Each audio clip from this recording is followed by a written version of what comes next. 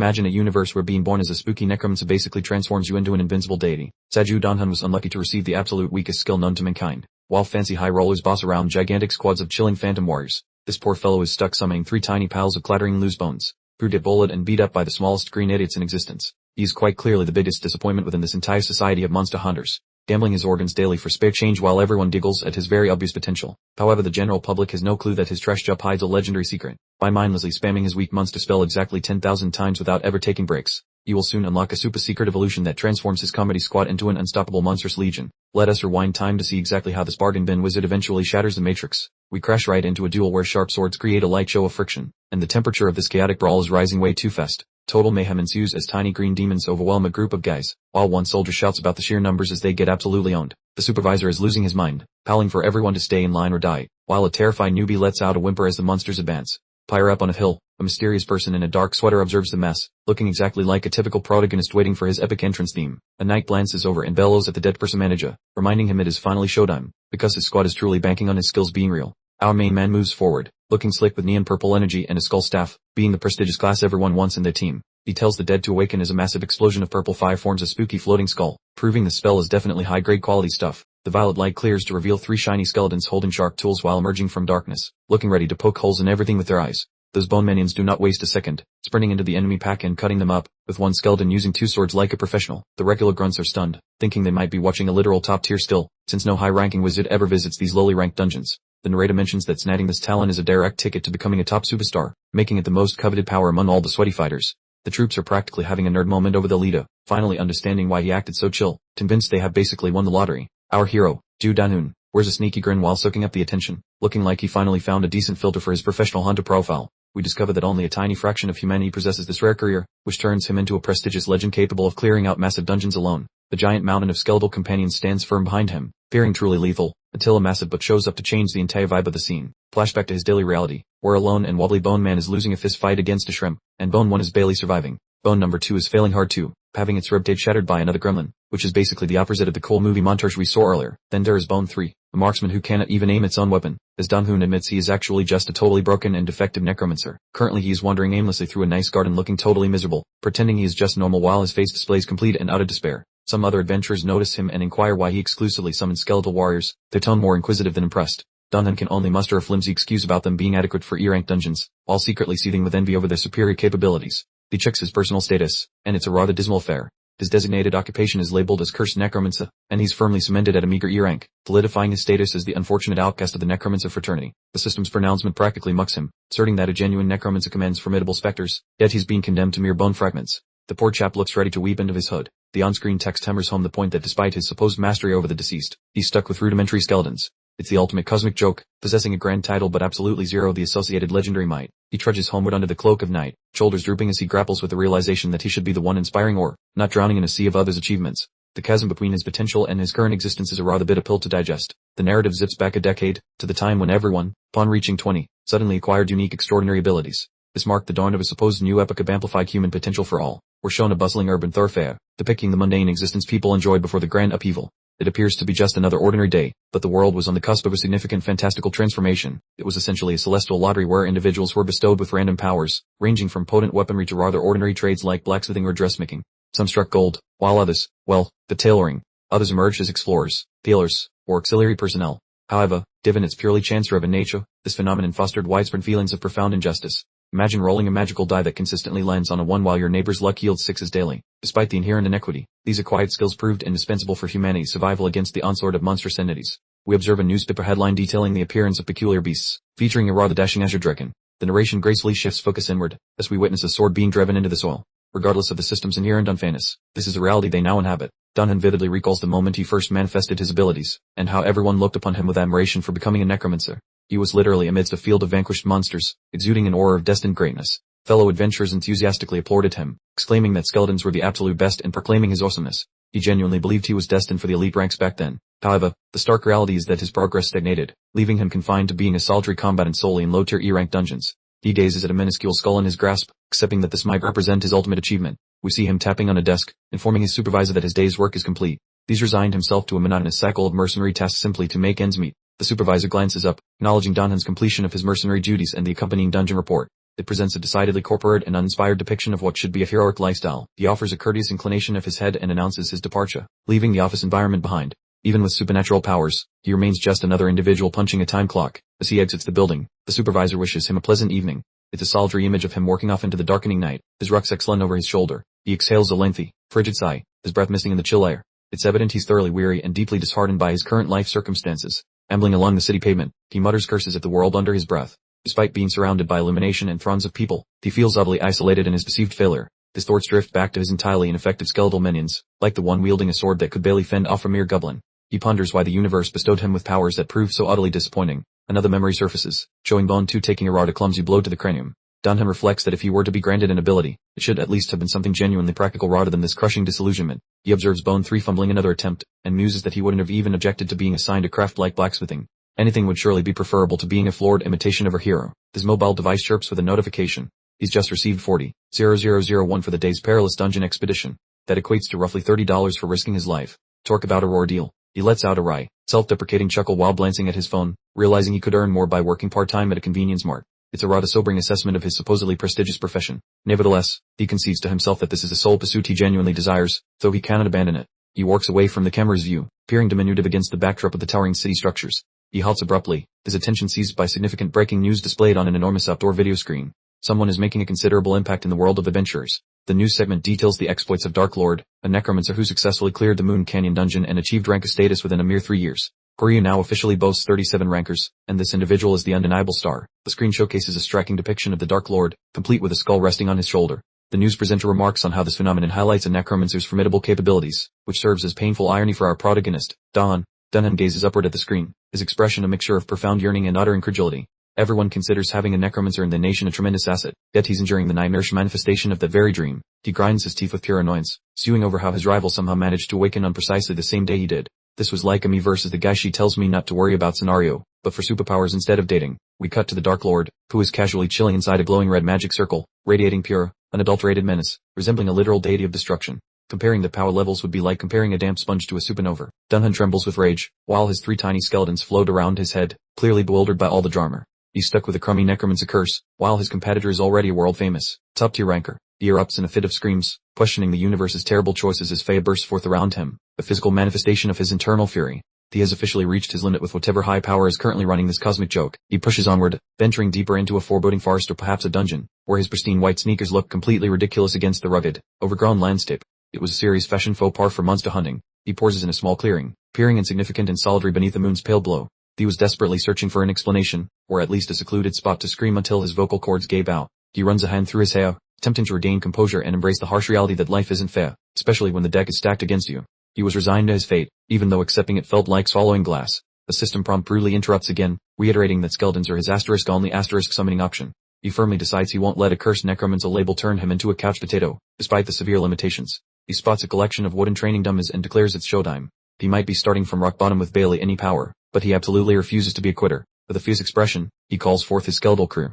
His purple energy swirls around him and his staff. He looks ready for battle, even if his army consists solely of bone-based individuals. The system window for summoned skeleton appears, detailing its 10 energy cost and 2 quirky features. He can name each skeleton, and they resurrect after dying. The ability to give nicknames seems like an oddly sentimental detail for a brutal combat skill. He recalls his genuine surprise upon discovering the naming ability, feeling a tiny flicker of hope. It was a minuscule silver lining to find in his otherwise completely underwhelming and defective skill set. Gazing at the blue status window, he ponders if this seemingly useless naming ability might actually be a hidden, special power. He's truly desperate, grasping at the tiny straws for anything that distinguishes him from the crowd. He quickly squashes that line of reasoning, acknowledging it's almost certainly just wishful thinking. He's learned the hard way that hope, like a bad meme, eventually gets old and hurts you when you least expect it. He welcomes his skeletal companions warmly, telling them to shake off the stiffness in their joints before training. He's even careful not to jostle the delicate freckle bones, a gesture that is equal parts endearing and completely pathetic. The skeletons begin clattering around, readying themselves for practice. He observes that no matter how many times he summons them, these exact 3 always reappear, making them quite the persistent crew. He passes a huge broadsword to skeleton number 1, who grabs it firmly in its bony hand.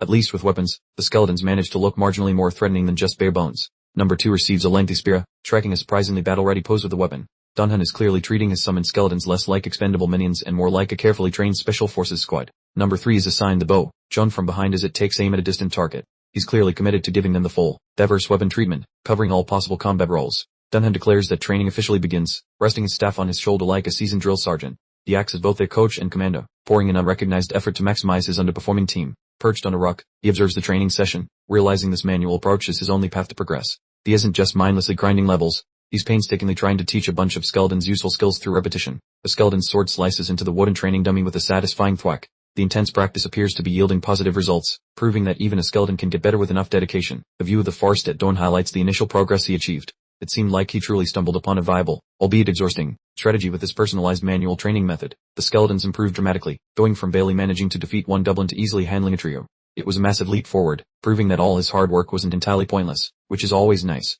But then he ran directly into a solid wall, realizing that ear rank is truly ear rank, no matter how hard you try to spin it. He laments that despite pushing them relentlessly or even bringing in a high-level hunter for supervision, his skeletons refused to improve. This was a soul-crushing plateau. He slouches over in the gloomy forest, calling his existence absolutely pitiful. He had poured endless hours into this endeavor for minimal returns, and the emotional exhaustion from that realization was finally hitting him full force. He stares off into the distance with a renewed sense of purpose, declaring he has no option but to keep moving forward. He resolves that chasing an impossible dream is still superior to living a life without any hope or aspirations. He sits in the tall grass, a tiny silhouette in the enormous, dark forest. He recites a quote about the value of pursuing impossible dreams, though it sounds like he's mostly attempting to convince himself of its truth more than anyone else. Abruptly, a set of glowing yellow eyes and a terrifying mouthful of sharp teeth emerge from the undergrowth with a bone-chilling screech. Something large and definitely far worse than a goblin has unexpectedly crashed his pity party. Danhan whirls around, completely taken aback and thoroughly confused. He certainly wasn't expecting visitors during his late-night self-help seminar, especially not one that looked like a nightmare. A choked, panicked gasp tore from his throat as the utterly horrifying revelation of his current predicament finally clicked, his utterly petrified face filling the frame in such an extreme close-up, you could almost smell his fear. The colossal, verdant foot, rippling with sinews, descended upon the earth with a ground-shaking thud, immediately signaling the arrival of something so gargantuan and robust, it probably bench-pressed mountains for fun. The behemoth let out a guttural rumble, revealing itself as a monstrous orc with glowering eyes and formidable tusks, clearly more accustomed to turning heroes into roadkill than our protagonist was to fighting. Dunham found himself utterly paralyzed, staring up at the towering orc which loomed over him like a bad financial decision, mentally screaming an orc, knowing full well his life insurance policy was inadequate for this. He scrambled backward, desperately clutching his skull staff, utterly flummoxed about why an orc, of all things, had decided to crash his day. This monster was definitely several weight classes above his pay grade. The system started having a digital meltdown, broadcasting urgent alerts that bones 1, 2, and 3 were all suppressed by an overwhelming presence, their stats plummeting by 20%, proving even skeletons can get the shivers. Dunhoon glared at his skeletal companions, branding them damn idiots for their palpable terror, utterly exasperated that his only line of defense was crumbling faster than a cookie in a blender. Before the real action even began, the orc looked utterly petrifying as it cast a monstrous shadow over him, and Dunhan's brain finally connected the dots. A dungeon break must have occurred, meaning monsters were now throwing a surprise party in reality. We received a lightning-fast explanation that a dungeon break happens when uncompleted dungeon inhabitants spill into the outside world, manifesting as a crimson, swirling vortex of pure, unadulterated nope. The orc hoisted a massive, rather crudely fashioned axe high into the air, its deadly blade glinting ominously, clearly planning to transform our hero into an unidentifiable puddle on the otherwise pristine grass. Dunhan found himself sweating profusely, contemplating his imminent demise, sporting that wide-eyed, desperate expression of someone who just realized they're about to meet the Mecha, perhaps with a side of axe. He shrieked for the creature to halt as the orc bored its massive axe down with a colossal whoosh, frantically barking commands at his skeletons, hoping they could somehow intercept the fatal blow. One poor skeleton was utterly obliterated by the axe, its skull literally flattening like a pancake as sparks flew dramatically, a brutal display of the orc's roar, undisputed, bone-shattering power. The orc unleashed a thunderous roar as it completely shattered the unfortunate skeleton, prompting a system alert that Bone 1 summon was cancelled, which in game terms means your bony buddy Jessica permadeated. Another piecing alert chimed in, announcing Bone 2 summon had also been cancelled, and Dunhan looked as if his entire world was crumbling, having lost 2/3 of his skeletal security detail in mere heartbeats. He whirled around and sprinted for his very life, clutching his diminutive skull staff, as a relentless orc gave chase through the dense forest, a desperate, adrenaline-fueled sprint for survival. A sharp spear or jagged shard whizzed past him with a sinister swish, missing his head by an uncomfortably close margin, proving this orc wasn't just immensely strung. It was also a master of projectile pain. He glanced back, seeing the orc rapidly gaining on him, letting out another menacing growl, so he desperately implored Bone 3 to do anything, absolutely anything, to buy him a few more precious seconds of existence. Bone 3 calmly drew its bow, appearing remarkably composed for a skeleton on the verge of becoming pulp, as Dunhan pleaded with it to hold the line, realizing he absolutely did not want to die, no matter how terribly his life was going. He ducked behind a sturdy tree, quickly checking his vital stats and noting his remaining energy stood at 70, a sudden realization hitting him that he could, if absolutely necessary, summon 7 more of his bony boys. He immediately activated the summon skeleton skill, and 2 more skeletal warriors burst forth in a shimmering explosion of purple energy, signaling that Bone 1 and Bone 2 were officially back for round 2, hopefully with less flattening. He began issuing rapid-fire orders, instructing Bone 1 and 2 to act as the primary tanks, while Bone 3 provided ranged support, a classic RPG strategy, but it remained to be seen if it worked against a monster that apparently eats tanks for breakfast. The orc roared once more, slamming its mighty axe into a skeleton's shield with a deafening thwack, the skeletal defenders barely managing to withstand the sheer, overwhelming force of the relentless assault. Dunhan observed from the sidelines, looking utterly fallen, panting and clenching his jaw, realizing his brilliant strategy wasn't exactly a guaranteed victory condition, more like a prolonged defeat. He was frantically recasting the summon skill, ordering Bone 1 and 2 to retreat just as they shattered, only to summon them again instantly, essentially using his precious energy reserves as a very fragile, renewable meat shield. Time itself seemed to stretch and distort as he pondered how much longer this desperate charade could possibly endure, utterly spent and gasping for air as he gazed up at the indifferent night sky. He clutched the staff with visibly trembling hands, his breathing coming in ragged, desperate gasps, having reached his absolute breaking point, while the orc, infuriatingly, seemed fresh as a daisy. The orc growled again, its glowing yellow eyes burning into him as it loomed menacingly, just as a system alert popped up with the single worst possible news. He had completely exhausted all his energy. The system, with its impeccable timing, offered a helpful tip, asking if he wished to recover energy and suggesting a nice rest. Dunhan was practically screaming that a quick nap was out of the question with an orc trying to rearrange his internal organs. He cast his gaze downward, his face shrouded in shadow, as the crushing realization that he was utterly out of options finally settled in. Sweating, kicking, he wore the grim expression of a man who knew his final curtain call was nigh. A huge green creature towers over him, looking like a muscular pantry with teeth, while this shot frames him as a soon-to-be historical statistic. The close-up shot focuses on red flashlight eyes and beige facial protrusions as the monster uses its vocal cords for a lawn scream. Dunhan tilts his head back with wide eyes and a hanging jaw, standing in his one armor while the green giant readies its swing. Out of nowhere, a high-intensity golden explosion happens with a bang, and the shiny rectangle shows up to discuss some requirements he just met. He stays locked in place under the yellow spotlight while observing the floating screen, his lips moving without any coherent sounds coming out. His left eye starts shining like a bright coin when he remembers an old notification he previously ignored, signaling a sudden increase in his survival chances. The yellow border confirms his dark magic user role has hit a milestone, specifically granting him the rule of 10,000 repetitions achievement. According to the bucks, getting better involves spamming the Bone Buddy button 10,000 times, which he clearly did since he is now receiving a prize. A new ding sounds off to signal his promotion from rank E up to D, meaning his items and upgrades are on their way right now. He shouts at the floating screen to deliver the goods quickly as the green arm descends, hoping for a rescue at the very last moment. While the X is halfway down, his blue mana meter refills to the top, giving him a shiny new health bar and a sudden physical boost. His basic bone bud is transformed into awakened versions, now surrounded by yellow sparks and sporting gear that looks more expensive than their original equipment. He points his wooden stick toward the sky while it emits a blinding sun-like radiance, essentially starting the main character's victory theme sequence. The skeleton uses a fresh shield to stop the monster's weapon, generating enough reverse force to move the huge creature several feet away. He looks at his mana pool and finds it at precisely 100, then stands taller while waiting to see his bone squad in full action.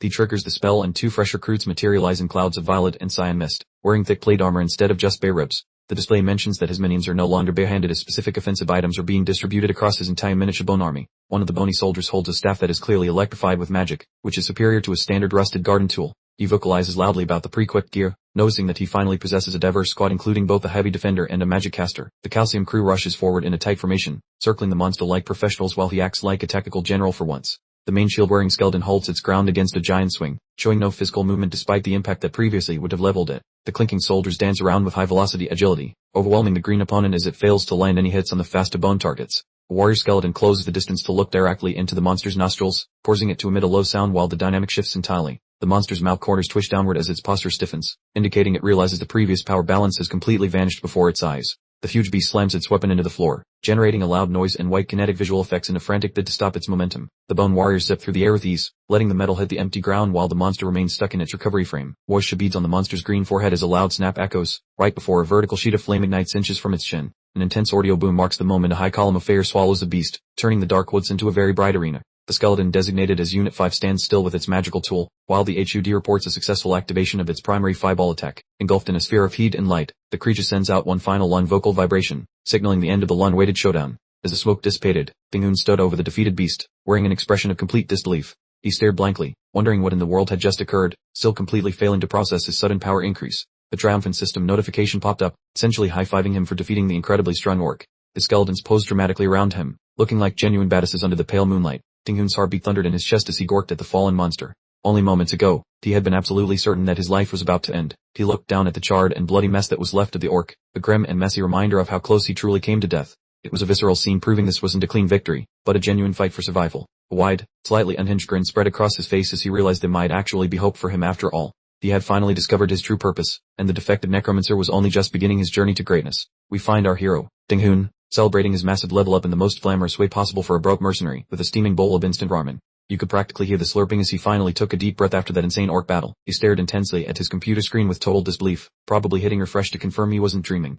Even though he had seen it happen in the forest, seeing the data on screen finally made it feel real. The status window confirmed his suspicions. He was still ranked D, and his cursed Necromancer title remained, but the awakened skeleton summon skill was a total game changer.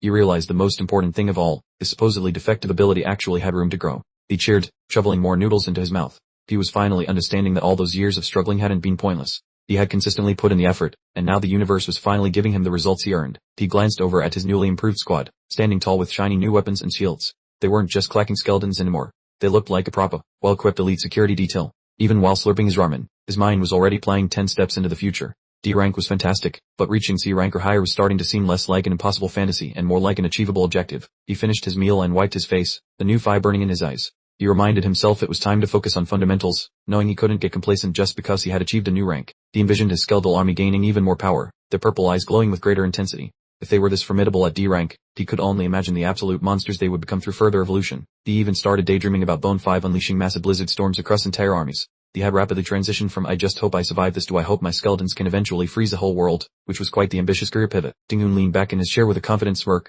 placing his hands behind his head. He was now eager to discover precisely how far this supposedly cursed path could take him. Back at the mercenary office, the atmosphere had become rather tense. Other hunters were murmuring about insurance costs and hazard pay, proving that the hunter profession involves just as much tedious paperwork as it does fighting monsters. Ding-Hoon worked inside and immediately sensed something strange was happening. There was a guy sitting on the couch who certainly didn't look like the usual E-rank riffraff he normally encountered here. He spotted the green nameplate on the man's belt, causing his heart to sink slightly. The green plate meant high-tier C rank, and he couldn't help but wonder why someone so powerful would be spending time in this low-level mercenary office. Our protagonist looked genuinely shocked, and his guard went up instantly. He wasn't accustomed to existing in the same vicinity as the big league hunters. The manager spotted him from across the room and practically teleported over, grasping his shoulder with an enormous grin. He yelled a greeting to Ding-Hoon, appearing far too enthusiastic for a typical Monday morning. The manager sat back down at his desk and leaned close, adopting a conspiratorial air. He asked Ding-Hoon if he had ever heard of the Blue Guild, which was essentially asking a child if they knew about Santa Claus. We see a graphic of the prestigious Blue Guild logo, founded by the renowned Manga pairing. It's one of the absolute top-tier guilds in Korea, and simply mentioning the name holds immense influence. The manager delivered the surprising news.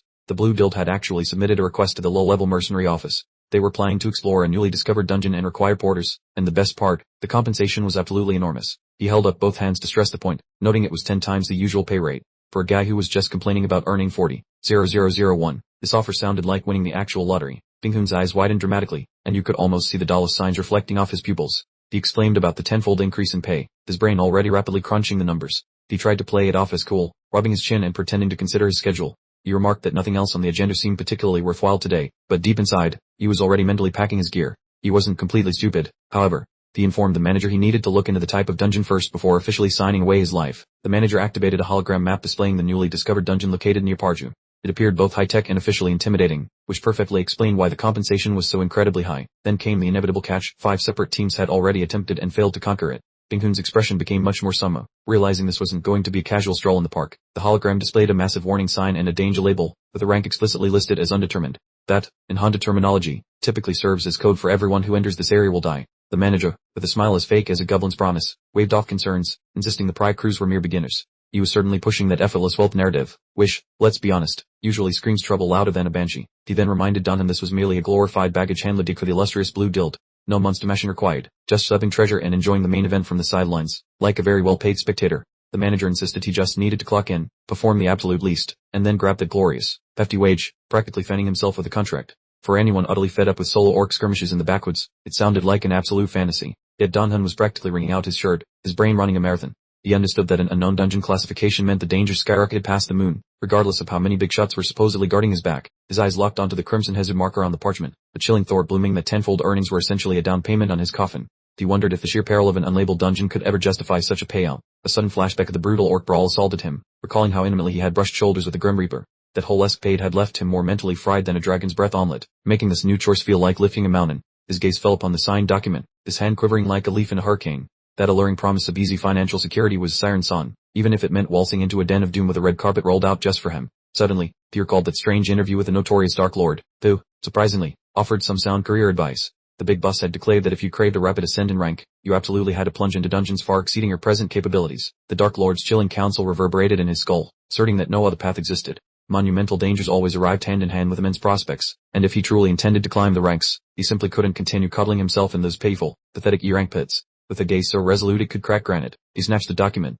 He declared he was in, fully committing himself to what promised to be a spectacularly perilous undertaking. The manager instantly transformed into a giddy child, practically bellowing with joy as he informed Dunham that grand adventure kicked off in 7 days. He instructed him to be punctual at Parju Station, and just like that, the pact was irrevocably cemented. There he was, Dunham himself, inscribing his name onto the mercenary hiring agreement, his pen rasping a dramatic prelude against the parchment. This was a precise instant his existence would either irrevocably pivot or simply conclude. He sauntered off, clutching his duplicate of the deal, informing the manager he'd be taking a glorious week of preparation. Outwardly, he appeared as cool as a cucumber, but anyone could tell his heart was performing a furious drum solo. The manager, ever so generously, offered to buy him a celebratory dinner as gratitude, and Donhun, with a twinkle in his eye, playfully requested a double portion. It was a brief, precious bubble of humor before the inevitable, crushing horror of that unclassified dungeon descended upon them all. The formidable contract rested innocently on the tabletop, a stark, incompetent memento of the ultimate gamble he had just accepted. This parchment was his golden pass, his one-way trip to the hallowed, high-stakes arenas of true power. 7 days later, his skeletal squad was positively radiating, glowing with such fierce energy they looked ready to host a rave.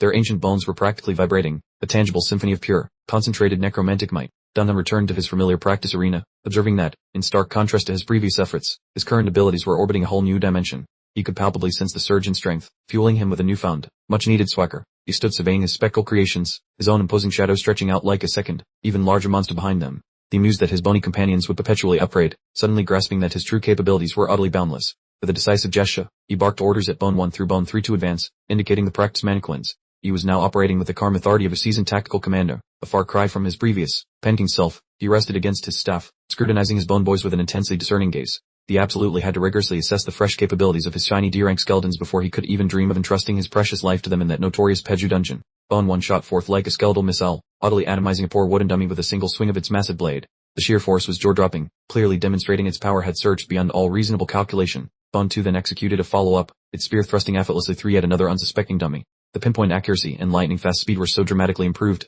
they were frankly unsettling compared to just 7 days prior. Bone 3, the designated marksman of the group, unleashed an arrow from its spectral bow. The projectile zipped through the air with such incredible velocity, it appeared as nothing more than a streaking white phantom across the training grounds. The impact of the arrow was so profoundly violent it triggered a colossal eruption of timber shards. Dunham stood there, utterly gobsmacked, realizing that despite their official D-rank designation, these bone boys were clearly punching well above their weight, mimicking formidable C-rank summons. Next, Bone 5, the resident spellslinger, stepped forward and conjured a towering inferno that utterly swallowed another practice mannequin.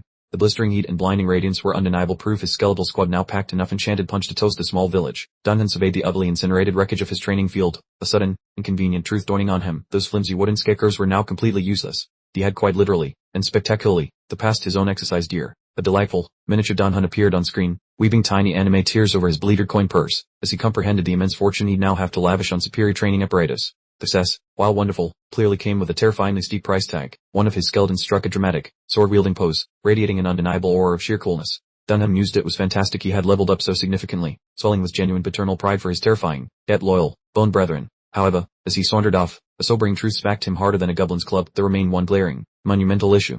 Himself. He might command an army of formidable phantoms, but he was still as delicate as a porcelain teacup. He pictured a dreadful scenario where some cunning beast utterly bypassed his bony guardians, making a beeline directly for his unprotected wingtip. He was, after all, the brilliant mastermind of this whole macabre show, and if he dropped, the entire performance would tragically fold. Additionally, he spots a bizarre twist where his bone buddies are gaining consciousness. Once mere lifeless dolls, they now possess distinct mannerisms and noisy chatter. Out of nowhere, the guy freezes in place with a baffled expression because some wild shenanigans are unfolding directly before his eyes. A specific pile of ribs is just loitering, cocking its cranium as if contemplating deep life questions, which is quite impressive for a being devoid of meat. That violet rocket up the stick starts radiating a vivid, rhythmic shimmer, signaling a fresh disaster that leaves the dark mage totally clueless. Poor Donhun enters full crisis mode as swirling grape-flavored marna surrounds him. He screams in confusion, terrified that his spells are finally quitting the day jobs. A glowing whirlwind wraps around him while he white-knuckles his cane, trapped inside a mystical event that definitely was not in his job description. The Skullman glares back and gives a slow nod, radiating pure disappointment, and our hero worries a bony lad is scanning his brain secrets. A colossal boom echoes as a chunky object greets the floor hard nearby,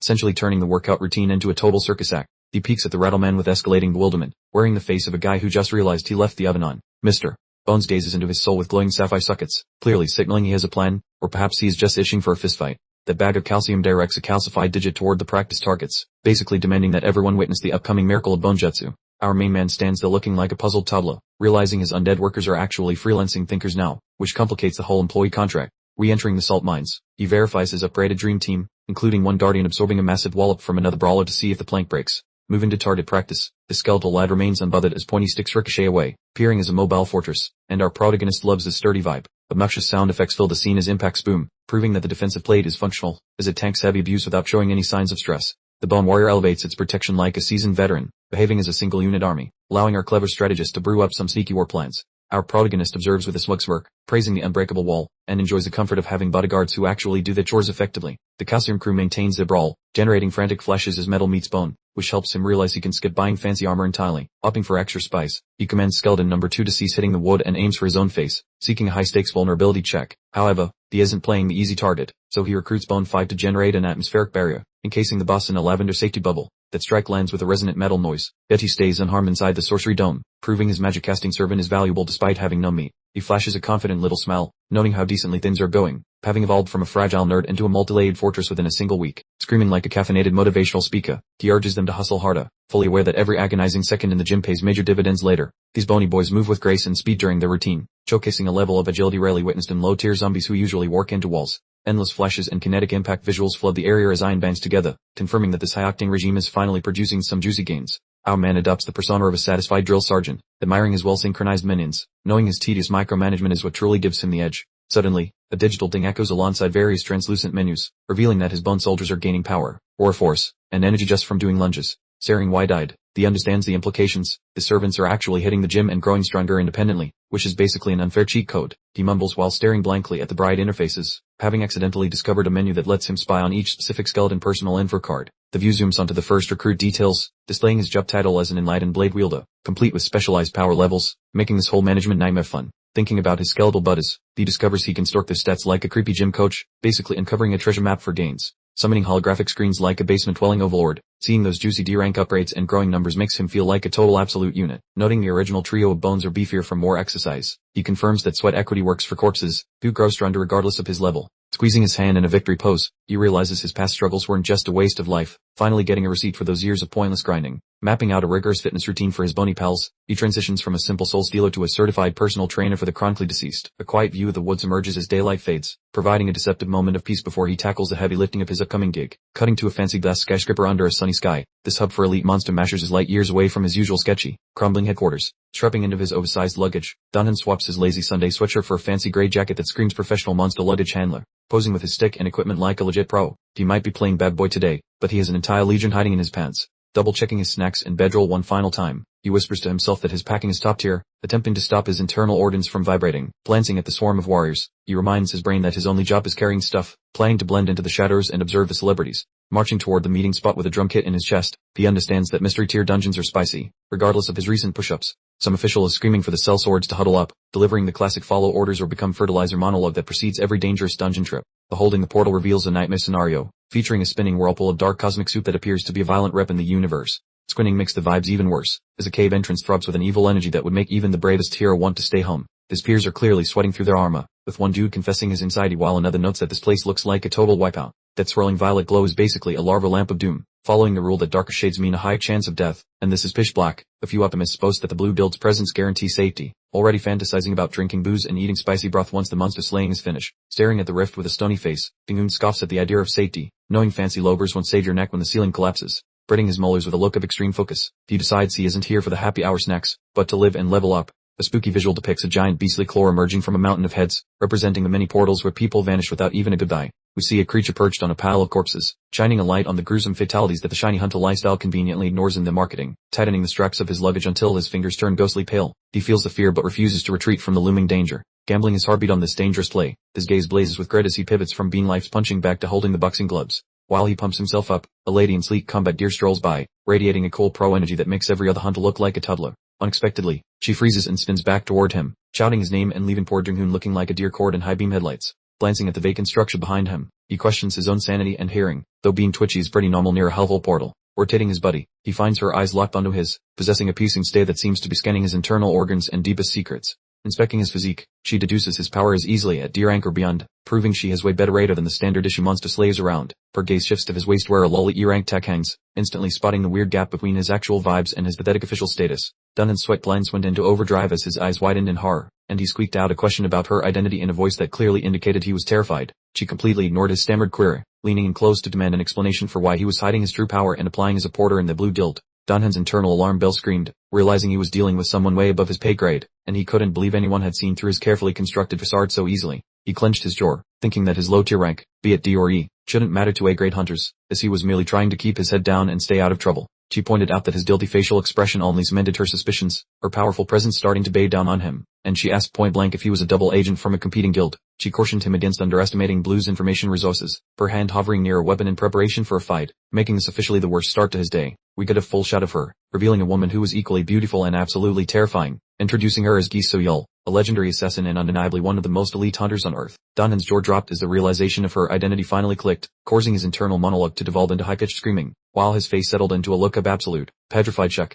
His eyes landed on the golden badge fastened to her belt, the mark reserved exclusively for S-rank hunters and above, confirming he was staring at a living, breathing myth of the hunter world. The text boxes validated her status as one of Career's 37 premier rankers, noting she was a true force of nature in combat, specializing in silent assassinations. As a soul sister of Blue Guild's master, she was essentially royalty in the hunter community, meaning crossing this woman was a terrible idea, roughly equivalent to poking a sleeping dragon. He began to tremble under her gaze, his brain turning into a bowl of scrambled eggs as he couldn't process that he was actually conversing with a ranker he had only fantasized about meeting. He stuttered out a frantic plea of misunderstanding, addressing her as Rankamam in a voice so pathetic it could make a puppy cry. Waving his hands like a drowning man, he insisted he was definitely not a spy, pointing out that no rival guild would ever rely on a low-grade hunter like himself for critical reconnaissance. She fixed him with a dark, heavy stare, a gaze so intense it seemed to suck all the air out of the room, leaving the tension hanging thick enough to slice through with a dull knife. Suddenly, she let out a small, surprising chuckle, trying to suppress her amusement behind her hand. Her face split into a wide grin as she threw up her hands playfully, or intimidating or completely evaporating in a millisecond, followed by a quick apology. She confessed she was only playing a prank on him, clearly delighted by how much she had panicked, leaving Donhan completely flabbergasted and wondering if S-rankers truly had nothing better to do.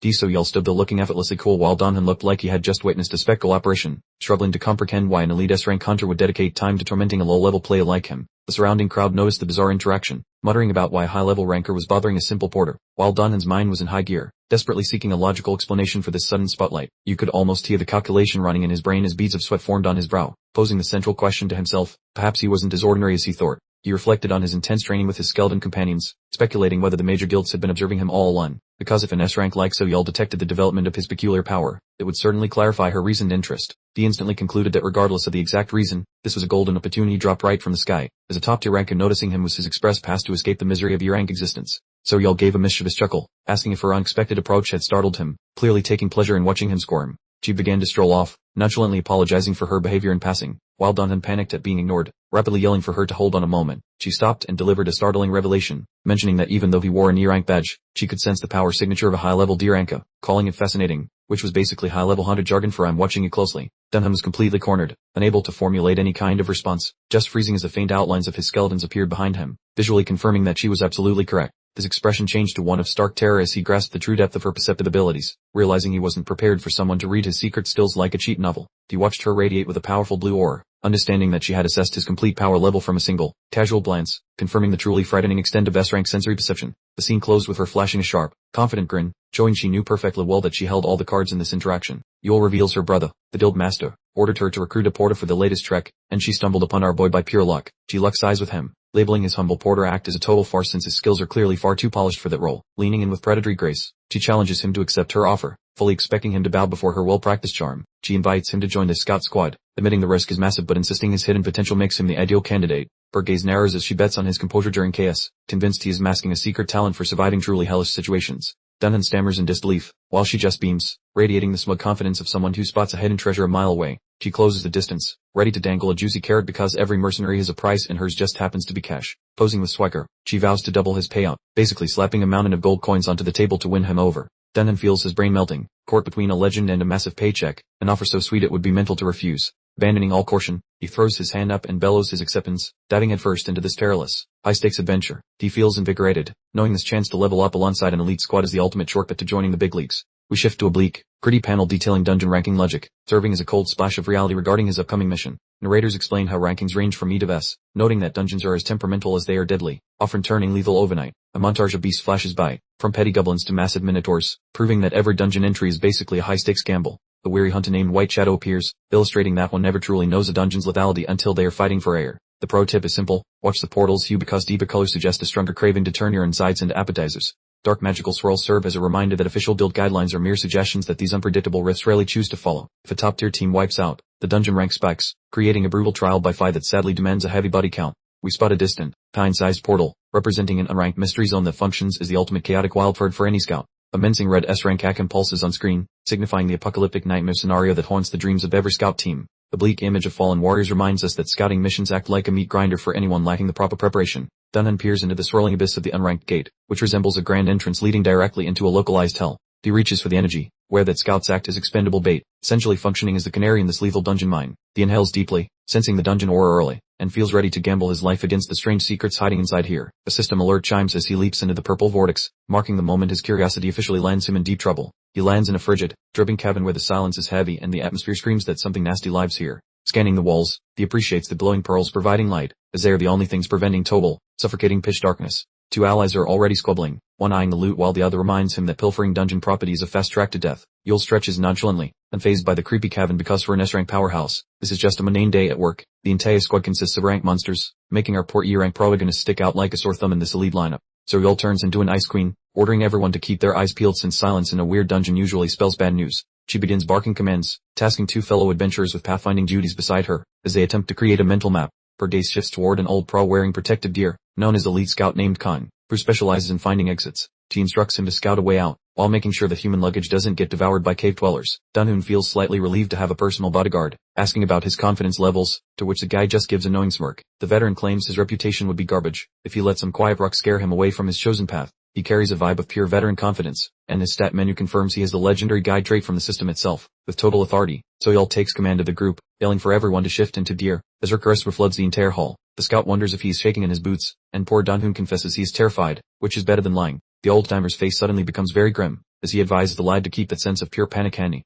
That is hardly the motivational speech Dunhoon craved, leaving him scratching his head while his companion stares forward into the dark gloom. The experienced explorer explains that the vibes in this corridor are completely cursed. Trust his gut, since it never misses a danger signal. He mentions that the high-tier boss person warned them for a reason, suggesting some invisible threat is currently playing hide and seek. He clarifies that when a cave is this quiet and simple, it usually functions like a giant mousetrap, just waiting for the cheese. He claims that in such tiny quarters, one ought to feel some rumbling, provided there were any living creatures actually breathing down there. The total lack of noise is eerie, so he assumes some complex mechanism or puzzle is at play, as Dunhoon admires the analysis. However, the veteran dismisses the praise as merely years of not dying, though he admits the specific situation looks uniquely creepy. He suggests Dunhoon glue himself to his shadow, and focus entirely on locating a door, because the mission takes top priority here. They slid away from the pack like teenagers in a horror flick, which feels bizarre, yet they have a specific goal to reach. We witness their boots clanking against the floor, while they descend further into the pitch-black abyss of the silent mountain tunnels. Dunhoon is basically a human fountain of sweat, glancing everywhere, unable to ignore the suspicion that a monster is sizing him up. The guide dabs his forehead, noticing the suspicious lack of classic hurdles, concluding that the further they travel, the weirder things get.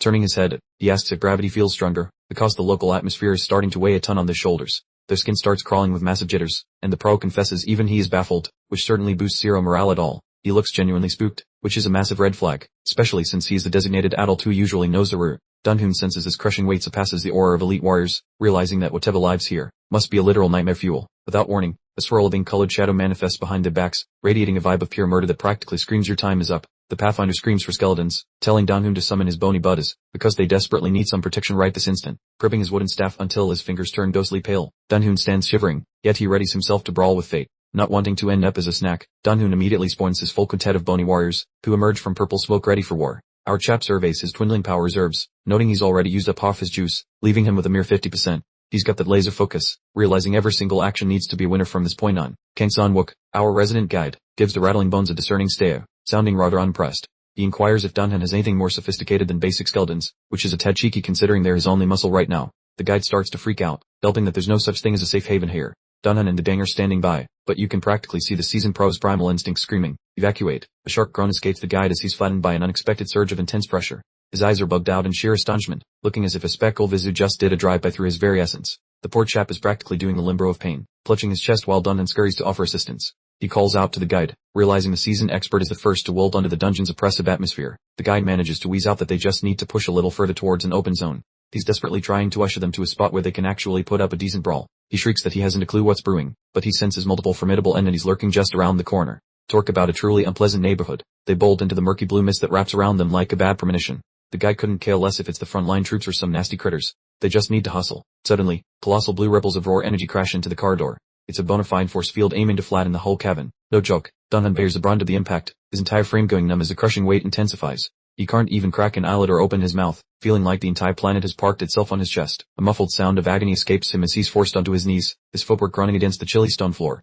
This isn't just some politrick magic. It's pure, unadulterated supremacy. Skeleton 5 makes a valiant attempt to be the hero, deploying its ace shield to cushion the relentless pressure. A swirl of purple energy erupts around them, a fragile beacon of hope in the encroaching darkness. However, the sheer force proves too much, and the shield explodes into fragments with a sharp crack, sending Skeleton 5 flying backward. Danhan is left utterly exposed, moaning on the ground. Crimson droplets mist the floor as Danhan coughs, his face drained of color from the internal battering. He's never encountered anything this overwhelming. It's as if the dungeon itself is actively trying to pulverize him. He lifts his head with a desperate plea in his eyes, calling out to Skeleton 1 to maintain their ground. He's clutching his ribs, barely hanging onto consciousness. The relentless blue pressure continues to pound him, and he can't fathom how a mere ability could be obliterated the instant it's activated. Whatever's radiating this aura is operating on an entirely different cosmic plane of might. He glances ahead, spotting the guide already miles away, making a break for it. He wonders how the fellow maintains such speed under this onslaught, feeling utterly forsaken. Dunhan finds it a struggle just to draw a breath, questioning how a fresh-faced dungeon could be this heart-stoppingly terrifying, even for a seasoned warrior. This is definitely not the walk-in-the-park delivery gig he signed up for. He clenches his jaw, his features hardening with resolve as he decides survival is the sole objective now. Forget glory or gold. He's not planning on becoming a permanent resident of the state. He forces his weary limbs into motion, his boots making heavy thuds on the floor as he marches directly into the epicenter of the pressure. His pace is glacial, but he's certainly not yielding. He's gasping for air as if he just completed a grueling marathon. Yet, he and his skeletal companions are making headway. They are a small, resolute unit of bone and sheer willpower advancing through the azure haze. Abruptly, a message pops up from the system. He's arrived at a peculiar stage known as the bit of white-haired old man. Dunhan looks up, utterly baffled by the strangely poetic moniker. He mutters to himself about the current predicament, his gaze sweeping over the altered surroundings. The pressure seems to have subsided, and a new mission is beginning to crystallize. A ghostly status display materializes before him, confirming the enigmatic stage title. It feels more like a chapter from a novel than a climactic confrontation with a dungeon overlord. The system then elaborates on the backstory. The boss is so consumed by profound regret that frost has literally settled upon his hair. A colossal, radiant sigil adorns the floor, clearly marking the ultimate boss chamber. A final directive informs him to step inside the chamber and vanquish the elderly gentleman. He stands before an immense, antique wooden portal that appears as if it's been sealed for eons. Dunhan finally grasps that this grizzled figure is the dungeon's ultimate adversary. He draws a deep breath, pondering the nature of a creature that sports the appearance of an aged human. His eyes widen dramatically as he peers into the room, realizing something utterly astonishing. He lets out a sharp intake of breath. It's a human being, not a monstrous entity in the slightest. He and the guide happen upon a gathering of fellow adventurers slumped on the ground. One chap leaps up, looking as if he's just witnessed his own personal rescuer. He exclaims that at long last, capable hunters have shown up. The survivor is practically weeping tears of pure relief, inquiring if they're the promised reinforcements. He appears thoroughly worn down, which is rather curious given his rather high-end attire. The escort spots the purple insignia on the survivors and his jaw hits the floor, realizing these A-list legends are somehow shattered beyond repair. These elite fighters are pathetically begging a lowly porter for rescue, proving even top-tier hunters cower when the bus turns up the heat. One wreck is practically gargling air while demanding a drink, looking like he just finished a miserable decade in a cursed basement. The guide dishes out rations while judging these cowards for abandoning the squad to save their own precious hides from the trouble. Dunhan watches them shovel food with mixed emotions, knowing clearly that rank means nothing once your guts have hit the dungeon floor. He tosses over some dry snacks with a blank stare, observing the messy consequences when the supposedly unstoppable professionals completely fall apart. The survivor chugs water like he found a hidden oasis, dribbling all over himself while clearly losing his mind from the trauma. It is a sad display seeing these elite warriors slumped like refugees, while Dunhan and the guide remain the only ones holding it together. Dunhan muses that he might have ended up just as pathetic if he had not recruited his bony pals to keep him company. The guide tells the group to steady their breathing, desperately hoping to prevent a full-scale freakout from ruining the remaining peas. Dunhan steps up, demanding a play-by-play of the disaster so he can gather intel before taking on that ominous chamber entrance. A guy in a crisp white suit stands up to narrate, his posture attempting composure despite his eyes leaking pure, unadulterated terror. He mentions his B-rank status failed to save him, describing this twisted location as a literal nightmare that ignores every standard dungeon rule. The veteran claims he has never seen such bizarre activity in his life, insisting this isn't just a hunt but some sick trial. A hysterical woman interrupts, shrieking that every single exit has vanished, leaving them completely stranded in this concrete death trap without hope. She moans that no matter which direction they sprint from the start, every hallway ends in the same soul-crushing path of defeat. It always loops back to the cursed gateway, implying the only way to escape this insanity is to conquer the final guardian. They describe a suffocating darkness that hunts you down, acting like a hungry shadow intent on swallowing any hope of ever leaving. The man looks like he's narrating his own obituary as he mutters that the bearded menace behind that door is inevitable. He claims the victory conditions are completely bonkers, leaving Dunhan and his partner wondering what kind of sadistic game this is. A blurry figure with long hair appears in the mist, and the survivor whispers that the guy is just way too cracked. An old man with a flowing beard stares down from the gloom, viewing these B-rank heroes as nothing more than helpless, crying toddlers. The survivor grabs the guide, praying for salvation from their supposed backup, showing just how desperate and delusional these broken hunters are. The guide feels incredibly weird as a veteran clings to his leg, terrified to admit he is only a mediocre B-rank player. Dunhan commands silence, urging everyone to pause and apply some actual brainpower to this mess before they all go completely insane. He drops the logical bomb, wondering why the boss hasn't slaughtered them yet if he's truly the unstoppable deity they claim. The survivor pauses, looking genuinely baffled as he realizes he has no idea why they are still breathing after all this time. He explains the weirdo just sits there in eerie silence, acting like a statue waiting for people to approach the main stage. Instead of just murdering everyone, the boss forces people through a bizarre test that sounds like a sadistic academic entrance exam. The man admits the trial details are a total mystery, but they all know the result is just endless, humiliating, and painful defeat. A hazy flashback reveals a shadowed leader looming over a groveling hunter, perfectly capturing a scene of total pathetic annihilation. The boss clicks his tongue in sheer annoyance, whining that this guy lacks the right spark, as he hunts for a specific talent that nobody possesses. He then tosses them out like subby garbage, sending a Hana flying through the air like a discarded toy in a state of absolute ruin. Dunhan stands lost in deep contemplation while blaring at the boss door, shocked that a dungeon entity would actually skip the murder part. He eyes the looming blue portal with nervous curiosity, wondering what kind of weird trial awaits, secretly hoping this challenges his big break. The shivering survivor scratches his noggin, finally clocking that the supposed monster is just an old geezer who is still just a regular person. Dunhan and the guide are totally blindsided, as this is the first time a dungeon boss has been revealed as a basic biological human. Dunhan stares in disbelief, realizing a human boss explains why he acts like a picky recruiter instead of a hungry beast, which makes things wild. The guide gestures toward the giant blue gateway, insisting they have no choice but to barge inside if they want to escape this death trap. Dunhan observes the guide pondering the fate, silently questioning if he should actually trust this specialist hunter in such a bizarre, high-stakes locale. Our guy looks visibly rattled, sweating buckets while he tries to process his next tactical move beneath the crushing pressure of the current situation. So-Yol arrives with her fancy A-rank squad, demanding to know why the group is loitering in the hallway like a bunch of bored tourists. So-Yol pauses to consider their options, ultimately deciding it is high time they storm the boss room to confront whatever is lurking inside. She quickly evaluates the vibes, sensing the survivors are genuine folks rather than fake illusions, which confirms the threat ahead is quite lethal. With a sharp glint in her eye, she remarks that even though the boss radiates a terrifying aura, they cannot just stand around doing nothing. The A-rank survivors sniffle with relief, clearly convinced that their salvation is guaranteed now that an elite S-rank legend has finally stepped up. So-Yol instantly assumes charge, barking orders for the survivors to sit tight while the professionals handle the heavy lifting of the combat. Dunhan watches them depart, clearly feeling the massive chasm in ability that separates a typical A-rank hunter from a true S-tier powerhouse. He remains captivated by So-Yol, recalling she is not just another S-rank, but a literal titan sitting in the top 1,000 warriors worldwide. So-Yol secures her hair into a tight ponytail, fully embracing her battle persona while signaling her teammates to prepare for a rough fight. The hinges groan in protest as he heaves the massive handle, finally swinging the ancient, heavy portals to the bus chamber wide open. The guild scouts vanish into the gloom with confident strides, leaving the rest of the gang behind in a thick, suffocating wall of silence. Dunhan hunkers down with his equipment near the threshold, staring at the floor as he waits for the inevitable triumph of the elite squad. Without warning, the thunderous crash reverberates through the heavy gate, causing Dunhan to leap into the air in pure, unadulterated panic. It is total chaos inside, as the A-rankers are flung around like rivals over a glowing arcane sigil, shrieking in absolute, unmitigated despair. Jaisal slams into the floor with a painful thud, her tactical gear already showing the ugly, ripped signs of her swift and embarrassing loss. She gasps for air while bleeding, completely crushed by the boss's overwhelming velocity and strength after barely a moment of actual combat. The heavy portal swings wide again as the entire team is rudely ejected back into the corridor right in front of the horrified crowd. Dunhan is utterly stunned, yelling out to ask what on earth transpired to see top-tier experts get flattened in such a laughable time frame. He checks his watch and realizes they lasted under 10 minutes, which is absolutely bonkers considering an S-ranker just got schooled so quickly. So-Yol grinds her teeth in pure annoyance, insulted that the boss didn't even bother to take her seriously. She suddenly glances upward and shouts for the porter, snapping a bewildered Dunhan out of his daze. Demanding a top-tier tonic from his pack, she seems ready to sprint back into battle despite her bruises. Dunhan stares at her as if she needs a doctor, given she just got obliterated yet craves another beating. He questions her sanity, but she ignores him, realizing the old man was merely treating her like a toy. Snatching the potion from his grip, her eyes ignite with a fiery intent to face the boss again. Bruised yet stubborn, she swears she will earn the geezer's approval even if it takes 100 attempts. Dunhan glances at the door, guessing the boss might be some ancient sage desperately scouting for a successor. He pictures the geezer sulking inside, bitter that nobody in this modern age possesses even a shred of talent. Downing the flask in a single go, So-Yol announces she is diving right back into that meat grinder. She sprints toward the chamber while Dunhan cries for her to stop, realizing she is blinded by warrior vanity. Thus commenced So-Yol's miserable streak of defeat and misery as she fruitlessly attempted to clear the trial. Bam! She gets ejected with a shriek, her frame rebounding off the floor's glowing circle like a rubber ball.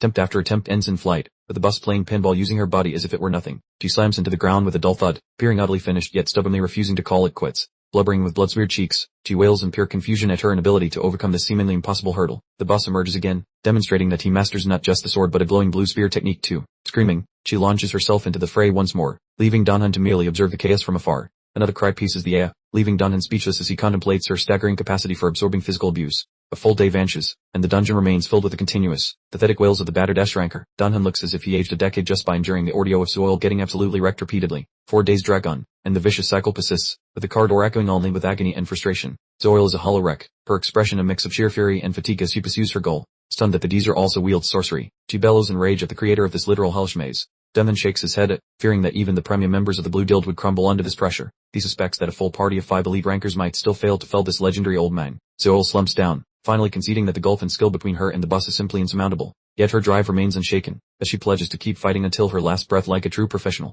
Dunhan watches in total wonder, feeling both motivated and terrified by the sheer intensity of a top-tier ranker. However, observing his gear, he knows that while she persists, the other trapped survivors are likely slowly fading away. Gazing upon the pathetic pile of famished, gloomy warriors who dropped their swords and chose to rot, he sighs. The Zinakatl screams as he finally accepts that no magical fairy is dropping from the sky to save his hide. squeezing that creepy bone stick until his knuckles turn white. He prepares to flip his entire miserable existence upside down. It hits him that every loser in this lobby managed to work through that portal and survive the return trip. The leader shoots him aboard staff, likely assuming he will just remain a glorified backpack mule for the rest of eternity. Not this time, he whispers mentally, straightening his spine while the damp Prada lamps highlight his sudden burst of confidence.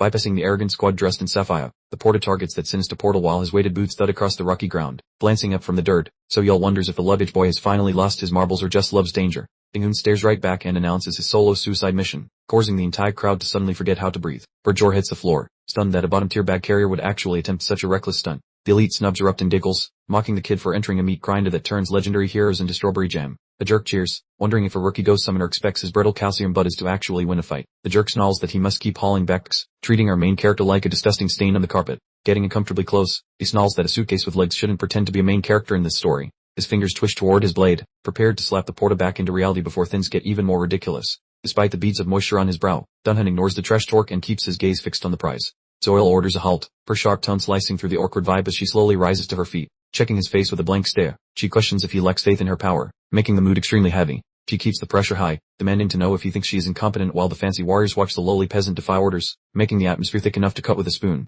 Dismissing her worry with a quick wave, he adopts a focused expression that suggests he actually has a plan beyond just running into a wood chipper for fun. So-yeol mentions that the fine print forbids the bad boy from speaking, but Dunhan stands tall, admitting he knows the legal nonsense and intends to break it anyway. Fingers hover above the weapon, avoiding an actual strike but signaling that she will certainly stab someone should the scenario become increasingly bizarre. Softening her stance, she inquires about his sudden desire to embrace certain doom, honestly wondering what kind of crazy thoughts are rattling around inside his skull. Approaching the portal, he explains the boss mentioned a search for talent, implying the grumpy ghost is looking for more than just a punching bag to beat up. Our hero theorizes that the ancient ghost feels bitter because he never discovered an apprentice to inherit his secret techniques, while the chattery figure looks incredibly sad and isolated. He notes that natural ability represents a mere first draft, not a complete book, emphasizing that his current weakness is less important than his future capacity for greatness. So-yeol is blown away, questioning if he honestly plans to turn the terrifying monster into a tutor rather than just smacking it until it dies. Nodding like a boss, he suggests that getting an internship might be the secret way to win, showing he has actual brains while everyone else just hits the wall. A shiny box of secret loot symbolizes those weird non-violent solutions that most meathead warriors are too distracted by their own muscles to even notice or comprehend.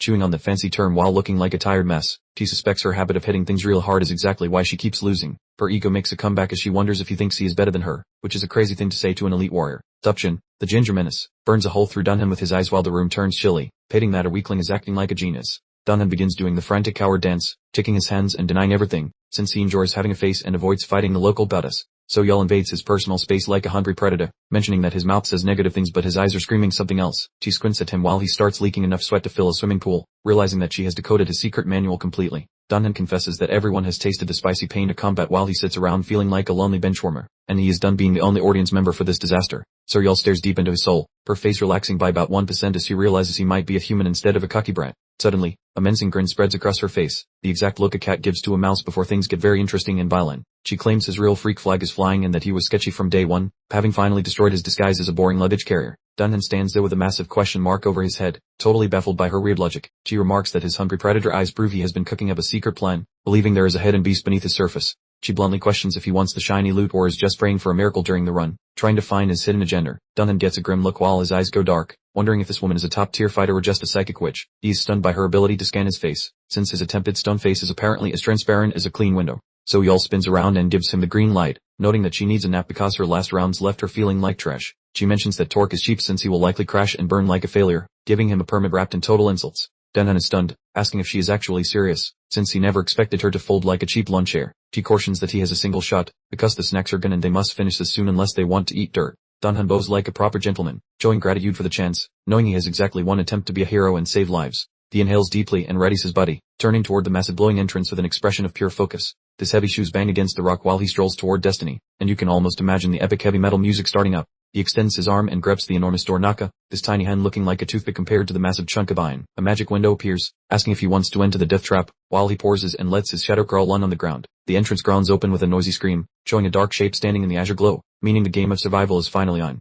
The notification names the floor as a grumpy old man of grudges, explaining that his sadness is so freezing that his hair is covered in ice. The moment he enters, he makes a pain noise because the air feels like a giant is sitting on his chest, making gravity his enemy. Dense indigo fog dances around the chamber, giving it the vibe of a frozen cemetery filled with spooky, old energy that could kill someone. He stands solo in the middle of the arena, peering like a small bug in a huge box, waiting for the big bad guy to attack. Out of nowhere, a blast of power smashes him, and he yells while the sapphire light glues his body to the cold, hard floor. The Grand Bar of Doom works out of the haze, mucking him and asking if he is just another loser, sounding like a very grumpy waiter. His bony, ghastly poor creeps toward Dunhan, eager to toss the poor kid out just like those other hunters he already trashed. Azure beams pierce through his crown as the geezer stares down, channeling his inner Grim Reaper while looking totally bored by the tiny mortal. Teeth gnashing, Dunhan battles a heavy burden that threatens to turn his skeleton into a pile of crunchy, broken toothpicks. Out of nowhere, a shiny pop-up flashes before him, declaring he just unlocked a secret achievement meant only for edgy, hexed bone callers. He stares in utter disbelief as he witnesses a rare event that literally 0 people in this dungeon crawl have ever spotted before. A fresh alert chimes with high fives, revealing a sneaky talent he just snagged called mingling with dead folks' brains.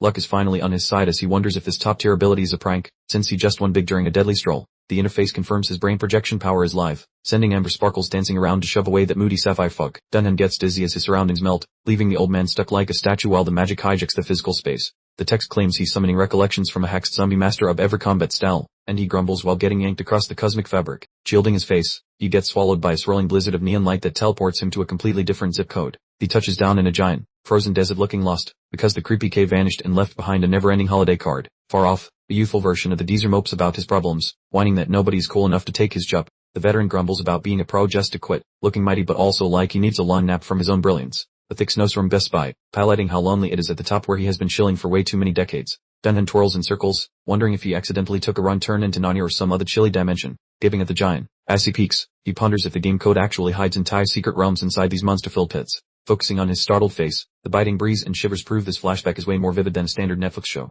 Grabbing his skull, a migraine hits as he starts downloading the old guy's feelings and past traumas right into his own mental hard drive. The man's words resonate, mentioning his wild journey, while his back is turned to us as he surveys his frigid empire. The clip reel features a fighter juggling blades and bows, proving he was the ultimate multitasker who could heal or stab with equal ease. Holding up 2 fingers, the master claims that if you wiggle your mana right, every fighting style just becomes one giant pile of ultimate human mastery. He survived forever by breaking rules, yet wrinkles still court him because magic can pay for nukes but not for an anti-aging cream subscription. Trudging through the frost, Dunhan feels the geezer's joints ache, noticing that even a simple drink of water feels like chugging spicy, painful battery acid. The old dino looks wobbly, confessing that getting old is a total nightmare because he is parched but his body rejects every single sip. Squeezing his wrinkly hand, he snarls that death can wait, because his inner fire is still way pointier than any of his rusty swords. The scene closes on a crimson glare, showing a man full of bitter regret who refuses to kick the bucket until he finally finds that one specific thing. Within the dream, his gaze is packed with old sadness as he reaches for nothing, crying over being a gut-tier player with no students to invite. He yells at the storm that his existence is a joke, having grinded his levels to max just to realize he has 0 worthy apprentices to inherit his loot. Glaring at the clouds, he hates how every rookie is a disappointment, wondering if his hope for a perfect student was just a silly, selfish fantasy. Dunhan lingers within that frigid memory, watching the formidable warrior crumble into a heap of pathetic misery, his monumental ego finally shattering under the weight of sheer, unadulterated loneliness. We see the elder appearing minuscule against the vast tundra, begging the heavens for mercy while the howling wind mucks his empty palms and his impending, unceremonious demise. A single tear hits the dirt, turning into a sad little ice cube, proving that even the legendary master of all arts is just a drama queen terrified of being forgotten. That frozen droplet hits the ground, signaling his desperation to trade his soul to the dungeon system just to secure a legacy that will outlast his dusty, rotting bones. He presses his callous mitts into the frost, making a sacred pact with the universe because he refuses to let his century of hard-earned skills vanish into thin air. He demands his full essence be preserved, his body failing like a rusty engine, yet he hunts for a shiny new vessel to inherit his glorious, self-important work. Suddenly, the golden system alert shatters the illusion, snapping Dunhan back to reality with a sharp gasp as the wintry wonderland dissolves into digital static. Back in the gloomy bus room, the blue mist swirls around his ankles, offering a stark contrast that makes his previous snowy excursion feel like a fever dream. Dunhan stands there panting like a golden retriever in July, his mind still muddled by the elder's tragic, albeit slightly pathetic, work down memory lane. He gazes upward to find the actual bus staring him down, transforming the transition from a sad, crying retiree into a homicidal maniac who clearly needs a hug. A fresh system ping rings out, announcing that the master of all arts is watching him like a hawk, piling on enough pressure to flatten a lead pipe. Clutching his aching chest while the dungeon aura plays scorched with his lungs, Dunhan realizes he is no longer the same amateur who stumbled in here minutes ago. Despite the intense agony, a cunning grin creeps across his mug because he has spotted the bus's Achilles heel and finally smells a recipe for victory. Hope burns in his eyes as he realizes the old man is essentially an attention-starved diva who just needs someone to validate his entire exhausting existence. The elder booms across the chamber, acknowledging that the kid just peeked into his private trauma and labeling him as a rather interesting specimen. A status update confirms the master is officially intrigued, meaning our protagonist just accidentally boosted his charisma stat while staring down a literal death trap. Dunhan manages to wheeze out a response while shivering on the floor, keeping his cool while his brain performs high-speed gymnastics to avoid imminent incineration. He knows that if this legendary geezer is hunting an apprentice, this is a gaming equivalent of finding a winning lottery ticket buried inside a trash can. The flash of the master handling every weapon imaginable reminds us that he was a one-man wrecking crew way before necromancy became a fashion trend. He hauled his carcass upright with grit in his eyes, internally shouting that he will be the one to claim this treasure rather than letting it slip away. The elder isn't buying it yet, waving a dismissive hand as if Dunhan is just another mildly entertaining pebble stuck in his speckle shoe. A massive gust of force slams into Dunhan, proving that the boss is losing his patience with the loudmouth kid daring to occupy his personal bubble. Dunhan yells that the old man is a fool, warning that if he keeps up this grubby hermit routine, he will stay a miserable ghost forever. He calls the boss out for being a prideful, stubborn specter, basically roasting an S-rank dungeon master to his face with the confidence of a man with nothing to lose. The elder's visage hardens into a mask of pure glacial rage, clearly offended that some random brat is lecturing a living legend on his life choices. Blue energy crackles around his fingertips like a malfunctioning toaster as he threatens to dismantle the boy, clearly aiming to stop this conversation with extreme prejudice. Dunhan waves his hands like a frantic signalement, begging the boss to pour the violence before he gets turned into a fine, blowing mist. He showers the elder with praise for mastering every art form, buttering him up with facts to distract him from the fact that he is currently failing at life. The elder pours because his ego is just greedy enough to enjoy the flattery,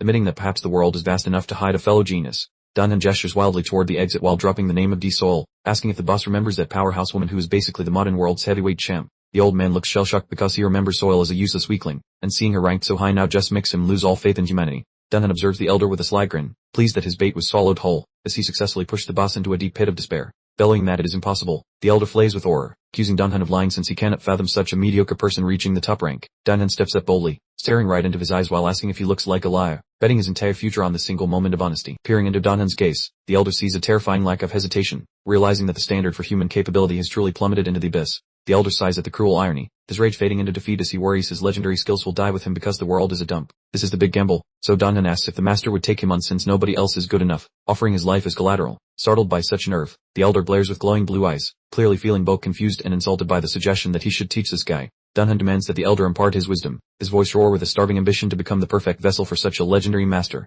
Mocking him as a shameless brat, the elder retorts that he would rather train a pile of garbage than someone with such pathetic talent, which really stings. Stopping the rant, Dunhan tells him to listen because he has a secret trump card, and it is definitely not a request for a personal tutorial. He toggles his status window to check his energy levels, muttering that systems are green for the most important summoning ritual of his entire career. A wave of violet mana erupts as he calls his skeleton squad, flooding the chamber with dark, bone-chilling energy as his loyal troops manifest. Gesturing to the rattling soldiers, he asks if the elder sees a hidden potential, clarifying that his undead army is a real candidate for training. Watching his skeletons with fatherly pride, he suggests these immortal beings are the perfect students that any master would crave for a century. His logic is simple, for if these undead warriors have infinite room to grow, they represent the ultimate legacy for a master to cultivate. Since each unit handles tanking or archery, he argues that teaching them as a group is far more efficient than tutoring a single clumsy human. Patting a skeleton on the shoulder, he promises the elder that his legacy will endure through these minions, keeping his martial spirit alive forever. He insists that he remains the only successor, acting as the manager for this dream team and eager to sign the greatest coach in history. He highlights their resilience to pain and absolute lack of fear, training his spooky skeleton squad as the most elite warriors to ever exist.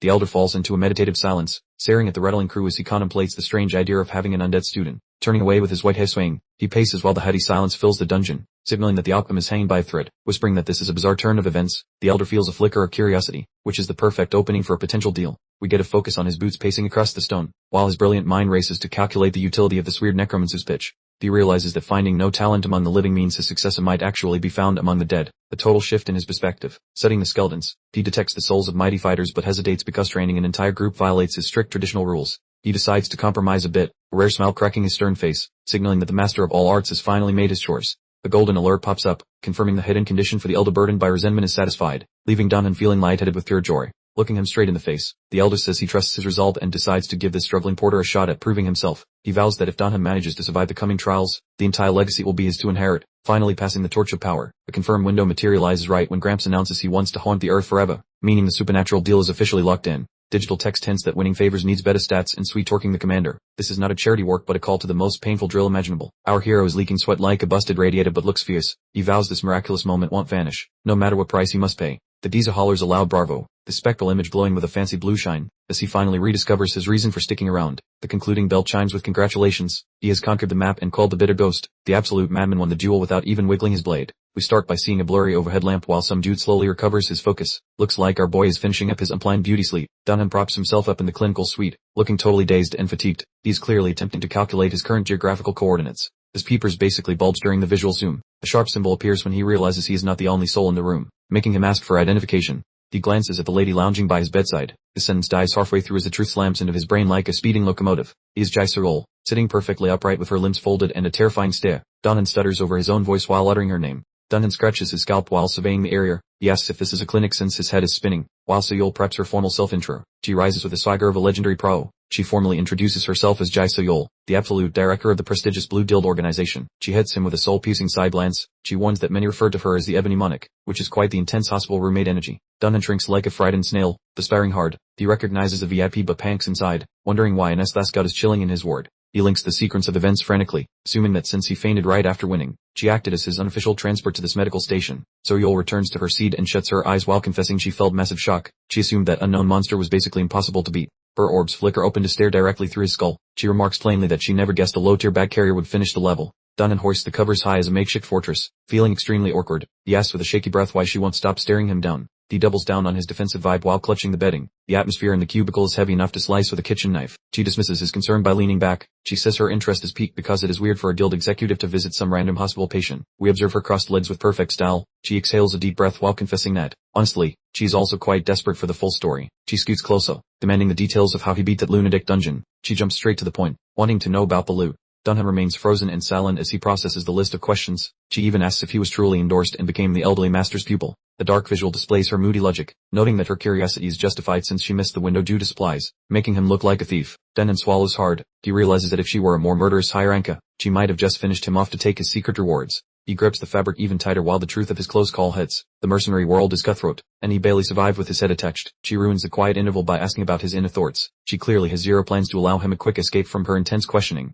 Dunham decides to play things cool, asking how the media covered the exploration team's results before he provides any specific info to the famous lady. Soriols works at his clever tactic. She explains there is no worry since the news believes her team cleared it, and non-disclosure deals keep mouths shut. Comfort finally reaches Dunham's face. He asks if his achievement is still a total secret, feeling like he finally avoided a massive headache. He sits up, offers a respectful nod, and genuinely thanks the formidable Dark Emperor for her kindness in keeping his name out of the news. She looks utterly astonished and impressed, remarking that he's far more level-headed than expected, given that most hunters would be thrilled to boast about such a clean win. He just chuckles sheepishly, running a hand through his hair, probing that safety first, as he knew all too well that celebrity status would make him a massive target. Standing up, Soyal explains that her actions weren't solely for his benefit, but also a point of honor for the illustrious Blue Guild. Ding-Hoon listens with a poker face as she articulates the glaringly obvious point. Who would ever believe an E-rank porter was a star player on a team with a seasoned ranker? As the Blue Guild's emblem is displayed, she lays out the embarrassing truth that keeping it hush-hush to save face, and he'd best do the same, or else. Swiftly changing tack, he poses a question, and she gracefully yields the floor, granting him permission to proceed. Sunlight streams into the hospital room as he inquires about his recovery time, and she drops the bombshell that a full 3 days have elapsed since they left the dungeon. Wincing at the lost time, he rubs his eyes and remarks that while her intervention brought an amazing chance, 3 days unconscious leaves one feeling quite exposed. He articulates his reluctance to blab about the reward, noting that open discussion of such benefits can be hazardous, and honestly, he hasn't fully grasped the experience of the reward itself yet. So he closes her eyes, contemplating his words, and muses aloud while he pleads for a bit more breathing room to sort everything out. Holding up a hand, he promises a full explanation later, stating he desperately needs a moment to check his system without her hovering so closely. He adds a playful wink, assuring her she needn't fret about him absconding, as after all, what hunter could possibly evade the piercing gaze of the Dark Emperor? She glances back, her amusement non-existent at the flirtatious banter, yet she accepts the arrangement, conceding that his willingness to cooperate is appreciated. She turns toward the exit, promising to return once he's ready to chat, bidding him a final farewell. The hospital door clicks shut with a soft sound, leaving him finally in solitude. Dunhan utterly slumps, sinking back onto his pillows with a colossal exhalation of relief. That was an incredibly taxing encounter. Gazing at the ceiling, he contemplates the sheer whirlwind of the past few days. Waking up, encountering a fearsome rancor, and surviving that bewildering dungeon is quite the mental load. The scene depicts Soryu standing outside the medical facility, and he grasps that he's working a very fine line. He could either alienate the Blue Guild entirely or potentially forge a highly lucrative partnership. Abruptly, a bright blue notification flashes before his eyes with an audible ding, and he looks at it, completely bewildered. The system is blaring a massive alert, urging him to claim his dungeon clearing reward, as unaccepted loot awaits. He leaps out of bed with the speed of a rocket, having completely forgotten to review his spoils before passing out in the dungeon. Without a moment's delay, he eagerly jabs his finger at the accept button, exclaiming, "Show me the goodies." A deluge of blue screens floods his vision, boosting his maximum energy to 20, and bestowing upon him the S-rank ability, Teachings of All Arts. He focuses intently on the most significant update, exclaiming about acquiring another S-rank skill, marking 2 from a single dungeon completion. He pulls up his character status, confirming his energy reserves are completely full, indicating he's revitalized and primed for action. A wide, mischievous grin stretches across his face, and he chuckles, declaring it astounding as he feels the invigorating rush of newfound strength. He surveys his updated skill repertoire, noting his awakened skeleton summon, alongside memory reconstruction and teachings of all arts, finally comprehending the allure of dungeons for veteran hunters. He taps on memory reconstruction, pondering its specific utility beyond boss encounters, given its past applications. Stroking his chin thoughtfully, he recalls its immense usefulness in accessing the elder gentleman's recollections, surmising it will undoubtedly prove valuable again someday. Sliding his digit toward that S-class all arts mastery perk, he prepares to discover if this jackpot is truly legendary or just shiny trash. Details emerge showing a 60-minute ghostly visit from the Grandmaster costs 20 Marna. Although the spectral tutor is purely intangible and invisible to everyone except our protagonist, he remains motionless before the display, letting the absurd weight of his new magical inheritance slowly marinate in his brain. Lunging from the clinical mattress like a spring, he realizes napping is for losers when a mythical sensei is waiting to be conjured. He snatches his gear with desperate haste, planning a swift departure from this boring clinic right this second. The scene shifts to a desolate meadow bathed in golden light, providing a secluded stage for him to unleash his experimental sorcery. Gazing at his palm, he suppresses his breathing while gathering the inner focus required to trigger the mystical sequence. With a mental shout he triggers the power, causing a radiant azure explosion of light to blast outward from his limb. His focused eyes sharpen as swirling currents of mana dance around his form, pushing his upgraded reserves to their absolute breaking point. As the radiance dies down, the ghostly outline of the ancient sage appears, announcing his arrival with an aura of regal wisdom and vintage swagger. Zooming into the veteran's features, he offers a mischievous grin while stating that the teacher and student are together again at last. Reappearing amidst a sapphire flare with an arrogant expression, the elder acknowledges the youngster who dragged him back to the mortal coil.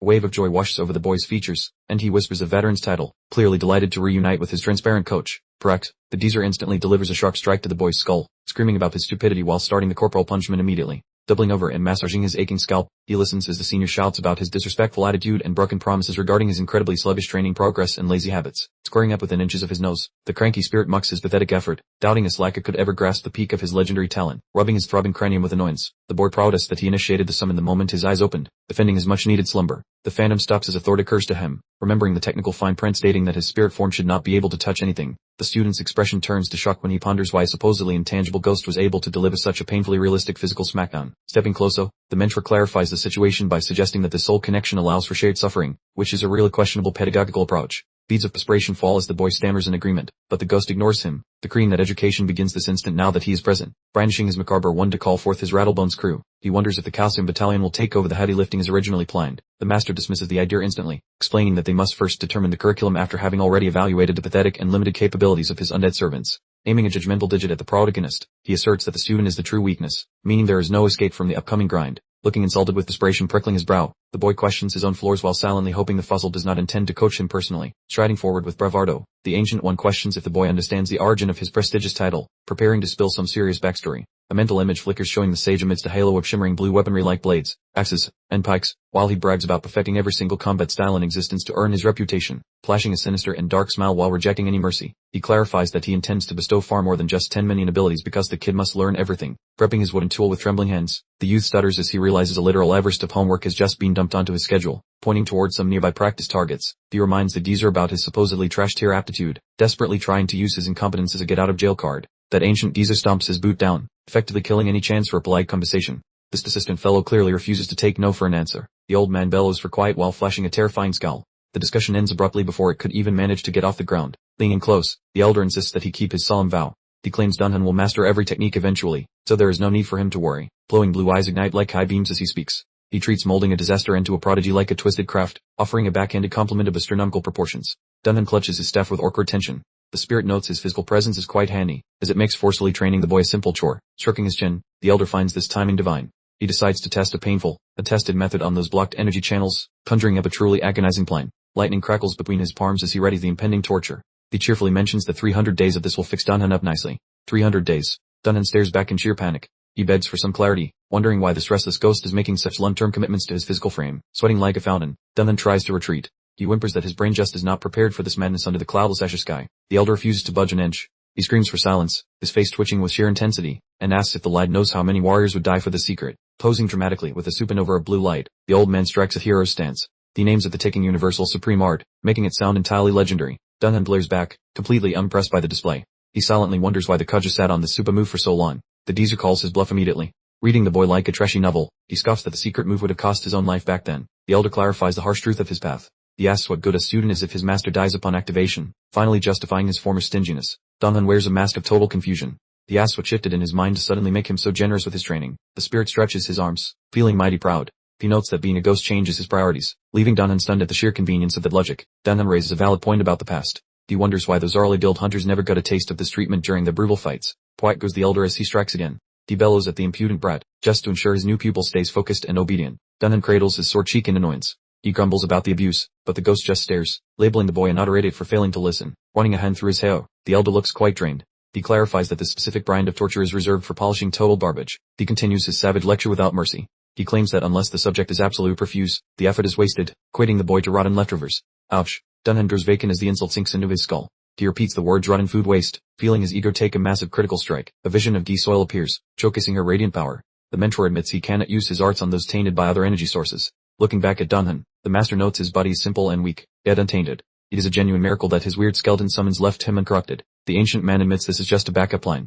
He turns away, grumbling that a naturally gifted warrior is always superior to a handcrafted one. Dahan rubs his jaw, taking the verbal abuse in stride. He realizes that even if the delivery is cruel, this means he can finally grow stronger. He envisions his skeletons pulsing with similar violet energy. He thinks that buffing his entire undead squad makes this a total win-win situation. The elder extends his glowing hands, ready to begin.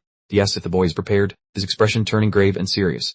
Dunhan snaps to attention while clutching his skull staff. He yells a firm yes, eager to suffer through the pain if it brings him true power. A massive beam of azure light descends from the heavens, swallowing Dunhan whole. The aggressive massage session has officially reached its start. Dunhan gets smacked around by unseen ghosts of air, howling about the unfair agony as he turns into a human punching bag. Gramps gazes on with complete boredom, snorting that the toddler tantrum is premature since the real fun has not even started. Smashed into the gravel by neon glow, the poor guy hears that eating dirt is the only path to spooky ghost warrior status. Eyes sharpening like daggers, the old guy hints that things are about to get 10 times worse, making Dunhan fear for his life. Blue streaks fly as the geezer cranks the dial to 11, leaving the student to serenade the nearby trees with high-pitched wails. Teeth chattering while leaking buckets of sweat, the lad vows to survive this beatdown even if it kills his pride first. Hear the ding-dong. The magical pop-up grants a masochist badge called Pain Resistance, proving that being a pinata boosts numbers. Wheezing like a broken accordion, he stretches out a shaky limb while wondering if his soul is trying to exit his lungs. Face planting in the mud like a fallen pancake, he feels the master looming overhead with a stick and zero sympathy. Working away, the antique man admits the round is over, calling him a sturdy piece of garbage with impressive damage-soaking potential.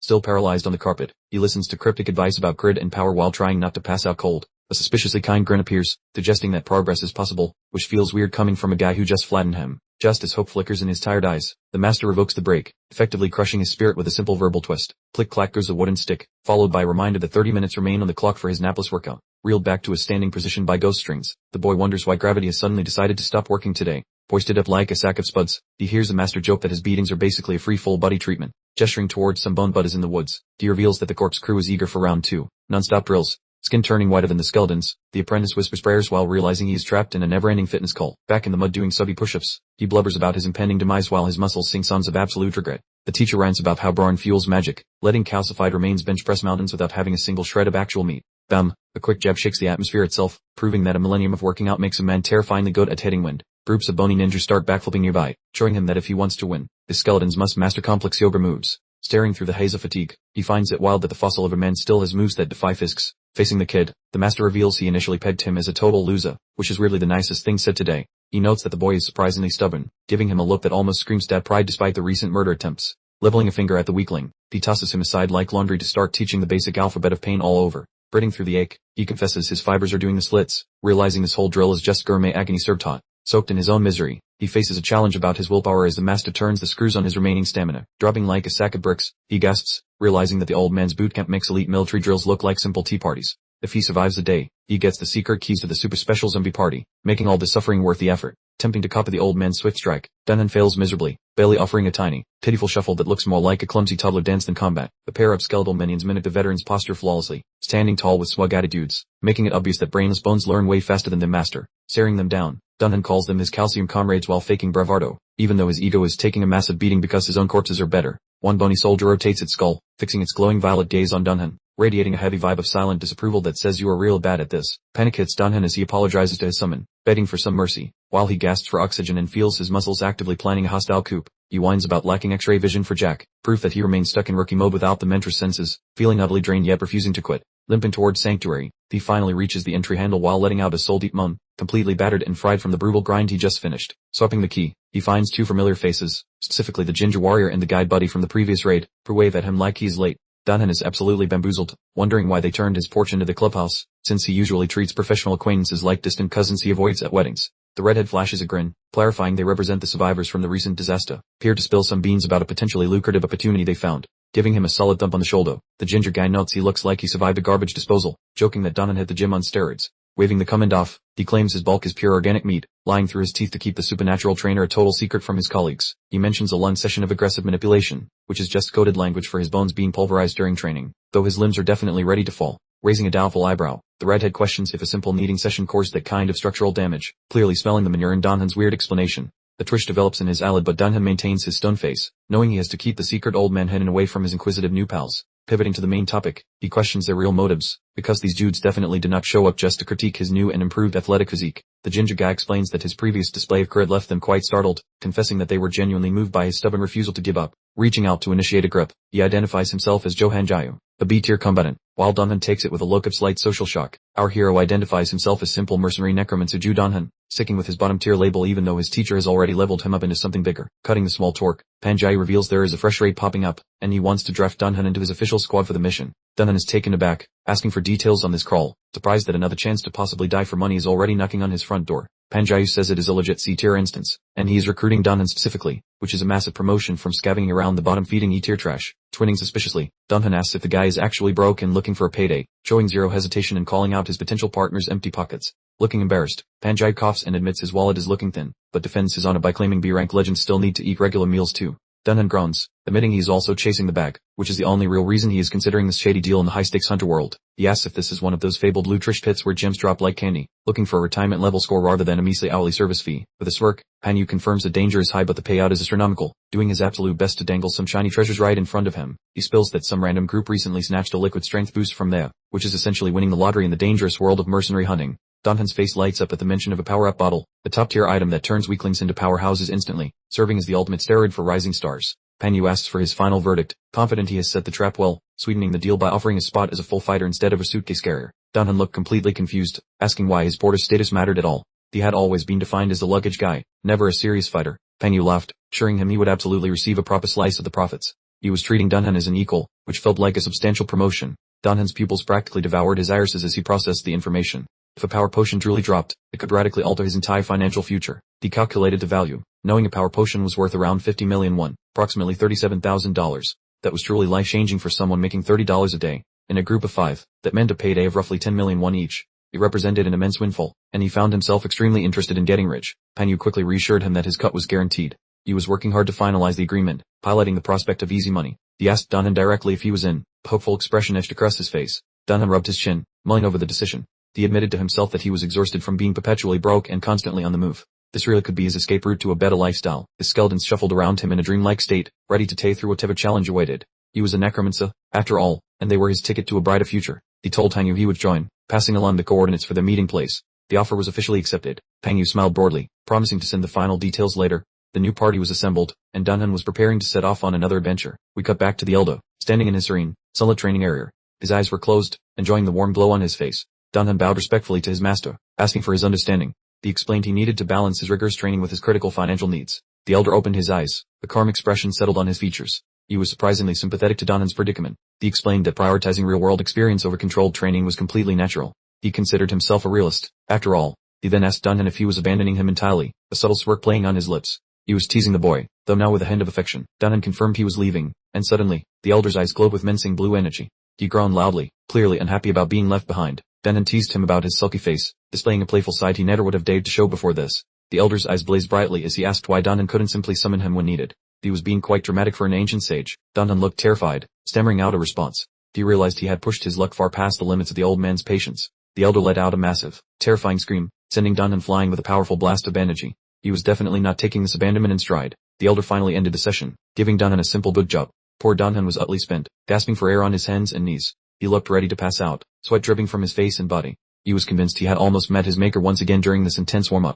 Thankfully, his new C-rank still, pain resistance, was working overtime.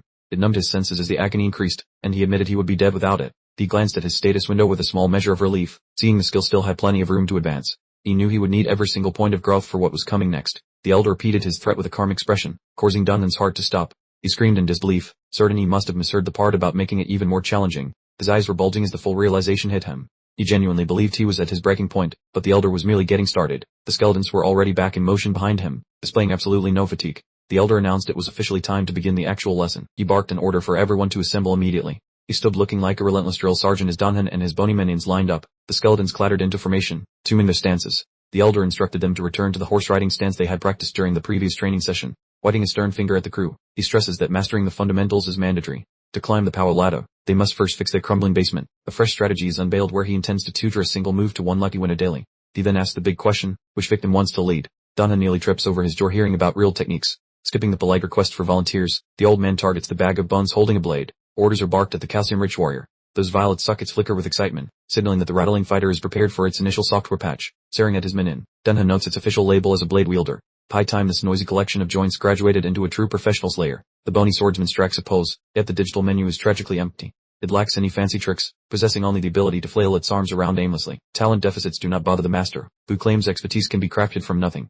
He commands the skeleton to show him a typical slash, with pupils blazing like headlights. The senior citizen dissects every twitch. He is searching for a spark of greatness buried deep inside that dusty ribcage. Though the pal of ribs seems shy, Dunhan starts acting like a cheerleader.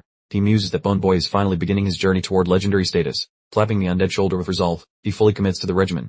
He warns his men in that training continues until its skeleton actually shatters into pieces. Wearing a smile that would terrify a horror movie villain, Dunhan hovers over his servant, glad that someone else is finally doing the literal grunt work. The skeletal warrior appears truly petrified, vibrating with fear at such raw intensity. Apparently, even the deceased can sense when their afterlife is turning into a nightmare. Moving forward, the Calcium champion executes a simple downward chop. The strike is passable, yet the grumpy instructor's opinion remains the only metric that matters. Briefly disregarding the undead, the Dronzer swivels toward our hero. He checks if his name is Iniju Dunhan, which catches the youngster off guard. Snapping into a rigid posture, Dunhan admits his identity. After a quick inspection, the veteran decides it is high time for a boring lecture on philosophy. Staring through the boy's very essence, he inquires about the definition of sword fighting. It feels like a trap designed to lead to endless physical punishment. Observing his men and waving a blade behind them, Dunhan assumes the answer is simple. He suggests that it is merely the art of poking things. A heavy sigh of disappointment escapes the teacher, who finds that reply incredibly blind. He clearly anticipated a more poetic or earth-shattering revelation from his student. Surprisingly, he confesses that the kid hit the nail on the head. Overcomplicating things is useless, since swordsmanship is just the method of managing a metal stick. He stresses that simple truth, insisting there is no hidden magic. It is a remarkably humble perspective for a man who could likely dice a mountain. Gesturing toward a random branch on the turf, he instructs Dunhan to grab it. It seems the student is being drafted for some painful practical training. That twig sits there looking completely useless. However, in this comic world, even a splintery branch can become a tactical nuke when wielded by a professional. Lifting the wood, Dunhan realizes the training extends beyond his pets. The legend wants to share his secrets with the boss himself, which is a massive win. Gazing at the old timer, he feels the heavy burden of this heritage. He has transitioned from a mere minion manager to the apprentice of an absolute icon. The veteran repeats his command to hold the tool, leaving Dunhan baffled. He wonders what the specific ergonomic grip for a legendary twig user is supposed to be. Clutching the wood with zero grace, he looks like a statuesque beginner. The master barks at him once more, demanding he stop analyzing every single microscopic detail. Hovering at his back, the master offers a golden tip. He suggests gripping it however feels right, preferring raw intuition over a mindless, robotic copycat approach. Nailing deeply, Dunhan finds a natural hold on the branch. The teacher checks his readiness, then bellows for him to strike with every ounce of strength. He unleashes a wide, powerful sideswipe through the air. Glancing back at the instructor, he questions if that mediocre display was actually the desired result. The old man erupts into joyous laughter, yelling that he nailed it.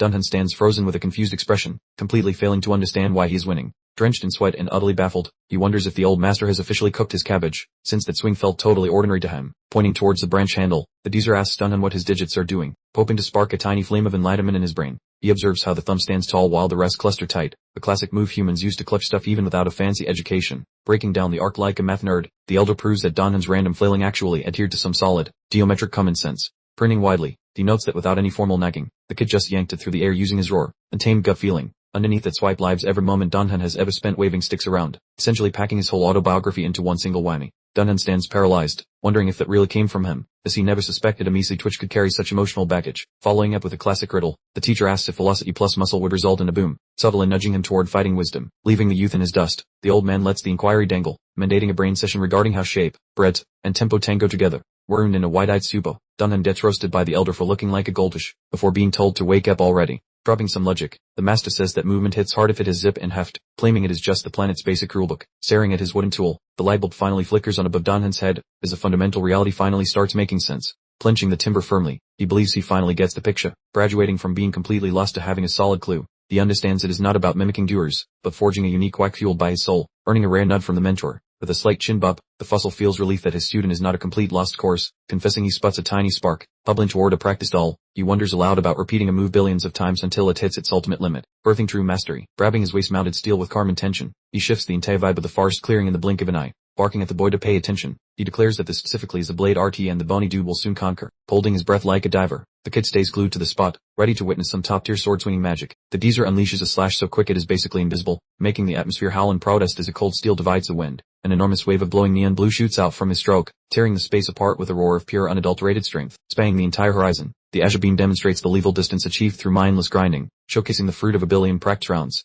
Unfazed by his own mayhem, he tells Dunhan to skip the philosophy textbooks, because in this game, only doing the deed counts. Issuing his last command, he tells the student to sharpen his strike, a straightforward task that will likely take forever to finish. With a final glance, he swears that eventually his entire fighting mojo will boil down to one perfect cut, the king of all shortcuts. Fixated on his palm, he mumbles the teacher's advice that looking weird is totally okay if the end result makes the bad guys explode. Squeezing that twig until his joints pop, he decides it is high time to kick off his own million-swing marathon without further delay. Sprinting into the fray with a loud yell, branch aloft, he is set on writing his own dictionary through the sheer force of impacts. Ding goes the gold alert, showing he learned to chop, with a side note that this trick could level up into something truly terrifying soon. Time to handle business, since it looks like someone is busy scribbling signatures on some legal sheets to finalize a contract or report. Guy Parrin, the highly respected Blue Guild leader, was busy looking professional at his desk. That professional facade promptly vanished when his sister Soil stopped by and shouted his name. He wasn't ranked 58th in the world for nothing.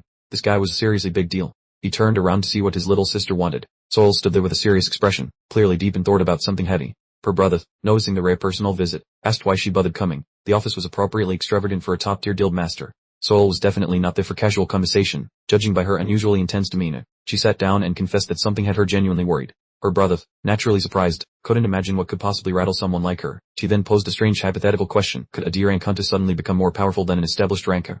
It was obvious she was talking about Ding-hoon. Her brother thought that question came out of left field. He demanded she quit avoiding the issue and answer his initial inquiry first. He explained that even when acquiring a new skill, it usually takes considerable time to fully master it. A massive, sudden power surge was basically impossible without preparation. He figured the only logical possibility was that this person had been pretending to be weak all along. It was a classic bait-and-switch powerhouse strategy. Soil immediately dismissed the idea, shaking her head vigorously.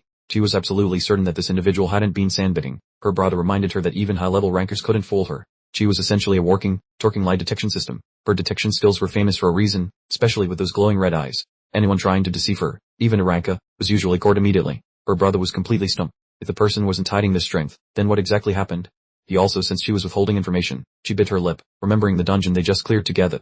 She hadn't actually reported anything about that particular expedition to him yet. She reflected on her complete failure to give him details about the dungeon entrance. That particular door held secrets she was currently keeping close to her chest. She felt genuinely embarrassed recalling how she kept getting wiped out by the boss inside. Her pride had definitely taken a brutal beating from that experience. The memory of that old man sitting there was still haunting her thoughts. This tower level was on a completely different plane than anything she'd ever witnessed before. She admitted to herself that it was the very first time she had been so utterly defeated. It was a humiliating experience for a top-tier ranker like her. She started wondering how a D-rank hunter like Ding-hoon could possibly manage to deal with the same old man. It simply defied all logic for someone of his rank. She remembered he had stood out right from the very beginning. He was definitely not cut from the same cloth as the other porters she'd employed. He had given him a chance to try, purely out of curiosity. She truly never expected him to actually succeed and pull it off, but he actually cleared it, much to her surprise.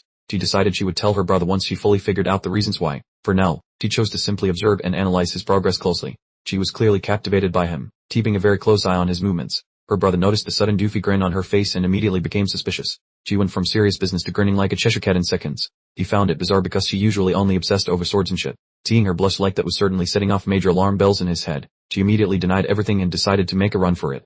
As far as she was concerned, that conversation was officially finished. She dismissed him with a casual forget it and marched straight out of the office. Her brother was left behind, utterly confused and more bewildered than ever. Meanwhile, at a different dungeon entrance, a group was gathering for a raid. This looked like the C-rank Ding-hoon had been invited to attend. Iho was there, looking fully prepared for action. He spotted someone approaching and let out a small shout of recognition as they drew near. Dunhan arrived on the scene, presenting himself much more professionally, like a real hunter. Iho was happy to see his new skeleton summoner showed up as promised. A quick banter session follows, verifying that Dunhan actually bothered reading the dungeon brief, so the Slaughterfest is officially greenlit. The sandy C-rank hellhole looks basic, just a standard kill everything then whack the boss routine, though simple usually translates to dying. Dunhan bragged about bathing in SPF 50 and hoarding chili water, proving he treats this giant litter box with respect it demands. Out of nowhere, Dunhan freezes, his eyes widening as he realizes the gathering is way more populated than a lonely hunter meeting. This tiny social circle is definitely overcrowded for a private raid, making him wonder if they accidentally invited half the local neighborhood. The crew hears the gate leads to a giant toaster, prompting a frantic scramble to prep their equipment for some serious sweating sessions. Iho admits to recruiting 2 bottom-tier pack mules, reassuring Dunhan that their wages won't touch his precious loot because he already paid up. Dunhan nods, knowing these human backpacks are vital for dragging shiny trash and monster guts out of a mid-level zone like this. These magical pits are stuffed with expensive rocks and gross monster bits, so having extra luggage handlers is just smart business for profits. He whispers to his ego that a measly C-rank zone is cake now, since his days as a pathetic bottom feeder are over. Recalling how his bony butters can pulverize beefy orcs without breaking a sweat, he feels like he could probably punch the sun today.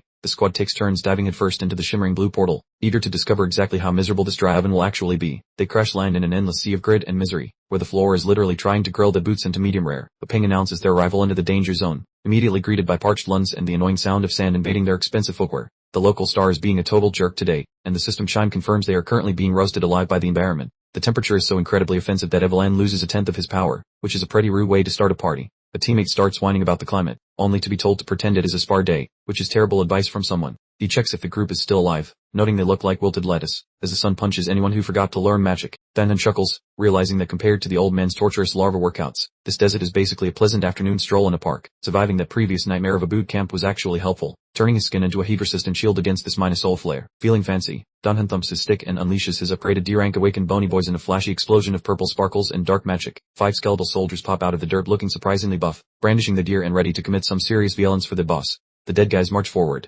kicking up little dust storms with their heavy feet, completely unbothered because they do not have any skin left. Iho yelps in surprise, hollering about how these calcium kings look much beefier, finally realizing that Danhan might actually be a big deal now. The skeleton gives the humans a creepy look of judgment, and when Iho asks about their power level, Danhan just gives a smug little nod. Iho orders the group to stay sharp because the local wildlife consists of grumpy scorpions and legless spiders, so it is time to move. Peering about the danger noodles makes one hunt to start panicking, but Iho snaps at him to calm down because they are just C-rank pets. He instructs the back handlers to tail the group and grab the shiny bits, keeping their heads down and their sacks stuffed with loot. The rattling remains stomp ahead with a rhythmic thumping sound, acting as the ultimate meatless shields for the team as they enter the void. Working through this giant sandbox is absolutely exhausting, leaving the humans looking like hot garbage as they wonder when this torture will finally end. Out of nowhere, Iho freezes the squad with a sharp hand signal, sensing a weird vibe like someone stole his lunch. A giant sphere of sand zooms across the horizon, sounding like a vacuum cleaner on steroids, meaning trouble is zooming in. Some dude starts questioning life choices, but his teeth rattle as the dunes begin a heavy metal concert, ending the quiet piece. His peepers stretch wide when he finally sees a nightmare, which stopped being a smudge and became a very scary reality. A colossal stinger slashes through the heat like a cursed whip, signaling that the ugly crawly welcoming committee is finally here.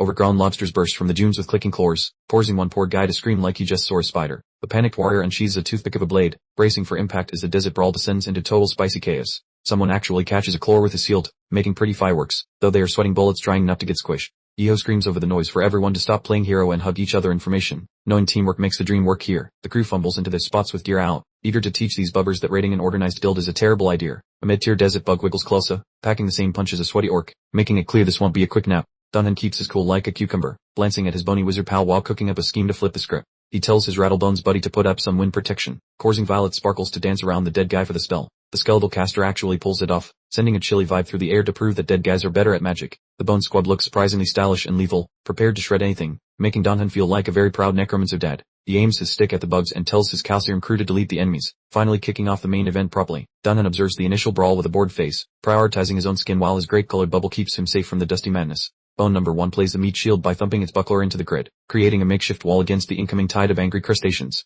A notification pops when Bone 11 uses a budget torrent, turning into a neon purple beacon that screams come hit me to every bug. Danhan orders the total annihilation of the pests as his one blows, waving his hands like a weird orchestra leader to fix the road. The dumb bugs bite the bait, staring at Bone 11 with googly eyes, which leaves their squishy bits exposed to the rest of the bony boys. One calcium warrior jumps like a basketball pro, blade shining in the heat, preparing a heavy overhead chop that carries enough weight to break rocks. Steel smashes against the bug's crunchy exterior with a loud ringing sound, making fear flies as the weapon struggles against the natural armor. The noise is deafening but the blade fails to sink in, forcing Danhan to admit that these pests have some seriously premium plating. A bunch of scorpions encircle the Bone Squad with clicking snappers, and although Danhan sees a challenge, he's not ready to quit yet. He hollers at his team to keep swinging and never quit, betting that even the strongest shell will eventually crack if they just keep bunking. The big bug screams in agony after getting poked by arrows and sliced by swords, proving the skeleton crew is actually doing their jobs well. Other monsters are being turned into crab salad as their shells snap, making the skeletal warriors look like absolute professionals at this point. Danhan grins at the messy sight, realizing this chore is simpler than expected, since all those hours of practice are finally paying the bills. One last bug squeals its final breath as it dies, leaving our skeletal friends to enjoy the win while dominating the sandy war zone. The leader, Iho, approached, completely stunned by the skeleton's performance. He praised their work, figuring Danhan must have simply lucked into a fantastic outcome. Danhan, breathing heavily, tempted to maintain a humble facade, claiming success was only possible because Iho had cleared the large monsters first. He kept up the role of the modest assistant. Iho laughed, joking about whether luck also somehow improved a person's personality. He was genuinely impressed, telling Danhan he was viewing him in a far better light now. Danhan looked away, his expression chilling considerably. He was tired of hearing about luck, knowing exactly how much strenuous effort he had actually put into the fight. He shot a suspicious glance at the others, realizing the rest of the hunters were unexpectedly talented. It was slowly dawning on him that something fundamental was wrong with this entire expedition. A hunter with a ponytail effortlessly sliced through a scorpion, reinforcing Danhan's observation that everyone here was highly skilled. This made inviting an E-rank mercenary like him even more suspicious. He understood that the confidentiality agreement with the Blue Dill prevented the other hunters from speaking freely or asking careless questions. The resulting silence was starting to feel deeply sinister. He mentally reviewed the formal contract, realizing it was the only thing holding the group together. It was a very thin shield against a highly perilous situation. Staring out across the vast dunes, he reflected on how there was only one way to satisfy the collective curiosity in this environment. Someone usually ended up getting severely hurt. His internal thoughts turned darker as he considered the lack of cameras or surveillance in these places. Dungeon accidents were simply the ideal cover story for premeditated murder. The large tough guy and the quiet girl watched him with cold, calculating eyes. The friendly mask the party wore was finally slipping away completely. Now the hooded hunter gave him a menacing look from under the cloak. Dunham realized these people were definitely not the decent companions he had hoped to find for a party. He gripped his staff tightly, while his skeleton rattled anxiously beside him. He warned himself to remain cautious because this wasn't just a suspicion anymore, it was an explicit threat. Iho turned back and flashed a horrifyingly wide grin, looking like a total psychopath. He was finally showing his genuine colors, and it was significantly less appealing than his act. They arrived at the entrance to the boss room, a large ruined structure with a scorpion emblem carved over the top. The intense heat made the air shimmer as they got ready to enter. The system chimed with a stage name, Ancient Desert Scorpion King. But the next message delivered a huge plot twist. A sacrifice was required to break the magical seal. The altars appeared, glowing ominously with dark energy. The instruction was straightforward. Place the sacrifice on the 2 altars to proceed. The 2 porters looked completely terrified when the system clarified the sacrifice must be a living hunter of F rank or higher.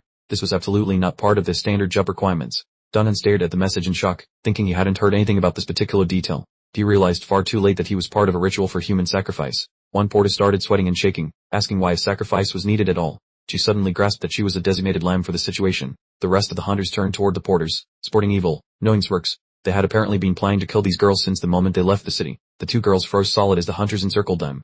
The betrayal was complete, and the atmosphere grew heavy with the promise of imminent violence. Porter clutched her back, asking what this all meant, desperately hoping she had simply misinterpreted the unfolding events. Iho offered only a cold, empty smile, asking if she truly didn't understand that 2 living F-rank hunters were needed. He had completely discarded his friendly act. The girls began to panic, demanding to know why they were being targeted. One screamed, asking what they were doing as the realization of impending murder dawned on them. The girls called him crazy, but Iho merely laughed it off. He told them it was fine if thinking that way helped them come to terms with their unavoidable deaths.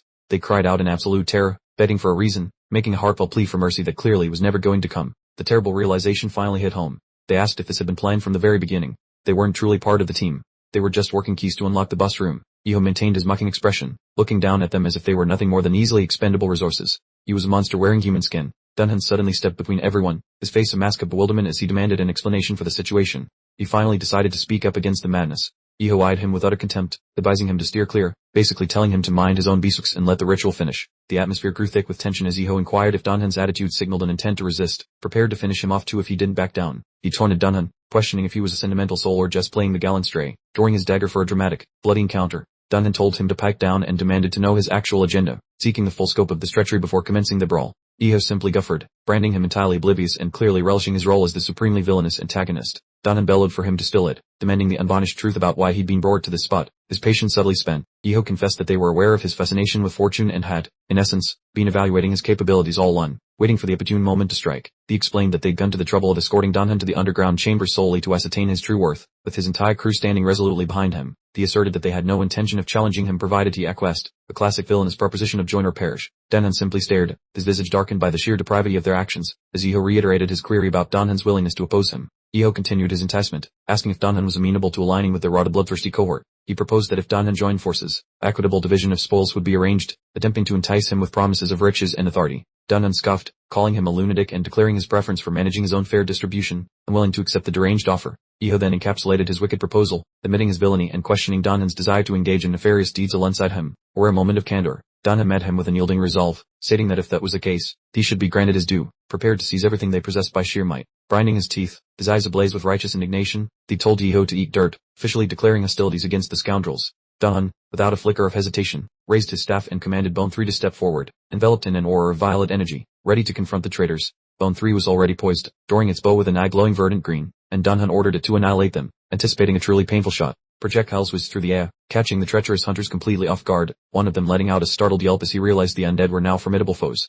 Iho expertly evaded the incoming arrows, the chef zipping past him, and mockingly asked Dunham if that was the extent of his offensive capabilities. The leader of the turncoats grinned, warning Dunham he would come to regret his decision, appearing as though he was just commencing a genuine engagement. Dunham's gaze was steely and determined as he informed Iho that he had no interest in associating with individuals of his ilk, signaling his utter disinterest in their machinations. The skeletal warrior surged forward, their bony frames clattering as they clashed with the traitors, igniting a chaotic, rapid-fire melee across the arid expanse. One skeletal fighter took a direct impact but pressed onward, emitting a rattling growl, holding its ground against a significantly more formidable adversary. Iho clenched his jaw, recognizing the unexpected strength of the skeletal units, attempting to rationalize it by attributing Dunham's success to sheer luck in acquiring recent power. The confrontation persisted with a whirlwind of action and the clang of colliding weaponry, while Dunham observed from the periphery, meticulously assessing every maneuver. He observed that despite his adversary being a C-rank hunter, The prowess nearly matched a B rank, a significant obstacle for the protagonist. However, a subtle smile played on his lips as he considered this predicament advantageous. Having devised a strategy Iho would certainly not anticipate, Iho chuckled softly, believing he retained absolute command, completely underestimating the resourceful Necromancer.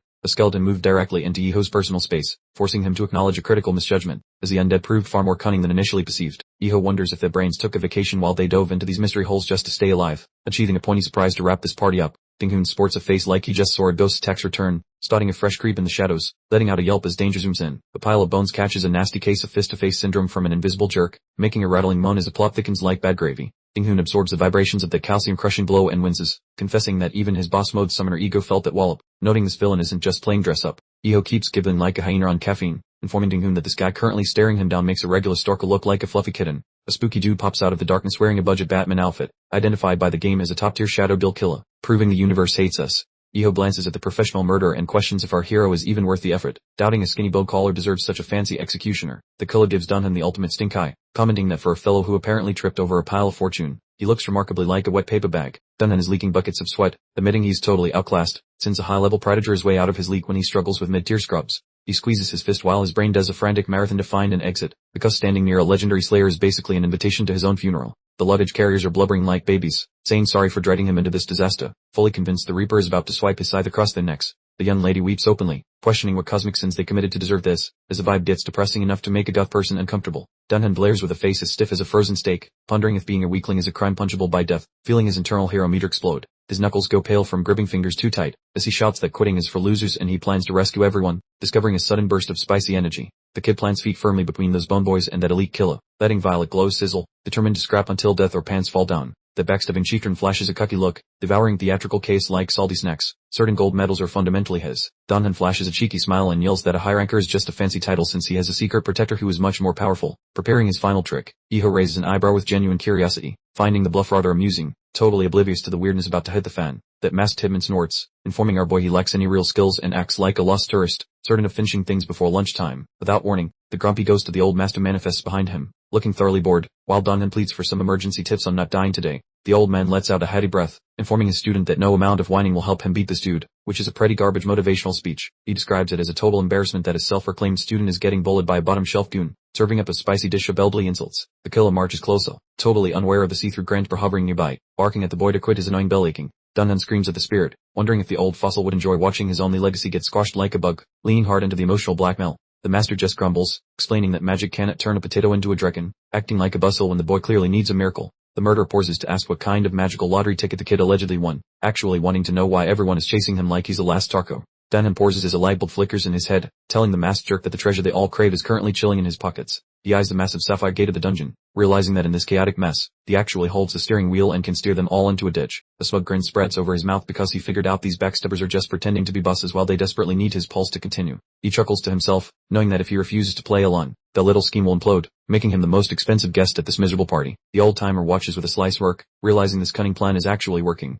He's starting to dig his disciple's sneaky brains. Dunhan swivels back to the hitman, inquiring if he truly desires the scoop on fortune, having definitely piqued his curiosity. The killer leans in, admitting he'd be fascinated by a dungeon so nasty even failure couldn't conquer it. He's all ears for the tale. With a faint courteous bow, Dunhan declares he'll spill the beans, naturally, as he is, after all, an A-rank hunter, charming him while hatching a cunning scheme. The assassin muses that this is a sound decision, and Dunhan isn't entirely dense, completely buying the act. But then, Dunhan's demeanor shifts to grim, yet he speaks with a decidedly no-nonsense gaze. He informs the assassin that prior to that, he feels compelled to deal with those scoundrels who betrayed him, aiming his staff directly at Iho and his cronies. He proclaims that until the turncoats are dealt with, this fury and vexation render him incapable of speaking, effectively holding an A-rank assassin hostage for his revenge. Standing stoically with his skeletal entourage, exuding an aura of absolute command, he tells the assassin that if displeased, he's free to depart, folding all the cards with confidence. The assassin is utterly flabbergasted, his eyes wide with the dawning realization he's been outmaneuvered by an Iranka, managing only a bewildered utterance. The porters gape at Dunhan in sheer astonishment, their faces a tableau of shock and awe. Utterly dumbfounded he'd address an Iranka so boldly. Dunhan offers a disingenuous, pleasant smile, requesting everyone's understanding, attributing his actions to a peculiar malady that prevents him from tolerating wounded pride, no matter the peril. The assassin simply stares, contemplating Dunhan's machinations, sensing a diabolical intellect behind that seemingly guileless facade. He recognizes that escape is impossible, as the potential windfall is far too tempting to dismiss, Dunhan having ensnared him with his own avarice. He concedes that even a ruse wouldn't dupe the keen perceptions of an A-rank hunter, maintaining a straightforward approach with the assassin while retaining the advantage. Iho bellows from the background, questioning his brother's sanity, incredulous that his assassin sibling would entertain such preposterousness. Dunhan regards the traitor, remarking that he's aware his demise is imminent, having grasped that he's caught within a shadowy guild operation where survival is highly improbable. Iho clenches his jaw, seeing his favorable outcome evaporating, pleading with the assassin for a single opportunity or, failing that, a swift end. The skeletal warriors advance on the traitors, their weapons poised. Iho shrieks for them to halt as the stark reality of facing retribution dawns on him. The assassin finally interjects, commanding Iho to cease his caterwauling, thus aligning himself with Dunhan for the present. He informs Dunhan that he will grant him precisely 30 minutes to conclude his affairs, cautioning that any diversion will result in his swift demise. He fixes Dunhan with a chilling glare, promising him a life of unending torment, an existence where death offers no release, a grim assurance of retribution. He peers intently into Dunhan's very being, inquiring if he grasps the gravity of the situation, to which the Necromancer responds with a resolute nod, prepared to initiate his vengeance. The elite assassin stands regally amidst the devastation, surveying the aftermath with an impassive gaze, granting Dunhan a strict 30-minute window to resolve his conflict, warning that any misstep will invite perpetual, excruciating suffering. Behold that unsettling spiderweb mask, rather chilling, isn't it? He inquires if our protagonist comprehends the magnitude of the situation, and the pressure is undeniably mounting. Dunhan remains unfazed, nodding affirmatively and voicing a resounding confirmation, while Iho sees indignantly in the background. Iho's countenance is a tempest of fury, unable to fathom a mere porter defying him, and he lashes out, demanding if Dunhan genuinely believes he stands a chance. Observe that exchange. The fellow is incandescent with rage, his dagger clenched white-knuckled, poised to dismember Dunhan. Dunhan advances with his skeletal contingent, exuding an air of cool composure, and delivers the classic retort, stating that such knowledge is only attainable through direct experience. The definitive mic drop. Our protagonist turns his attention to his inner mentor, the elder, who decides it's opportune for a dose of practical, real-world tutelage, expressing genuine enthusiasm for substituting rigorous training with a live combat scenario. Glancing at the hitman, Dunhan calculates his moves carefully since he must conserve his energy for the bigger monster looming nearby. The ancient master offers a cheat code to redirect an enemy force against their own chest, achieving maximum carnage with minimal sweat. Dunhan inhales the wisdom with eyes shut tight, offering a quick nod of gratitude before diving back into the mayhem. Violet energy pulses wildly, and with a tight grip on his bony rod, he commands his minions to pulverize the fools. Combat kicks off instantly as the skeletal squad operates like a manic clockwork toy, tossing traitors aside in delightful disarray. The bony wall smacks into Iho with reckless abandon, forcing the poor guy to strain every muscle just to survive the impact. Projectiles streak forward, leaving crimson streaks in their wake while ensuring the enemies have no space to catch their breath. The bad guys are catching a major beatdown, prompting disgruntled grumbles as Dunhan admires his undead army doing the heavy lifting. Iho is throwing a tantrum about the bony intruders, clearly shocked that these working fossils are actually such absolute beasts. Things escalate rapidly when a minion lifts its rod and starts manifesting a spicy ball of pure molten sunshine. Explosion central as the fireball erupts, illuminating the dunes with a display that puts common necromancy to total shame. Traitors shriek as pyro rain falls, completely baffled by how these simple skeletons manage to master high-tier pyrotechnics so easily. One undead warrior refuses to pause, sprinting through the lingering grey haze to keep the heat on his target. Steel meets bone with a sharp ring, leaving the traitor leader gasping for air while wrestling a collection of dusty ribs. The sheer force of the skeleton is brutal, forcing Iho to accept that he made a catastrophic career choice today. Watching his confidence crumble is hilarious, as he mutters salty insults while the battle slips through his panicked fingers. A powerful strike connects solidly, sending the traitor tumbling through the air like a discarded rifle across the sand. The observing assassin feels genuine shock at the polished efficiency displayed by this remarkably high-level skeletal strike team. Even the veteran pro starts dripping with cold sweat, realizing Dunhan might actually secure an improbable victory after all. A strange shift in the atmosphere catches the watcher off guard, causing his hidden eyes to bulge in sudden surprise. A menacing vibe radiates from the tunnel, signaling that the lookout has returned unexpectedly, which seems like a terrible idea. Iho is completely wrecked, spitting out crimson fluids into the grit while knowing his dramatic journey is finally ending. Dunhan strolls toward the fallen traitor with a frosty gaze, clearly enjoying the delicious irony of this complete reversal. Capturing the moment, our hero stands tall over the man who planned his demise as pure, unadulterated visual gold. Iho drags his broken body across the beach like a pathetic crab, begging for a pass despite his early bluster. The mentor grins at the successful warm-up, only to drop the heavy news that the real nightmare begins with the assassin. The killer remains frozen in wait, while the elder warns Dunhan that surviving this next phase requires every ounce of grit. The master urges caution, noting that challenging an elite professional at this stage is essentially a shortcut to the afterlife. Ignoring the danger, Dunhan stares at his bony companions and tells the mentor that he has already bet his soul here. Without warning, the gateway begins to flicker, signaling that an uninvited guest or something even weirder is stepping through. The old guy's jaw dropped, exclaiming that another assassin had crashed the party, leaving Dunhan utterly flabbergasted. With a dramatic palm to his forehead, the elder informed Dunhan he had a surplus of ambition and a deficit of strategy, now facing a considerably larger predicament. The penny dropped for Dunhan with the force of a collapsing building, leaving him frozen as his audacious gamble began to unravel spectacularly. Standing alone amidst the vast emptiness, he felt utterly insignificant and powerless, confessing to himself that his bag of tricks was completely empty. The internal monologue of doubt raged, questioning the sheer audacity and misplaced confidence that propelled him into such a wildly imprudent wager. Observed that trembling hand gripping the staff with white-knuckled intensity, desperately seeking a glimmer of hope that simply refused to materialize. Iho, sprawled on the ground and cackling like a madman, revealed that the Shadow Guild had deployed more than a single senior operative, completely overwhelming our unsuspecting hero. Time to make tracks. Dunhan's feet blurred as he bolted. This curse is a fitting soundtrack of his hasty retreat. He was a blur of panicked motion, glancing back in abject terror, acutely aware of his urgent need to vanish from sight. Pronto. Abruptly, the attackers halted, their faces paling with terror as they shrieked for an immediate evacuation. announcing the arrival of the formidable S-rank monster. Dieserul, Danhan and his skeletal companion appeared utterly bewildered, struggling to process the unbelievable news. And then, as if on cue, the legendary S-rank hunter materialized from a shimmering portal, exuding an aura of pure, unadulterated coolness. Torque about making an entrance. The assassins abandoned all thoughts of their mission, their sole focus now on self-preservation, knowing full well that capture meant swift and utter obliteration. Iho, regaining consciousness on the ground, save with wide-eyed disbelief, stammering out a greeting to his boss as if encountering a specter. He practically howled the word, "Bus," as the overwhelming might of her presence crushed him, turning the hunter into the hunted. A brief, serene shot of the sandy expanse, the hush that precedes a chaotic tempest. Dawn, dripping with nervous sweat, watched the icon in action, finally witnessing firsthand the raw power of a true ranker. The scene shifts to a tranquil panorama of verdant trees beneath a clear blue sky, a welcome respite from the preceding desert pandemonium. Jaizoerul stood calmly by the portal in the forest, peering as though she'd just completed a leisurely stroll rather than a high-stakes rescue. She seemed a tad hesitant, pondering if her intervention was perhaps a bit excessive. But come on, Burl, you just saved a life, you're totally in the clear. The private thought crossed her mind, likening her prolonged pursuit to outright stalking, her fingers tracing the emblem on her gold rank badge, acutely aware of the gravity of her chosen path. Despite the Blue Guild's top-notch intelligence network, this solitary location was the only clue she could unearth, a testament to her relentless quest for answers. Deciding to retreat for the moment, she resolved to grant him space to collect himself and confess the truth at his own pace. The close-up captures her profile as she melts back into the foliage, radiating an undeniable air of mystery. And with that, she vanished into the leafy embrace, leaving the puzzle unsolved for another day. Returning to the desert scene, Iho's knees buckled with sheer dread. He understood with chilling certainty that his time was up. One of the Turcoats was in dire straits, a skeletal adversary advancing as he wailed about not meeting his end there, though the odds suggested otherwise. Another one falters. A swift skeletal blow intercepted a traitor mid-leap, eliciting a final, agonizing cry. Iho's face contorted in a desperate grimace, his survival instincts kicking into overdrive as he declared his intent to endure, his demeanor visibly unhinged. He mused internally about leveraging any available resource, his gaze drifting towards the two concealed female porters amidst the ruins, pinning at a last, desperate, and likely regrettable maneuver. The scorching sun blazed mercilessly upon the ancient desert remnants, setting the stage for what promised to be a truly spectacular, if bone-rattling, final confrontation. From the sweeping vista, you could almost smell the singed sand. Iho, looking less like a leader and more like a human sprinkler, gasped for air as he faced down our hero. He managed a wheezing, scornful chuckle, scoffing about insufficient effort while clearly struggling for his own next breath. With bony combatants clashing all around, Iho smugly believed he had deciphered Donhan's brilliant strategy. He sneered, declaring that since Donhan lacked brute force, he was obviously using those baggage handlers as a diversion. Someone decided it was high time for a hasty exit. We were treated to a close-up of desert boots churning up the dust, a clear signal Donhan was about to drop his next tactical masterpiece. Donhan stood unyieldingly, his trusty skull-capped staff at the ready, completely unfazed by the villain's pathetic torrents. He boomed for Bone 11, summoning yet another surprisingly spry undead soldier into the caves. Bone 11, clearly not one for dilly-dallying, lunged skyward with an impressive clatter of ancient ribs. The blur of movement lines practically screamed just how ridiculously nimble these skeletal recruits had become post-boot camp. Prepare for a truly unexpected ambush. The cunning skeleton managed to catch Iho completely off guard, prompting a rather undignified flinch and a face painted with pure, unadulterated disbelief. It became a full-fledged skeletal mosh pit, as the bony legion swarmed the once confident, now very regretful party leader. Iho shrieked in genuine agony, realizing the sheer numbers game had finally swung dramatically against him. Donhan observed the messy proceedings, his inner monologue taking a distinctly philosophical turn.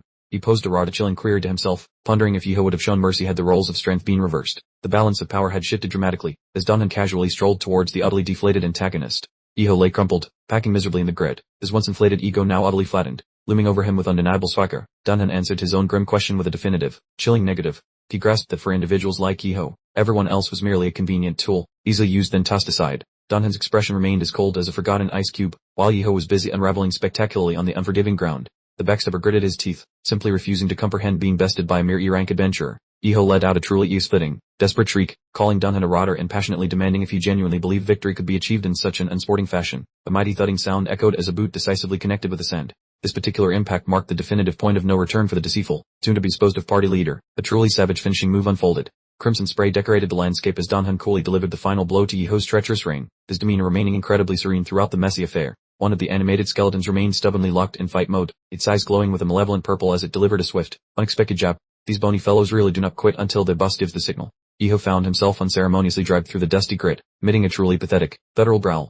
He was a stark and sorry contrast to the swaggering commander we had initially met within this dungeon's depths. The tight shot on the villain's face revealed him utterly consumed by pure, unholy fury.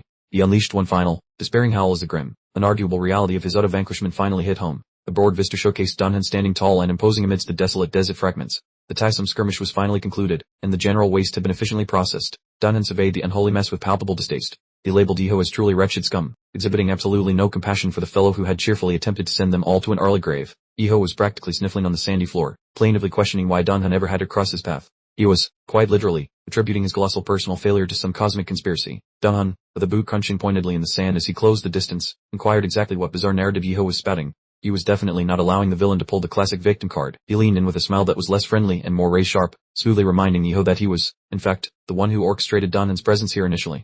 Oh, the sweet irony of immediate karmic retribution. Yeho was trembling like a leaf caught in a hurricane, practically weeping for a swift termination, declaring he simply could not endure the escalating pressure. He screamed for an immediate death, utterly, irrevocably shattered. Danhan slowly repeated the word kill, his voice dripping with an almost tangible sarcasm. He then glanced pointedly at the nearby sacrifice alto, and you just knew a far more inventive destiny awaited this particular individual. Danhan locked eyes with him, declaring he wouldn't be granted such an easy escape.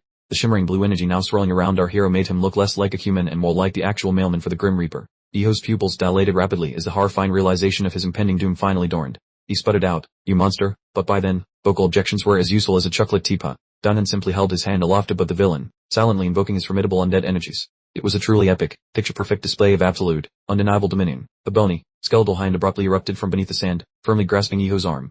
The villain instantly plunged into full-blown panic mode, shrieking questions about the nature of this shocking development. The skeleton effortlessly hauled him skyward as if he were constructed from tissue paper, completely ignoring his frantic, increasingly desperate pleas for release. It was, without question, a genuinely spectacular get-over-here moment. Mr. Skelly commences hauling the backstabber over the dirt toward that sacrificial stone, and boy, Yeho is wiggling like a frantic worm on a hot sidewalk. The rattling pile of ribs hurls him onto the slab with a thud, ensuring Yeho finally lands exactly where his trashy behavior earned him a spot. Danhan looms over the ritual site to explain the logistics, noting that since the big bat requires a pair of warm bodies, Yeho basically just applied for the position. Crimson notifications ping to confirm the offerings, while Yeho looks absolutely fuming upon realizing his clever little scheme has hilariously backfired to become his own tombstone. Turning his back, Danhan confesses he likely would have bailed early if things stayed simple, proving he is less of a cape-wearing saint and more of a practical survivor. He mentions things have shifted while his eyes grow cold, because getting double-crossed tends to really adjust a guy's perspective on how this cruel world actually functions. Radiant beams explode from the table as the ceremony ignites, and Danhan vows to henceforth repay every single favor or insult with equal and very aggressive intensity. He gazes at the mystical vortex wrapping around the defeated jerk with a blank face, delivering some classic justice. Spooky bone summon a flavor, of course.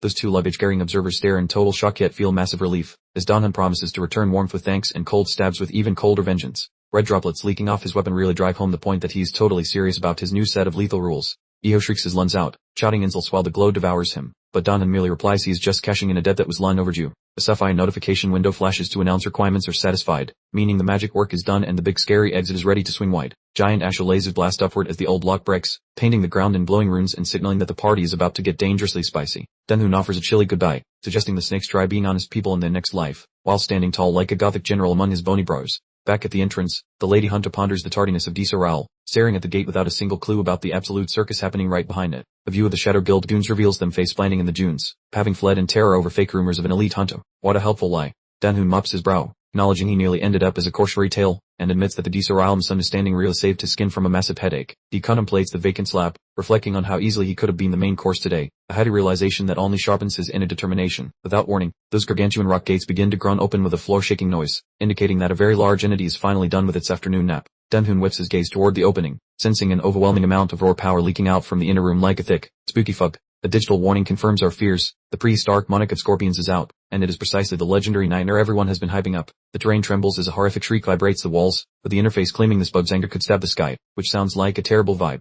Those helpers are vibrating with pure fear, and even the low-level bone squad is stumbling from the monster's oppressive energy, which is definitely not a promising opening. Hold on. A fresh pop-up says all stats just dropped by a fifth simply for showing up, making the skeletons look terrified, which is impressive for soulless monsters. Duncan maintains a calm mask, though secretly he knows this is stressful, as the challenge level just skyrocketed from 0 to hero in 5 seconds flat. The porter is death-gripping his sleeve, subbing while asking for survival guarantees, and she is obviously reconsidering her life choices regarding this very dangerous outdoor excursion. Duncan shoots her a comforting glance, remarking that this mess is still preferable to guild hitmen, since he prefers squashing insects over wrestling with trained human murderers. She questions their safety, so he tells her to just chill out and inhale, attempting to prevent a total brute meltdown before the real brawl even kicks off. All of a sudden, the old man pops up behind him with a cocky chuckle, advising his student to stick to the basics and recall his intense lessons. That senior disses the boss as a pathetic trash-em-up, wondering if Danhan actually requires assistance for such a tiny flea, proving his arrogance is truly celestial. Danhan, you better not mess this up or I'll happily turn you into a stew instead of continuing this training. Danhan shrieked back, clearly frazzled, begging him not to make such grim jokes with that serious expression.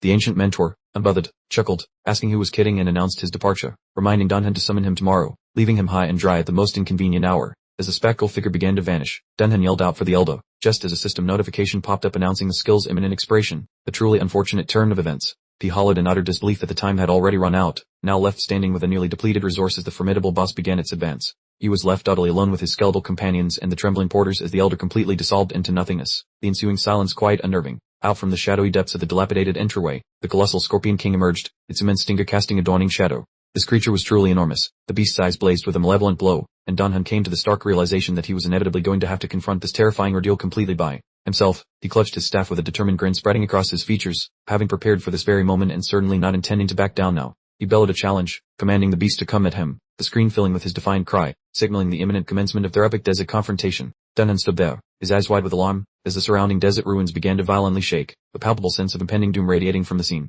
The skeletons were adopting their battle stances, their weaponry clanking as they braced for the onslaught, the visual cues emphasizing the incredible speed these bony warriors could muster when under extreme duress. An unnerving quiet emanated from the dark portal, evoking that unsettling stillness often experienced just before a violent storm, a prelude that usually ended in utter destruction. Danhan's expression revealed his bewilderment as he contemplated the possibility of a subterranean attack, an unexpected twist that caught him entirely off guard, a truly unpleasant surprise indeed. Danhan yelled for reinforcement as a colossal beam of violet energy shot forth from his skeletal mage, deploying an air shield to prevent anyone from becoming impromptu desert snacks. He directed his remaining forces to spread out and establish a defensive formation, attempting to impose some order before the main adversary made its dramatic appearance. The skeletons advanced with a sharp clatter, the shields raised and ready, forming a miniature bulwark of destruction amidst the sandy terrain. One unfortunate skeleton found its face unceremoniously buried in the sand as the ground directly beneath its feet began to fracture, the visual bubble indicating its utter confusion. Mirroring its masters, with a loud crack, the ancient stonework beneath them started to splinter, a clear indication that something substantial was about to breach the surface. A thunderous boom accompanied the eruption of a gargantuan scorpion claw from the fractured floor, accompanied by a horrifying shriek.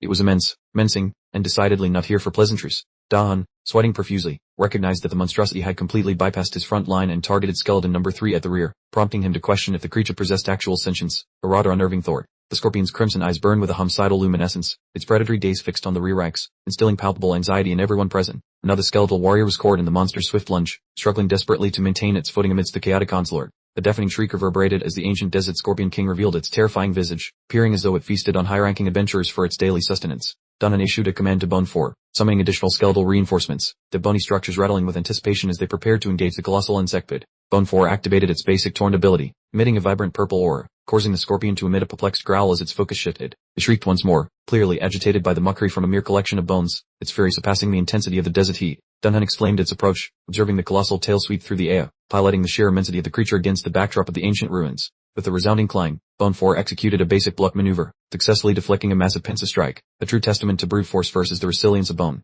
Danhan's face brightened with a confident smirk as he witnessed the successful deflection, sensing the opportune moment to shift the momentum and seize the offensive. This is it. He tightened his grip on his staff, his knuckles turning an alarming shade of white, ready to channel all his remaining energy into this decisive surge. The bony lads glanced toward their leader, eagerly awaiting the go-ahead, the little punctuation mark suggesting they're prepped for whatever wild scheme he's cooked up. Danhan bellows out a command, dialing the drummer out to 11, and even the bonehead seemed focused with his wicked purple peepers. Charge! Fiery orbs and sharp projectiles start whizzing about as the whole crew unleashes a magical and physical fury upon the big bad, the spiky critters getting absolutely pummeled, flames bursting from its shell, while the speedy sound effects confirm the relentless barrage. Danhan's got the glint in his eye that says sheer numbers always triumph in a good old-fashioned slugfest, opting for brute force over finesse. The beast emits a wretched shriek as its life bar plummets, its illuminated eye showing the growing distress. Wham! A colossal downward smash from one of the skeletal warriors, the visual effects and shrieks emphasizing the painful impact. The skeleton soldiers are practically pirouetting around the enormous foe, landing their blows with surgical accuracy. Impressive choreography for animated corpses. Danhan observes that while it's a sturdy adversary, his offensive maneuvers are clearly proving effective, remaining composed as the boss struggles to stay upright. A rather startling spray of emerald ichor erupts as the scorpion sustains significant harm. A rather dewy skirmish where our hero is clearly gaining the upper hand. He roars at them that survival is irrelevant, the sole objective being to keep hammering away. Danhan channeling his inner drill sergeant to push his troops beyond their breaking point. A quick peek at his stats reveals his stamina has dipped to a mere 50%, a rapid depletion of energy, but he's far from throwing in the towel. A broad, slightly unhinged grin spreads across his face, thinking that as long as his mana reserves can conjure more minions, he's pretty much invincible. The quintessential Necromancer boast. The skeletal reinforcements are now radiating an impressive azure glow, appearing more like seasoned warriors than mere summoned beings, truly the ultimate defensive and offensive unit. The scorpion lets out a final, piercing wail as a bony appendage firmly grips its head, a rather savage maneuver in the midst of the arid expanse. The notification chirps, announcing the activation of the awakened skeleton summon ability, a swirl of violet light illuminating the interface as Bone 1 returns for round 2, significantly taxing Danhan's mana but well worth the reinforcements. The scorpion's prior outcry transforms into a questioning squeak, visibly bewildered as the momentum of the conflict dramatically shifts against it. The skeletal legion charges forward like an unstoppable tide, their footfalls churning up clouds of sand, advancing to deliver the final blow. Danhan orchestrates their movements like a master strategist in a real-time strategy game, calling out for Bone 1 and Bone 2 with an intensely focused commander's gaze. A formidable pincer maneuver narrowly misses a skeleton, a breath-holding moment of near disaster. The skeletons leap forward with their weaponry, the visual cues of their motion slicing through the atmosphere, now targeting the creature's vulnerable areas. Encircled by his opponents, the scorpion endures a relentless barrage of strikes, creating a dizzying spectacle that is essentially a gastronomic event for the monsters. The final, agonizing yell signifies the boss's imminent demise as it begins to disintegrate, the crimson backdrop indicating the conclusive end for the desert's reigning monarch. One final, decisive impact rings out with a resounding crunch, a geyser of viscous green fluid erupting as the formidable creature is finally silenced. Dunham releases a deep breath, observing the lingering dust motes as they settle, looking rather disheveled but still standing resolutely amidst the devastation. A celebratory chime sounds. The ancient desert scorpion sovereign has been vanquished. He jubilantly raises his arms and declares victory, his skeletal retinue striking triumphant poses. He's utterly spent. His stamina has dwindled to a pathetic 10%, a testament to pushing his limits to the absolute brink. He gazes at the monster's remains, reflecting on how perilously close he was to becoming the defeated one. A few more moments and his mana, along with his chances, would have evaporated. An avalanche of notifications floods his screen, indicating significant stat boosts and skill advancements for Bone 1 and Bone 2, a truly massive experience point windfall. He exclaims that every single one of his skeleton's levels has increased, a proud paternal glow radiating from his face, and as expected from a C-rank boss, the rewards are exceptionally substantial. A message pings that the dusty old Sting King's juice box was located. Dunhan's eyeballs twinkle at the prize. He yells out naturally. He points at the neon square, digits ready to click the take it button. The specific flash is why people spend coins on pixels. Loot secured. The scorpion boss's spicy stone arrives. The violet rock dances in his palm with dark vibes. He wonders if it's junk for tools. The manual lists dozens of lethal toxins for weapons or talents. Quite a flexible price for such a crusty desert crawler. Scully Jr. starts rattling its teeth like a lawnmower. Eye sockets beam in bright limelight. It clearly sees some bone treats nearby. Dunhan stares at it with zero clues, wondering why his pile of ribs acts like a starving canine at the kitchen table. Screen warnings flash like crazy. The guy basically found the secret win button and the jackpot sign lights up the room. The computer mentions a rare chance to unlock toxic archery. It demands a rank D ingredient but he grabbed a grade C instead. Our hero is staggered. Chuck that spells open up this way, discovering the true depth of his broken class's weird secrets. He hollers that the dark boss guy's obsession makes sense now, staring at the jewel while planning his rise, agreeing to learn the new buff. Violet sparks jump from the trinket into his bone buddy, sparking an instant boost. The archer skeleton just received a major revamp. A shiny Bravo sign appears for finishing the map. Rishes fall in honey-colored beams. He finally leaves that sandy hellhole behind. Dunhan keeps his eyes shut while absorbing the win. His stance is fixed as he waits to see what fresh maps await his boots. He stands under trees near the cave entrance, blue atmosphere looking raw to crisp, simple rap to a totally crazy shift. The carrier stands there with knees visibly moving, her face pointed toward the floor. She speaks in a very low tone while clutching gear. Both helpers exhibit ordery eyes, offering multiple quick bows toward Dunhan, their mouths moving quickly as they gesture at the hot sandy waste. Orca lowers her head in a deep arc. Dunhan exposes his teeth slightly and gestures forward, advising them to observe their future travel leaders closely. He moves his arm back and forth as the group leaves, their voices fading in the distance as he remains among the still trees. He extends his fingers and a huge shine blooms. His eyes are held open quite wide while he prepares to view the new objects. A tap announces he found the desert mark, a grade B relic from a grade C pit, truly an efficient haul for his stash. Victory icons sparkle gold on the heads-up display. The man successfully grabbed the desert trace after wrestling that oversized sandbook. Intense beams burst from his fingers, vibrating with old vibes. His head tilts as he inspects the sparkly floating thing. The beam dies down to show a carved gold tool over his hand. Dunhan's eyebrows arch up. He has not held a shiny reward like this. He holds the tool close to see tiny etched shapes, asking himself if it functions as a typical key or something more complex. A fresh screen reveals the stats, describing a tool that pops open dusty ruins and leads right to a different spooky basement. It is confirmed to be a chain portal. Dunham realizes this metal scrap beats armor any day. It is basically a VIP pass to mayhem. The obsidian locks of hair flutter in the wind. A figure moves through the branches. The surrounding air feels significantly heavier now. A known silhouette steps from behind an oak, wearing combat boots. Someone says it would be grand if someone detailed the events. Dunham pivots his head around with wide lids, knowing that specific vocal pitch instantly. It is none other than the famous Ysoil. The specific female warrior is visible now, standing still in her gray armor plates. She keeps her eyes narrowed and fixed directly onto him. She fidgets while admitting it has been quite a while, noting that his recent dungeon grind seems to have polished his act and prompted her surprise visit. Dunhan is utterly floored, his jaw nearly bruising the grass as he wonders why an elite ranker would bother hunting him down. Behind him, one of his bony companions mimics his confused swaying, leaving Dunhan internally screaming about the right things to say. He is sweating like a sinner in church, debating whether to offer a white lie or just stick to the truth, which is definitely the boss move. A quick glance at her sharp dagger reminds him that getting caught in a fit would be a shortcut to a very bad day. Soil remains perfectly poised and patient, clearly waiting for him to break the silence and make his next play. Dunhan swallows his fear and decides that honesty is the best policy, especially when dealing with a high-stakes S-rank powerhouse. Prepping the golden key, he realizes his rookie status leaves him clueless, so he aims to secure a partnership before his luck runs dry. He gazes at her with newfound grit, choosing to seize this intimidating opportunity rather than letting it slip through his fingers. Working toward her with purpose, he offers to share the secrets of his dungeon clear and the loot he managed to snag. He halts right before her, locking eyes with intent as he prepares to spill the details with one spicy catch. Leaning in with grave seriousness, he sets a firm condition, which is a pretty bold way to haggle with a legendary warrior. His jaw set, he delivers the ultimatum, showing that he is no longer just a mere porter but a man with a plan. Soil looks genuinely baffled, blinking like a confused kitten while repeating the word condition, as if the concept of being challenged is brand new. He demands protection until he hits his stride, pinning that certain pests from the Shadow Guild have been breathing down his neck. She contemplates his words and invites him to continue. sensing there is more to this guy than just a simple escort request. He brandishes a golden key, hoping she might impart some wisdom about this mystery item if it does not prove too taxing for her. Her eyes widen at the sight of the prize, and she gasps in disbelief, wondering if he is actually holding a real catalyst. Dunhan is floored by her intense reaction, realizing this trinket might be far more legendary than his amateur brain ever imagined. Closing the distance, she fixates on the key and asks if it dropped in a dungeon, to which she can only manage a shell-shocked nod. Soil lets out a hollow, bitter chuckle at his absurd luck, noting that finding a catalyst in a common dungeon is statistically impossible. As a key pulses with light, she mentions they are ultra-rare global treasures, bound permanently to the owner and impossible to auction off. Standing beside his clattering skeleton crew, Dunhan looks dazed, still struggling to process that he hit the jackpot. She explains that a catalyst is a gateway to exclusive quests, generously offering him the kind of pro tip that money cannot buy. Flashes of glowing artifacts and shimmering gems fill the screen, emphasizing that these catalysts are basically the holy grail of items.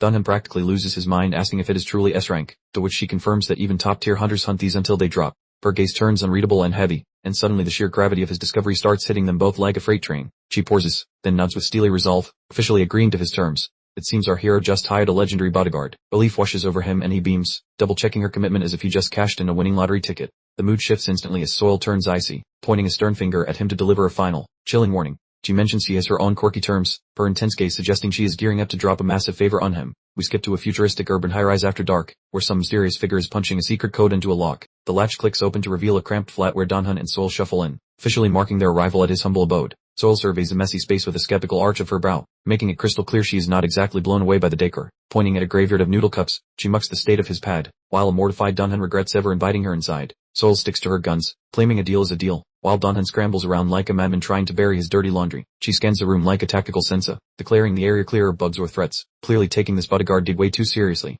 Dunhan watches her scope out the place, only for her to announce she is camping on the roof to keep watch over his sorry hide. Dazed by her departure, he listens as she shouts back a reminder for him to ping her when his training session kicks off tomorrow. The front door slams shut, leaving Dunhan stranded in his pathetic living quarters, still struggling to process his bizarre new life. He flops onto his mattress, completely wiped out and lost in a whirlwind of thoughts regarding the chaotic events of the day. Back in the woods, Soil had insisted on hovering over his workouts, a truly bizarre obsession for someone of her high status. Dunhan had stared back blankly, failing to grasp why an elite S-rank powerhouse would care about his pathetic, low-tier practice routines. She claimed to have tracked his surging ores since that dungeon crawl, noting his power levels were spiking faster than a crypto bubble. Her eyes glinted with predatory curiosity, dying to know exactly how he had managed to hack his way to such insane strength. In the now, Dunhan exhales, having already spilled the beans about his lucky break, sharing almost every detail of his secret growth. Gazing blankly at the wall, he frets over his new partnership, knowing the true identity of his ancient master remains his sole burden. A phantom image of his grizzled mentor flickers through his mind, and Dunhan finally grasps the gravity of his strange new path. Millions of repetitive drills and grueling physical trials form the foundation of a combat style that puts modern martial arts to shame.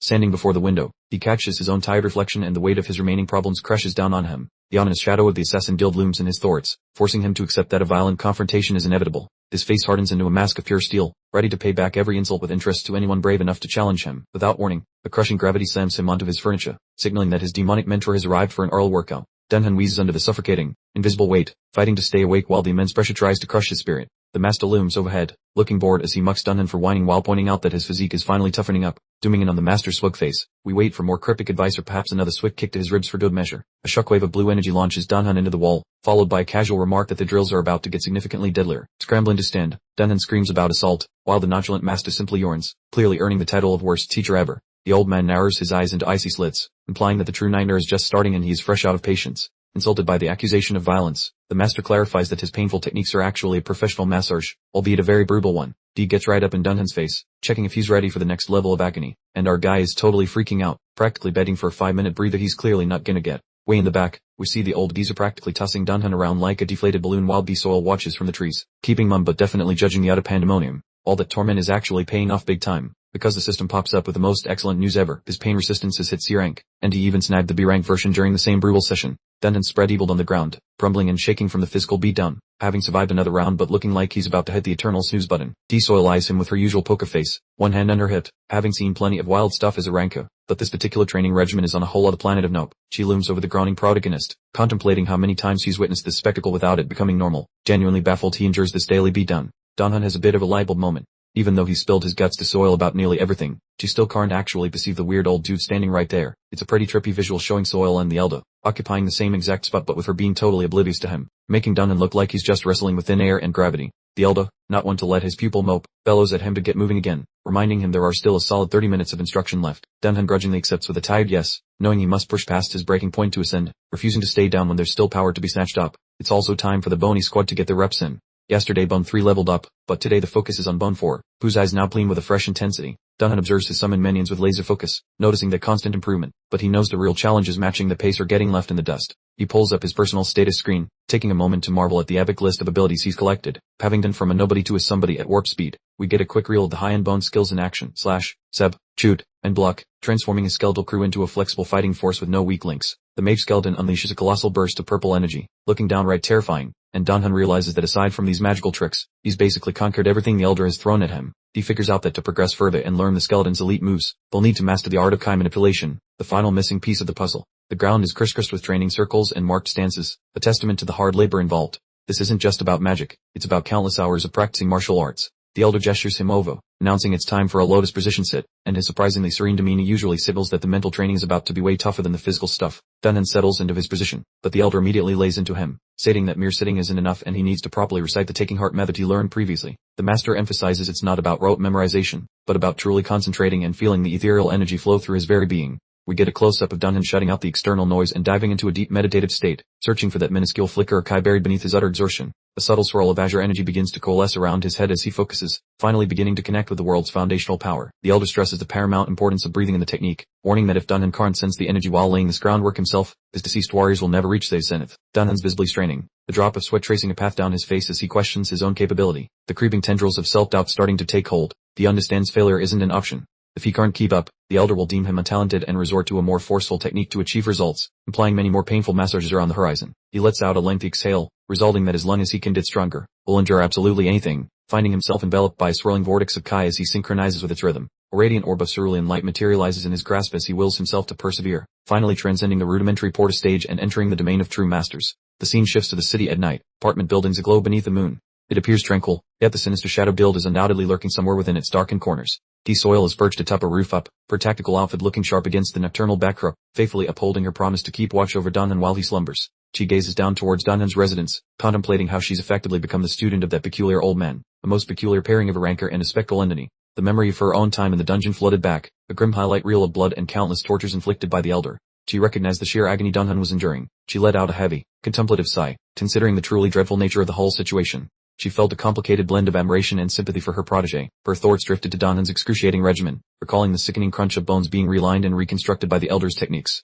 The kid definitely possessed an iron will to withstand it. Her hand tightened on the rooftop railing, accepting that intervention would be pointless. She decided to keep observing from afar, eager to witness the ultimate outcome of this agonizing transformation. The powerful silhouette of the Elder reminds us that he was once an unbeatable master, besting every challenger who stood against him. He represents the pinnacle of power and a terrifying standard for success. So, watching Dunhan's development might just provide the motivation she needs to shatter her own personal ceiling. She discovered a fresh purpose for remaining close to him. The scene shifts to Dunhan's quarters, where he lies completely flattened on the bed, staring blankly upward. He resembles a survivor emerging from a violent conflict zone. He contemplates his potential for future development, possibly muttering to himself. Though completely depleted and covered in perspiration, a flicker of true exhilaration shines in his gaze. The narrative shifts locations. Simultaneously, we arrive at the Shadow Guild's headquarters. We venture into the core of the adversary's stronghold to uncover their sinister plans. A deep crimson liquid fills an elegant crystal doublet. Someone is definitely celebrating, and based on the atmosphere, it isn't the hearers. The guild leader questions whether the assassin truly requires additional help merely because of a single woman. He seems highly suspicious that Gi-Soryol poses such a significant danger. The leader's features remain obscured in darkness as he anticipates a response. It's clear he has absolutely zero patience for excuses or shortcomings. The desert assassin kneels on the ground, dripping with anxiety, and responds with a booming affirmative. He understands just how fortunate he is to have survived the previous assignment. Introducing the villain, Nick Jekin, the mastermind behind the Shadow Build operations. He holds world ranking 92 and goes by the nickname Hellhound. His character screams impending doom. Jekin gazes through the window pane, conceding that this whole issue should have been resolved before Gi-Soryol increased her involvement. He's frustrated that a straightforward task devolved into a complex political debacle. He lightly drums his fingers on the surface of the desk. He questions whether this particular opportunity possesses enough force to grant someone mastery over a rancor. The assassin argues that the simple detail of a meticulous individual like Soryol showing interest validates the target's importance. He is pulling out all the stops to persuade the boss of the target's value. Jekin considers that the potential reward seems highly alluring, his face mirroring in the surface of the wine glass. The Shadow Build has officially decided to commit fully to tracking down their new prey. He snaps his fingers sharply, summoning his secretary into the room. He is prepared to take action immediately. A woman with long, dark hair and an ominous presence steps forward into the illumination. Jekin requests the Shadow Build's current calendar, checking for a free slot to fit in a quick assassination. She informs him that the subsequent 30 days are completely full, causing the leader to momentarily hesitate. Apparently, even a top-tier A-rank guild keeps a pact agenda. Jekin pauses in consideration, stroking his chin thoughtfully. He inquires once more about the supposed rank of this Dunhan character. The assassin mumbles E rank in response, appearing somewhat embarrassed by the confession. He recognizes the absurdity of an A-rank organization struggling against such an insignificant mercenary. Jekken rises to his feet, comprehending that the target possesses significant potential for development. He views this as either a possible long-term investment or an extremely bothersome loose thread. He instructs his secretary to empty his appointments once the month concludes. He proclaims he will personally go assess the situation, adopting the tone of a hungry beast on the hunt. A tight shot of his lips reveals a sinister, broken smile. Nick Jekken has set his sights on Dunhan, guaranteeing that events are about to turn extremely violent. Under the bright sun again, Dunhan finishes a push-up set, loudly tallying the repetitions. He is certainly acquiring the muscular transformation he worked so hard to achieve. Soyul sits nearby on a stone, keeping track of his count. She yells out the final number, performing the duties of his dedicated fitness coach. Dunhan roars the count as he forces himself upward for the ultimate repetition, every fiber of his being shaking under the strain. He drops onto the turf with a joyful chuckle, completely wiped out but clearly content. He recognizes that real improvement is happening, and it feels great. Soyul looms over him, her demeanor shifting to one of grave importance, and with a call of his name, she instantly has his undivided attention. He glances up from the floor, a bewildered expression plastered on his face, having hoped for a celebratory high-five rather than a serious heart-to-heart. The camera zooms in on her sturdy footwear as he advances deliberately, signaling the end of the training and the commencement of a much weightier discussion. Soyul gazes at him, her expression hinting at a final resolution, and announces that she has something crucial to impart, a revelation that promises to alter everything. Soyul's features are enigmatic as she begins to converse, stating she has a piece of information to convey, her voice laced with an air of solemnity and tension. Locking eyes with Dunhan, she brings to mind the vow she previously articulated, inquiring if he recalls her pledge to shield him from any assaults until he possessed greater prowess. The scene transitions to her solitary figure perched atop a rooftop under the nocturnal sky, projecting an image of cool heroism, yet she confesses that constant vigilance over him is quite taxing. Dunhan emits a somewhat sheepish chuckle, peering a tad guilty, utterly unprepared for a top-tier ranker to interpret her bodyguard duty with such extreme literalness. Crossing her arms, Soyul inquires how she can possibly safeguard him if she isn't perpetually observing him, a valid point that nonetheless causes Dunhan to break out in a nervous sweat. He reminds her that she's a ranker with her own dungeons to conquer and build responsibilities to manage, essentially implying she has far more significant tasks than playing his personal guardian. Soyul confesses that she's been keeping tabs on him for roughly a fortnight, admitting she's even let her own guild duty slide to closely monitor his advancement. Holding up 2 digits, she presents him with a decision, explaining that she still has commitments and he has a pair of paths from which to select. She elaborates that her initial selection requires him to shadow her for 6 hours, her fingers still aloft, while the alternative involves utilizing the key, the artifact he acquired after conquering the dungeon previously. Dunhan expresses surprise, echoing the word key, having completely overlooked that B-rank treasure from his desert expedition. The dazzling golden effulgence flares as he accesses the item's details, revealing the spectral outline of the ancient desert within the interface, pulsing with an enigmatic energy. The complete item description is presented, identifying it as a gateway to deciphering the mysteries of a concealed domain, capable of unlocking the dungeon, the ancient desert, and uniquely linked to Dunhan. Soyul clarifies that, due to its personalized nature, it will manifest as a solitary dungeon, positing that it might be more secure for him within a realm inaccessible to other powerful contenders. Dunhan contemplates the gleaming golden key in his grasp, a worried furrow in his brow, questioning if an enclosed B-rank dungeon wouldn't inherently pose greater peril. Soyul flashes a sharp, confident smirk, clearly contemplating a revelation that has yet to dawn on Dunhan. She simply responds with a dismissive not really, her intense gaze fixed on him, burning with unspoken implications. She informs him that he likely hasn't even registered the extent of his own growth, observing a palpable shift in his energy and might that eludes his own perception. Offering encouragement, she suggests it presents an excellent chance to assess his current capabilities, genuinely believing he's adequately prepared for a B-rank solo endeavor. Dunhan is left to ponder, musing that receiving praise from a recognized ranker is a monumental boost to his self-assurance. He reflects on his past as an unacknowledged abnormal necromancer, consistently relegated to the status of a mere E-rank porter, making the current validation profoundly impactful. An image of his former E-rank insignia drifts in the darkness, and he internally marvels at receiving recognition, the unspoken words resonating in the vast emptiness. Soyul offers a subtle, knowing smile, content that her words have evidently resonated with the young man. Dunhan clutches the golden key with unwavering resolve, murmuring that it is indeed a sound proposition, his expression hardening with purpose. He looks up with a determined grin, informing her that he'll opt for the second choice, fully prepared to confront whatever lies ahead. Soyul appears gratified, stating she had anticipated his selection and inquiring if he intends to embark on his quest without delay. Dunhan points out that there's absolutely no logical reason for procrastination, having already completed his morning exercises and thus being sufficiently warmed up and primed for action. Soyul suggests channeling her power into the key to get it going, a bit like a seasoned tour guide explaining how to unlock a new adventure zone. Dunhan extends his hand, and the key suddenly sparks to life with a dazzling, radiant gleam, golden energy twirling around his fingers like a magical hula hoop. The light is so blinding he has to squint, but he keeps the power flowing. Clearly, this whole energy-infusing gig is a bit of a workout. A digital bulletin appears, inquiring if he'd like to activate the trace of the ancient desert, with the next pop-up confirming it's the gateway to the ancient desert dungeon. The surrounding forest is bathed in a soft, cold blue glow as the portal begins to materialize, accompanied by a floating warning about a solo dungeon adventure. Dunhan glances back with a confident smirk, calling out to his trusty, legendary bodyguard that he'll be right back, promising a swift return. Soyul offers a small nod and a smile, watching him depart, clearly harboring high expectations for his upcoming quest. A spectacular explosion of golden and white light engulfs the screen as Dunhan is whisked away. Quite the dramatic exit for a solo mission. His boot makes a solid thud as it lands, kicking up a tiny puff of dust. The landing zone appears perfectly stable. Glancing up, he realizes he's landed in a completely unfamiliar setting, his jaw dropping as he mutters in astonishment. Far in the distance, an enormous pyramid dominates the desert horizon, and a notification confirms his arrival in the ancient desert and the discovery of the majestic pyramid. A swirl of purple energy surrounds him as he braces himself, keenly aware that a B-rank dungeon isn't to be trifled with. The system chimes in with news of an awakened skeleton, helpfully announcing that his squad is en route to provide backup. His entire army materializes in a flash of purple and blue magic, skeletons armed with shields and spears clanking as they assume their strategic positions. Danhan begins a steady march towards the pyramid's entrance, advising himself to take it slow, logically assuming the main threat lurks within. He issues a command to maintain formation and follow him, channeling his inner commander rather than just a fighter in a pickle. One of the skeletons gives a decisive nod, its eye sockets glowing with an intense purple light, ready to sacrifice itself once more for its master. Danhan reminds himself that as mere D-rankers, they're likely too weak for this formidable B-rank challenge, keeping his ego in check despite the impressive display. He clenches his gloved fist, resolving that they must fight with the cunning of the weak, a strategy relying on sheer numbers and precision over brute force. They step into a shadowy chamber illuminated by a soft blue light, the transition abrupt and slightly eerie.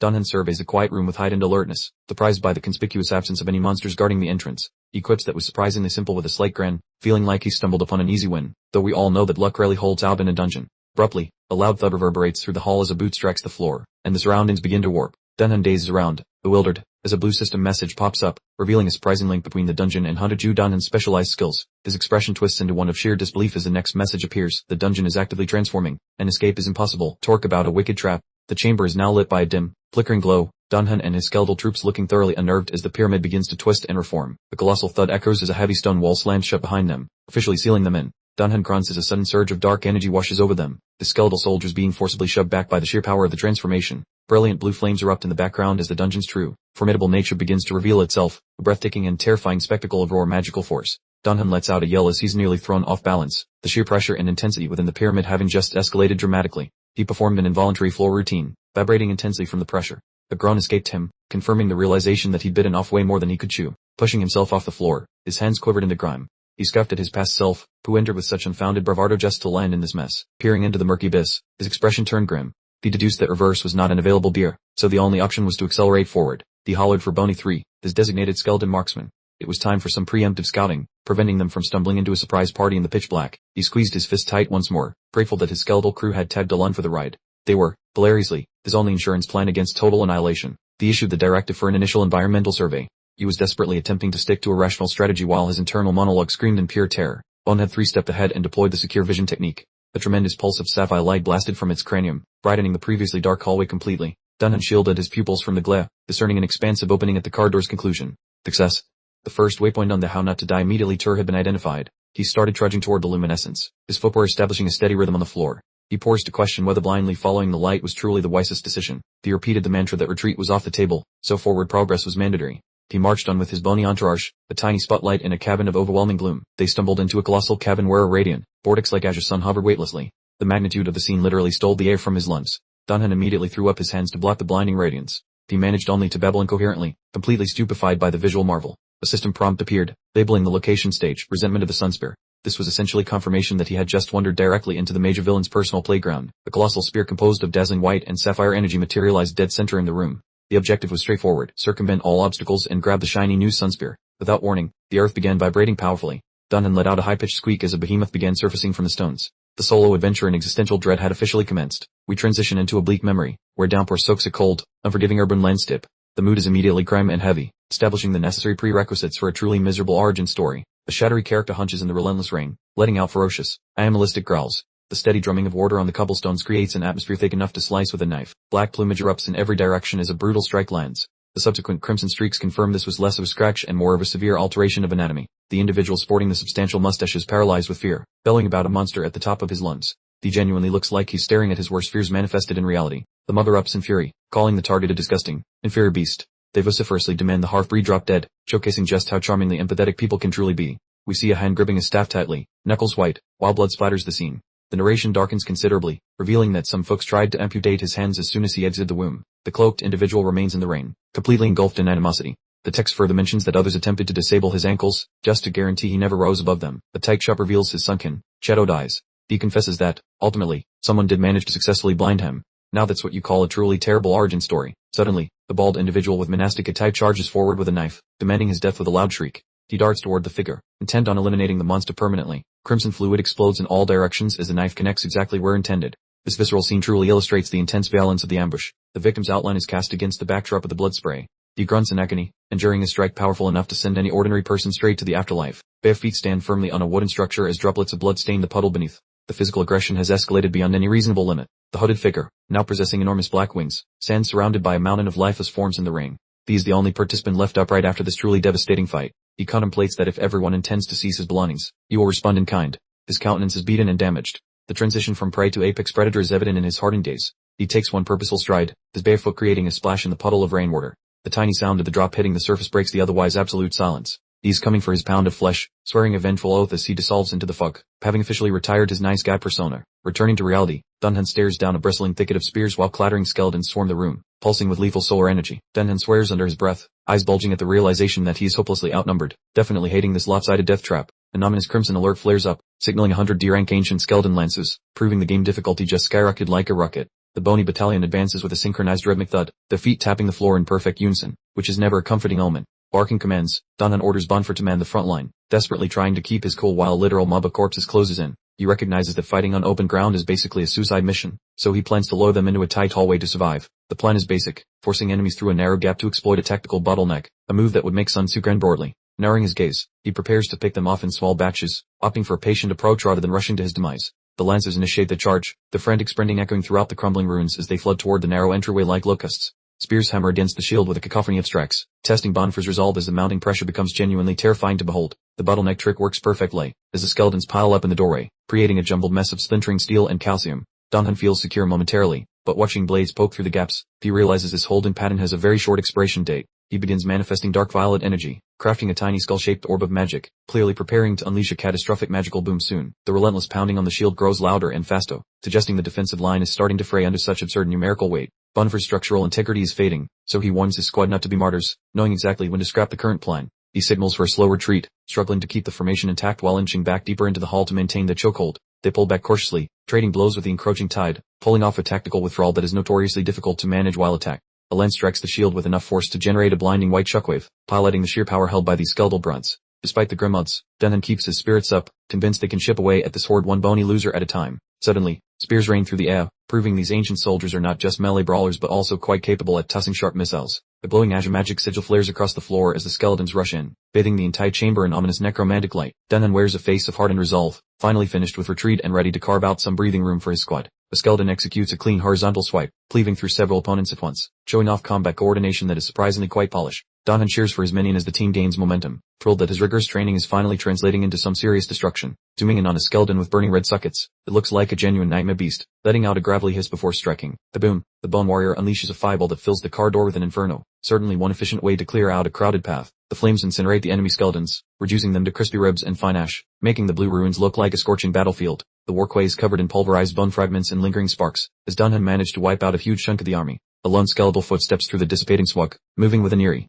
measured pace straight out of a low-budget horror flick. Dunhan pulverizes a skull with his staff, leaving the enemy in 1,000 pieces because he definitely does not believe in second chances. Chattery spearmen keep popping out of the gloom with creepy glowing eyes, suggesting this army has a very questionable recruitment department. Dunhan is panting like a tired pug, realizing he's running on fumes while the main boss is still playing hide and seek. He shouts for more action with a grin that screams insanity, fully surrendering to his inner chaos and questionable life choices. The hallway is literally drowning in skeletal remains, creating a boneyard current that looks like a very morbid, crunchy river. Spears bounce off his shield like rain, proving this repetitive combat loop is just a stressful marathon for his dwindling mana supply. One skeleton gets turned into confetti by a massive wallop, showing that his undead defense team is having a truly terrible day. He lifts his staff as purple sparks dance around the skull topper, proving he still has a few cheap parlor tricks left. Casting his summon still brings Bonehead 4 into the fray, costing 10 energy to ensure his front line does not quit their jobs. The fresh recruit clicks its jaw around, clearly thrilled to be tossed into a blender of pointy metal and bad intentions. Dunhan grips his weapon so hard his knuckles vanish, ready to keep poking holes in these things until the universe hits refresh. Adopting his unique style and stance, he finally channels the old master, blending ancient wisdom with his own brand of nonsense. He triggers his pierce skill, glowing like a neon sign while lunging ahead with enough velocity to break a few physics lures. The cobalt blur carves through the crowd as if they were made of cheap construction paper, proving he's a sharp cutting tool. Getting smacked aside does not faze him as he keeps moving, locked in a hyper-focused state aimed solely at that legendary weapon. The shrieking enemies get shredded to bits, showing that Dunhan really does not care about the feelings of his pointy opponents. Covered in sweat and leaning heavily on his staff, he looks ready to collapse despite seeing the finish line within reach. A notification blinks saying the Sun Spear has woken up, and apparently, the weapon is mocking him, which is a new level of sass. Dunhan is genuinely peeved by the snarky system message, glaring at the radiant relic with the energy of a grumpy toddler. He has no clue who this spear thinks he is, so he just clacks his teeth while his skeletons rattle in annoyed solidarity. He reminds himself he survived way tougher dungeons, including that time he outsmarted a guy even a cranky monster could not dent. He tells Bonehead for it is time to go on the offensive, dropping the defensive act to hunt down that mocking piece of metal. He hides behind a bulky shield with his bony buddies, forming a tiny, fragile-looking wall that is ready to start a riot. A giant blowing warning takes over the screen, signaling that the ultimate boss is finally arriving to ruin his afternoon. Seeing a fresh 100 spears approach makes him want to sup, as the endless grind finally tests his waning patience for hobbies. He yells that this never-ending buffet of bones is exhausting, shifting his strategy to just speedrunning toward the exit door. A spearhead crackles with electric blue light as it charges, sounding like a high-speed disaster coming for his personal space. The army hits his barrier like a tidal wave, making his arms shake as he realizes he must sprint through this mess now. He screams for his minion as the shield takes a beating, the loud cracking sound signaling that his cover is about to shatter. He grabs the shield from his skeleton to tank the hits personally, proving he is ready to get messy and handle the carnage. That heady impact nearly flattened him, but he stood his ground like a stubborn goat anchored in a wild hurricane. He barked at Boney Five to manifest an air bubble while the squad covered his tail, basically playing turtle tag. His expression remained stone cold as they ignored the trash mobs, sprinting for the boss room like their lives depended on it. He roared for the team to risk it all, charging them up with a glowing azure shield, essentially betting his entire existence. We see a boot smashing into the floor with a conical thud, cranking the adrenaline meter well past the breaking point. Ding-Hoon sprinted down the hall, screeching at his bony minions to hurry through the glowing corridor like headless chickens. Clattering skeletons chased behind, so he yelled that if the legs gave out, they should crawl with their phalanges. A deafening metallic clang rang out as spears pelted his iron shield, the arc conveying a truly brutal percussion session. He grunted in agony while hunkering down, proving that while his stress levels were spiking, his spine stayed rigid. The skeleton squad got swarmed by incoming strikes, and one bony pal let out a shriek as it shattered completely. Ding-Hoon kept sprinting despite the misery, his cape flapping behind him as he bullied his way through the dense crowd. He mumbled that he nailed it, his brow furrowed with focus as he finally cracked the secret to this dungeon. The mission log lit up with a demand to grab the sunlance, which felt like trying to touch a spicy cactus. The skeleton took a direct hit to the skull, turning into a pile of confetti with a loud, crunchy sound effect. Dunham realized he just needed to boot the sunlance to clear the stage, sweating enough to fill a bucket. The bony warrior swung a blade in a last-ditch effort, doing its best to carve out a path for its master. The skeletal group sprinted ahead, the rhythmic footsteps echoing as Dunham trailed them with his defense firmly held high. He yelled for them to hustle, his face locked in a grimace because there was zero margin for any clumsy mistakes. He pleaded with his own aching muscles to hold together, clenching his jaw as he pushed way past his limits. The blinding flash of radiance exploded at the hallway end, signaling he had reached the goal like a moth to a bolt. He collapsed onto the floor, having survived the blaze but feeling like a piece of overcooked, human-sized barbecue toast. The sunlance pinged a notification, sarcastically mocking his pathetic human form in a way that felt quite unprofessional. The weapon ranted about his embarrassing lack of talent, labeling his species as nothing but conniving, bottom-tier garbage. Dunham groaned, acknowledging that his measly E-rank status definitely made him the ultimate underdog in this cosmic arena. Bony feet stood on the glowing towels, and the heavy atmosphere suggested that a nasty second wave was spawning. Dunham screamed a vulgarity upon realizing the test was merely a warm-up, surrounded by much beefier, angrier skeleton bros. The passage was suddenly packed with armored corpses glaring from every corner, basically a textbook case of bad luck. He appeared completely drained, panting like a dehydrated duck while wondering if this nightmare would ever actually wrap up. The skeleton swung a blade with impressive speed, and he barely managed to sidestep the attack with a clumsy shuffle. The thunderous crash pulverized a skeleton shield, driving home the point that the situation had turned incredibly, hilariously grim. Dunham stands his ground, realizing he only needs to concentrate on his subsequent action, looking quite formidable amidst the clashing bones. He lets out a bellow about the dreadful dungeon and resumes his sprint, his footfalls reverberating through the azure ruins.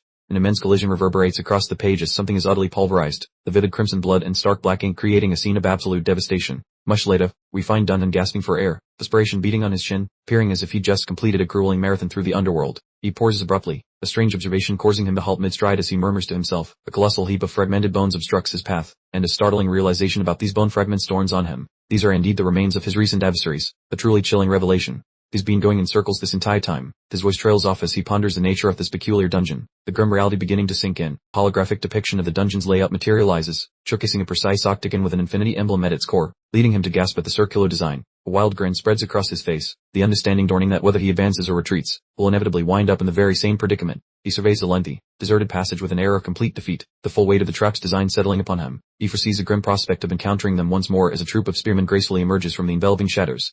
Gripping his skeletal companion tightly, he appears utterly bewildered, questioning his next move with all bravado completely eroded. He ponders the wisdom of engaging or conceding, all while a skeletal foe swiftly advances with a spear, the accompanying sound effect emphasizing the perilously close encounter. He quickly reviews his status, his stamina depleted to a mere 20, signaling he's nearly exhausted and still facing an entire legion, with approximately 30 skeletons remaining. He crunches the numbers, and the outlook for our hero is decidedly grim. He determines that no alternative exists, his skeleton companion emitting a sound of unwavering resolve, and he embarks on a final, audacious gambit. He declares, with a roars, that at this juncture, he'll resort to any means necessary, charging headlong into the fray, instructing his skeletal allies to impede the enemy's advance as much as possible. A maelstrom of projectiles erupts as the engagement reignites with heightened ferocity, the cacophony of impacts underscoring the sheer pandemonium of the battle. He surges forward, hoping to force a breakthrough amidst the skeletal phalanx, desperately seeking any available opening. He lands a devastating blow, pulverizing an opponent's skull with his bare fists, clearly demonstrating his formidable physical conditioning. He rallies his spirit, determined to regain his composure, believing no dungeon can truly conquer him, exhaling audibly with renewed determination. He finally reaches the summit, collapsing against the wall with a profound exhalation of relief, utterly spent and gasping that this endeavor was tremendously arduous. His head whips around as an alert sounds, urging him to surmount the barriers and reach the sunlands. Finding himself back at his original starting point, he cranes his neck upwards, observing a colossal obsidian vortex churning ominously within the ceiling, questioning the precise whereabouts of this elusive sunlands. The dark abyss pulsates and swirls with palpable, malevolent energy, and he inquires, gesturing towards the sky, if that phenomenon could possibly be the target. The skeletal warrior is utterly obliterated by a tremendously powerful impact, the accompanying shriek underscoring the dire urgency of the predicament. He summons his most formidable skeletal subordinate, instructing it to seize him and propel him upwards with every ounce of its might. A truly desperate, last-ditch maneuver. The sunlands taunts him once more, acknowledging his eventual understanding and disparaging him as a naive mortal, daring him to venture nearer. The formidable lance vows to reduce him to mere embers, while Dunhan stands solitary before the swirling gateway. He grunts while gauging the distance, peels digging into the floorboards before his dramatic leap of faith. With a final screech, he launches himself into the void. The skeletal palpunts him skyward, aiming him toward the black hole like a bony slingshot. It is essentially a terrifying leap into the great unknown. The gale screams as he plunges into the swirling vortex, while the encroaching darkness begins to gobble him up like a midnight snack. Two crimson eyes ignite within the spiral, suggesting that whatever dwells inside that weapon definitely has a pulse and a bad attitude. Plunging into the abyss, his cape flutters as he bellows, creating a perfect aesthetic for either his messy demise or a legendary triumph. The golden notification chime celebrates his arrival, confirming he finally snagged the sunlands. He actually managed to hit his target for once. Another ping sounds as his skeletal buddy evaporates, leaving him stranded solo against the boss like a lonely soul at a party. He wears a smug grin of relief, having survived the gauntlet of 100 bony spears without turning into a pinkshin. He hollers a challenge while stepping into a creepier chamber, daring the hidden voice to show its face instead of hiding like a coward. A giant warning box blasts onto the screen, signaling the sunlands as a dark shadow looms over him, making him gasp in sheer terror. Frozen in fear, he receives a sudden mental data dump that feels like someone is forcing a textbook into his skull via telepathy. A sunny yellow box appears to warp him elsewhere, dragging him into a sudden vision, so prepare for things to get weirdly intense.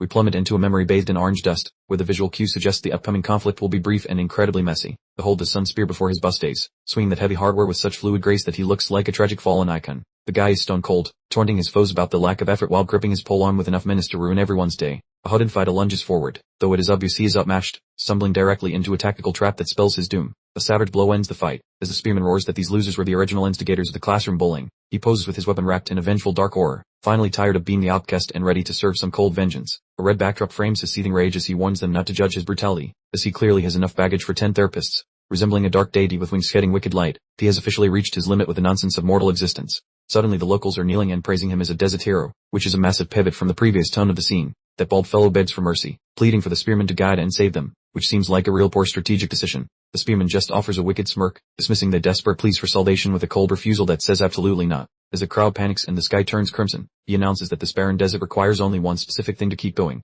That requirement is total death. Captured in a chilling wide shot of the temple ruins as the impending slaughter begins in earnest, he orders them to brandish their spears, pen tightening on his own grip, as the official start of the massacre gets underway. A forest of spears shoots upward, painting a haunting portrait of a society being weaponized against itself by their own champion. Standing on the pyramid like a scorned monarch, he commands them to execute their own family members without a hint of hesitation. He screams for them to incinerate everything like the scorching sun, turning the desert landscape into a massive, dusty cemetery. His insane laughter rings through the rubble, proving that this guy has completely traded his sanity for a lifetime of pure bitterness. Our hero's vision blurs as we glimpse the winged fiend, presiding over his utterly demolished kingdom. Ding!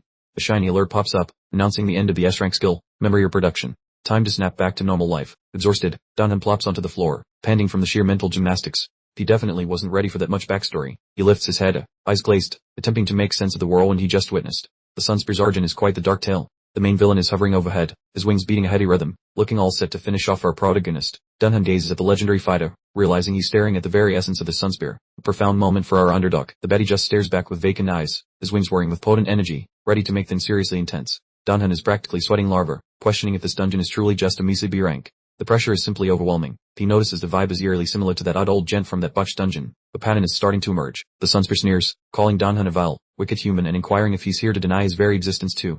Suddenly, the boss leaps forward, moving at a pace our hero absolutely cannot match. Dunham shrieks, realizing he's about to become a human kebab, utterly defenseless against this top-tier warrior. The deadly spear is aimed right for his gut, Dunham's heart pounding, convinced he's doomed with no escape. Hold on, what's happening? A hand shoots into view, snagging the spear mid-stab. Torque about a cliff save. Dunham is gobsmacked, borking at the person who just scored an S-rank attack with the bayonet. It's the Elder. He's standing guard in front of Dunham, looking utterly unfazed while casually stopping the boss. The Elder scolds him, telling him to pull himself together. Dunham is tripping, stammering, "How on earth are you even here?" Dunham realizes he's completely drained, his energy at absolute zero. He barely has the strength to summon a dust bunny, let alone a legendary figure. The Sunspear boss is equally baffled, staring in sheer disbelief that a mere mortal managed to evade his strike. He bellows in rage, questioning if a simple human truly believes they can counter his spear mastery. This guy has an ego the size of a planet. The Elder makes a swift move, his footwork looking like a ballet dancer's compared to the boss's clumsy charge. Plying. The Elder deflects another blow, making a world-class antagonist look like a clumsy beginner. The system chimes. The Master of Mansell has activated his ultimate absolute shield. Danhan can only groan as the force pushes him back. The shield glows a vibrant blue, holding firm. The Elder lets out a sigh, calling Danhan a silly young man. He continues his reprimand, asking how a student could confuse fantasy with truth. Wait, what is he even on about? Danhan looks thoroughly perplexed, twinning through the haze, asking about illusion versus reality, his brain likely doing somersaults. He glances at his hand, noticing it's starting to shimmer and blur at the edges. Something's definitely not right. It dawns on him. He asks if none of this is genuine, and the Elder confirms it, revealing they are inside Danhan's own mind. The Elder clarifies that while Danhan was out cold, the Sunspear chap somehow invaded his psyche. It's a battle of wits. The Elder instructs him to step aside, noting that the current Danhan isn't quite up to snuff for this particular foe. Grinning like a lunatic, he approaches the Sunspear, calling this a stark nightmare of fascinating freak, and honestly, he is stoked for the brawl. The Sunspear radiates a crimson aura, and the Elder admits, perhaps a bit begrudgingly, that the guy actually outclasses him in pure polearm technique. Danhan whimpers, asking if it is truly that dire, but the Elder just chuckles, noting the boss is only a master of one stick, so he is still a total amateur. Drawing his blade for some post-mortem fun, the Elder tells his student to watch closely, as he prepares to put on a legendary tutorial for the kid. We witness an intense zoom on the Elder, his eyes shimmering with mystical might, proving exactly why this dude has such a ridiculously famous reputation. The Sunspear rockets forward, swooping in for a lethal strike, marking the start of an S-rank showdown that is going to be absolutely legendary. The boss shrieks about pesky humans blocking his path, clearly projecting some heavy baggage from his past onto this current, rather violent, encounter. A flashback reveals him bloodied and sightless, wailing about how those heartless thugs snatched away his liberty without a single shred of justification. He bellows that he will force them to mirror his agony, diving down with his spear, proving that this guy is the king of holding long-term grudges. Steel clangs through the mindscape, and Danhan watches the chaotic duel, feeling like the boss's fancy footwork is oddly familiar to his own tired brain. A sudden spark of inspiration hits him, and finally, the gears in his head begin to grind together, forming a bridge between the two mysteries. He recalls entering the pyramid and that weird system alert about a secret link between his unique profession and this dungeon's creepy occupant. As they trade blows, Danhan mumbles keywords about the dead and skeletons, slowly connecting the dots like he's solving a very lethal puzzle. He stares at the glowing spearhead, his eyes widening into saucers as he finally grasps the hidden truth behind this entire aggressive encounter. He recognizes that specific combat stance, realizing it is the exact same weird move he has been forcing his own boneheaded summons to practice. Seeing skeletal figures flickering in the boss's shadow, he gasps in shock, finally comprehending that the Sunspear is essentially just a giant, magical puppet. He mutters the word bones while looking completely floored, having just discovered the boss is just another Necromancer's sheep, albeit very dangerous. Craft project. A golden notification pops up, revealing that suppressing the Sunspear is the final step to awakening his spearman skeleton, which is his main class quest. He hollers at the Elder to pause the deadly dance, desperate to intervene before the Master accidentally destroys the very loot he needs for his quest. The Elder glances back, looking pretty annoyed, and tells the kid to chill since the boss is no match for him and should be left alone. Danhan plants his feet, eyes blazing with newfound grit, and begs the Elder to step aside because he needs to handle this personal mission himself. The Sunspear glares at our hero with murderous red eyes, looking totally fed up with annoying humans and ready to silence him with a sharp poke. A wide shot highlights the massive gap between them, while the sunlight window casts a divine but deadly shadow over this entire psychological battlefield. Danhan flinches under the crushing pressure, and the Elder hits him with the ultimate reality check, asking exactly how he plans to fix this disaster, pointing out that this beast is basically his own summon. The Elder challenges him, saying that if he cannot tame his own pets, he is doomed. Seeing the spearman skeleton projected behind the boss clarifies the bond, and Danhan realizes he must conquer this trial without any outside assistance. The Elder looks genuinely caught off guard, his eyebrows hitting his hairline, clearly shocked by the sudden backbone shown by his supposedly mediocre apprentice. Danhan stumps forward, his boots hitting the floor with a decisive thud, firmly asserting that this stage is his turf, not his mentor's playground. He vows that this is his own mind, narrowing his gaze as he marches toward the warrior, reclaiming the territory that belongs to his consciousness. Standing tall against the winged terror, he promises the Sunspear that he will endure every bit of hate until the boss finally runs out of gas. His boots tap out a confident tempo against the ground, shifting from a defensive scramble to a focused mission. The Sunspear mocks him as a filthy mortal, clearly baffled by this pest having the gall to challenge his majesty. Screaming about human rot, the boss swings his giant weapon with enough force to turn the air into a red warning sign. Danhan lunges ahead, knowing that playing it safe is a recipe for a quick trip to the afterlife against this guy. Visions of past casualties flicker by, prompting the boss to laugh off the idea that any human could grasp his complex trauma. The winged freak howls with pitch-black eyes, cursing all humanity while flooding the scene with an ominous crimson glow. The spear craters the floor like a meteor, proving this guy is less of a boss fight and more of a working millennium of spite. Lunging through the air like a deadly bird of prey, he bellows for the human to meet his inevitable doom. Impact. The hero takes a nasty hit, letting out a pain wheeze as the blade grazes him with terrifying velocity. Crimson spray coats the area as Danhan gets tossed around like a discarded toy inside his own dazed perception. The boss delivers a swift lateral blow, leaving Danhan hacking at blood while being schooled by this ancient warrior. Looming large, the Sunspear lands another heavy strike, forcing our protagonist to fight just to remain upright. Watching from afar, the Master senses a disaster as Danhan screams, his internal psychic agony manifesting as physical wounds. The crushing vertical strike lands, showering the place in gore and delivering a blow that shattered bean curtains. Gasping on the floor, the hero notes his pain tolerance still triggered, admitting it feels like a furnace but he's still ticking. He hauls his battered frame upright, wobbling and leaking fluids while stubbornly refusing to quit this miserable brawl. The winged enemy watches with dead eyes, unpressed while the hero mutters he's fine despite looking like a ruined steak. Dunhan spits out a retort, daring the boss to dump his heavy bit of baggage right onto his shoulders. His palm begins radiating a brilliant golden hue, finally channeling the raw strength required to master this ancient resentment. Standing resolute with his glowing spear, Dunhan basks in the mind-skip blue light, cutting a genuinely heroic silhouette. He demands the boss unload every bit of his hatred, bracing himself with a grim scowl to soak up the chaos. Taken off guard, the creature wonders if the boy really thinks he can handle his volcanic well of pure misery. The boss insists it is a futile effort even if he comprehends the pain, believing his suffering is entirely unmatched. Roaring at the insolence, the creature charges again, the speed barely showing a flicker of fatigue from the lunge struggle. Dunhan dances with a quick pivot, his own footwork mirroring the boss as he starts finding a rhythm in the chaos. Blades ring out in a frantic symphony, turning the encounter into a dizzying streak of steel as he hits his peak. The bone-rattling collision sends him skidding back, but he grunts through the punishment, holding his ground like a champ. With trembling arms, he muses that he has always worked his path alone in this unforgiving and cruel world. The beast shrieks about his cursed hybrid lineage, finally revealing the lonely origin of his intense, even human resentment. Grabbing his weapon with a bloodied hand, he screams for validation, desperate for a connection while actively trying to murder his opponent. Our hero is currently a pink shin for lemon-flavored laser beams, yelping like a kicked puppy as his life bar vanishes faster than a paycheck. The big bad yells that his birthday was a colossal mistake, reminiscing about how his welcoming party consisted entirely of sharp cutlery. Quick replays show our pointy stick friend getting blinded and sliced up, leaving Dunhan to howl like he stepped on 1,000 sharp toy blocks. Villain's mug is contorted into a messy pile of suffering, demanding to know if our brave lad has ever endured such a massive emotional wedgie. Protagonist eats the dirt quite literally, landing on the messy floor, having barely outlasted the most dramatic PowerPoint presentation in history. Dunhan is vibrating like a broken massage chair while leaking juice, barely wheezing out a witty remark toward the fancy birdman standing above him. He mutters how rough things were, which makes the boss freeze up because he expected a roast rather than some lukewarm soup for the soul. Angry guy rolls his eyes despite looking different, confessing that even the nice folks who pitied him were basically trash waiting to happen. He recalls everyone playing tag with knives in his spine, which explains why he refuses to leave this basement without a security deposit. We see a depressing flashback of a tiny bird kid whose feelings evaporated, concluding that humanity is just a collection of working fibs and letdowns. Dunhan gets a free A ticket from another blow, as the boss rages about how society effectively forced him into his current ugly monster phase. Dunhan asks if this violent massage is part of the healing journey, serving as a combat-certified psychologist without the comfy couch or diploma. Squeezing his messy fingers, he notices the beast's anger is draining slowly, though our buddy's health insurance premium is definitely skyrocketing right now. Pondering the monster's trauma while getting nuked, he accepts the beating just so the big guy finally finishes his epic and sparkly tantrum. Floor time happens again, but he looks up and asks if they plan to host a pity party all weekend, wishes some top-tier shade. Pan clutching the weapon with a sticky noise, he decides he is done being the universe's shoe toy and prepares to finish the boss. Screaming through a face full of grime, he tells the target to stop living in the reruns because the show was cancelled years ago, shouting that the core of the agony is obvious. He gets uncomfortably close, delivering a linguistic slap more painful than any actual spear stabbing. Boom, blades are grinding together with lots of sparks, as Dunhan warns the old spirit to stop assuming his motivations so casually during battle. Chinese soldier shuts his mouth and looks Karma, asking if the kid actually gets why everything hurts, finally considering reality for once. He rants about being dumped and having his feelings dry up like a raisin, asking what the main man hopes to actually fix today.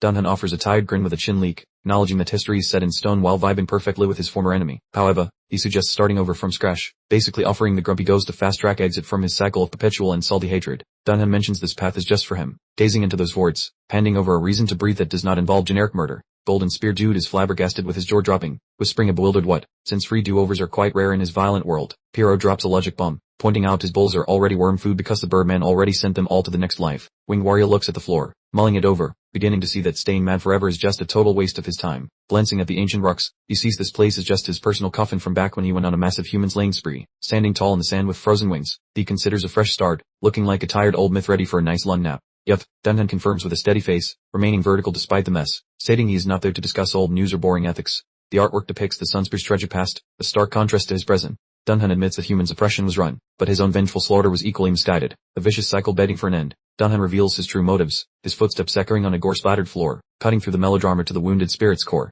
Dunhan's intense, laser-like stare fills the frame, having glimpsed the spirit's inner torment and prepared to offer a beacon of hope. The intense conflict briefly flares, a blur of motion and showering sparks as they engage one last time, the air crackling with palpable tension. Dunhan lets out a pained exclamation as a blinding light erupts, absorbing a brutal impact but remarkably remaining on his feet. The panoramic view showcases our hero dwarfed by the immense, desolate desert landscape, the spirit far grander than the vast horizon. The elder master approaches with a beaming smile, his steps confident on the sandy ground, proudly proclaiming Dunhan his true disciple, his growth finally recognized. He commends Dunhan for embracing the child's bitterness, realizing he accomplished more than a mere victory, but resolved an ancient sorrow. The cheerful notification chimes, announcing a level up in pain resistance, proving all that suffering has translated into permanent stat enhancements. Another ping confirms the acquisition of pain resistance grade A, with a helpful note suggesting it's still capable of further improvement, solidifying his transformation into a working fortress. Dunhan offers a tired but genuine smile to his mentor, vowing to endure any hardship necessary to reach the pinnacle of his abilities. The Sunspear's enormous blade crashes onto the ground with a resounding thud, a splash of crimson on the pristine white floor marking the conflict's symbolic conclusion. The winged warrior gazes up at Dunhan with profound admiration, confessing that our hero surpasses any human he has ever encountered. A close-up reveals the spirit's bare feet submerged in a crimson pool, a whispered plea to be reborn signifying Dunhan's message has finally resonated with his very soul. The warrior lowers his head in a gesture of complete surrender,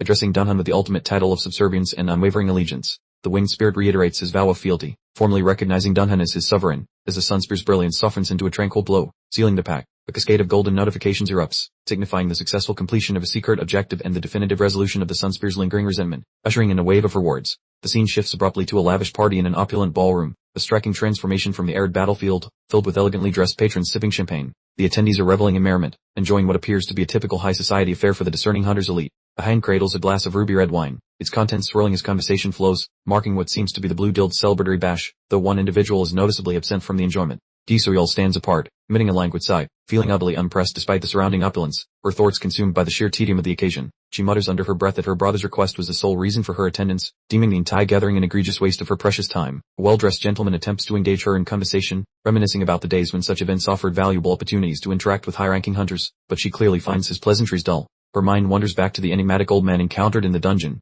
leading her to the realization that, by comparison, everyone present is merely an inexperienced novice. With a weary sigh, she brushes back her lun tresses, eager to conclude her drink and depart, feeling thoroughly out of sync with the unrefined crowd. A voice calls out to Soil, jolting her from her reverie, prompting a suspicious sideways glance at the unwelcome introduction. A beaming gentleman in a tuxedo approaches, exuding an aura of cheerful anticipation, informing her that he's been actively searching and that considerable time has elapsed. He flashes a sharp, self-assured grin, inquiring if she recalls him, projecting the confident demeanor typical of an ego-driven, top-tier hunter. Returning to the ethereal realm, Dunhan instructs the spirit to savor the moment as he initiates the ritual's final phase, the Sunspear looking bewildered and asking for guidance on his role. The spirit inquires about Dunhan's intentions, his obscured eyes scanning the hero's face in search of enlightenment. Dunhan, leaning on his staff like a seasoned pro, confirms to the spirit that for a fleeting instant, he could utterly grasp every feeling from the past. With a flourish of his staff towards the distant horizon, he informs the spirit that his deepest longing was for all of it. Every single ache and yearning was completely understood. In a poignant scene, the winged warrior stands solitary amidst his siege ruins, and Dunhan elaborates that he truly sensed the spirit's former self. He plainly states that he grasped what caused him pain, the very emotions he felt,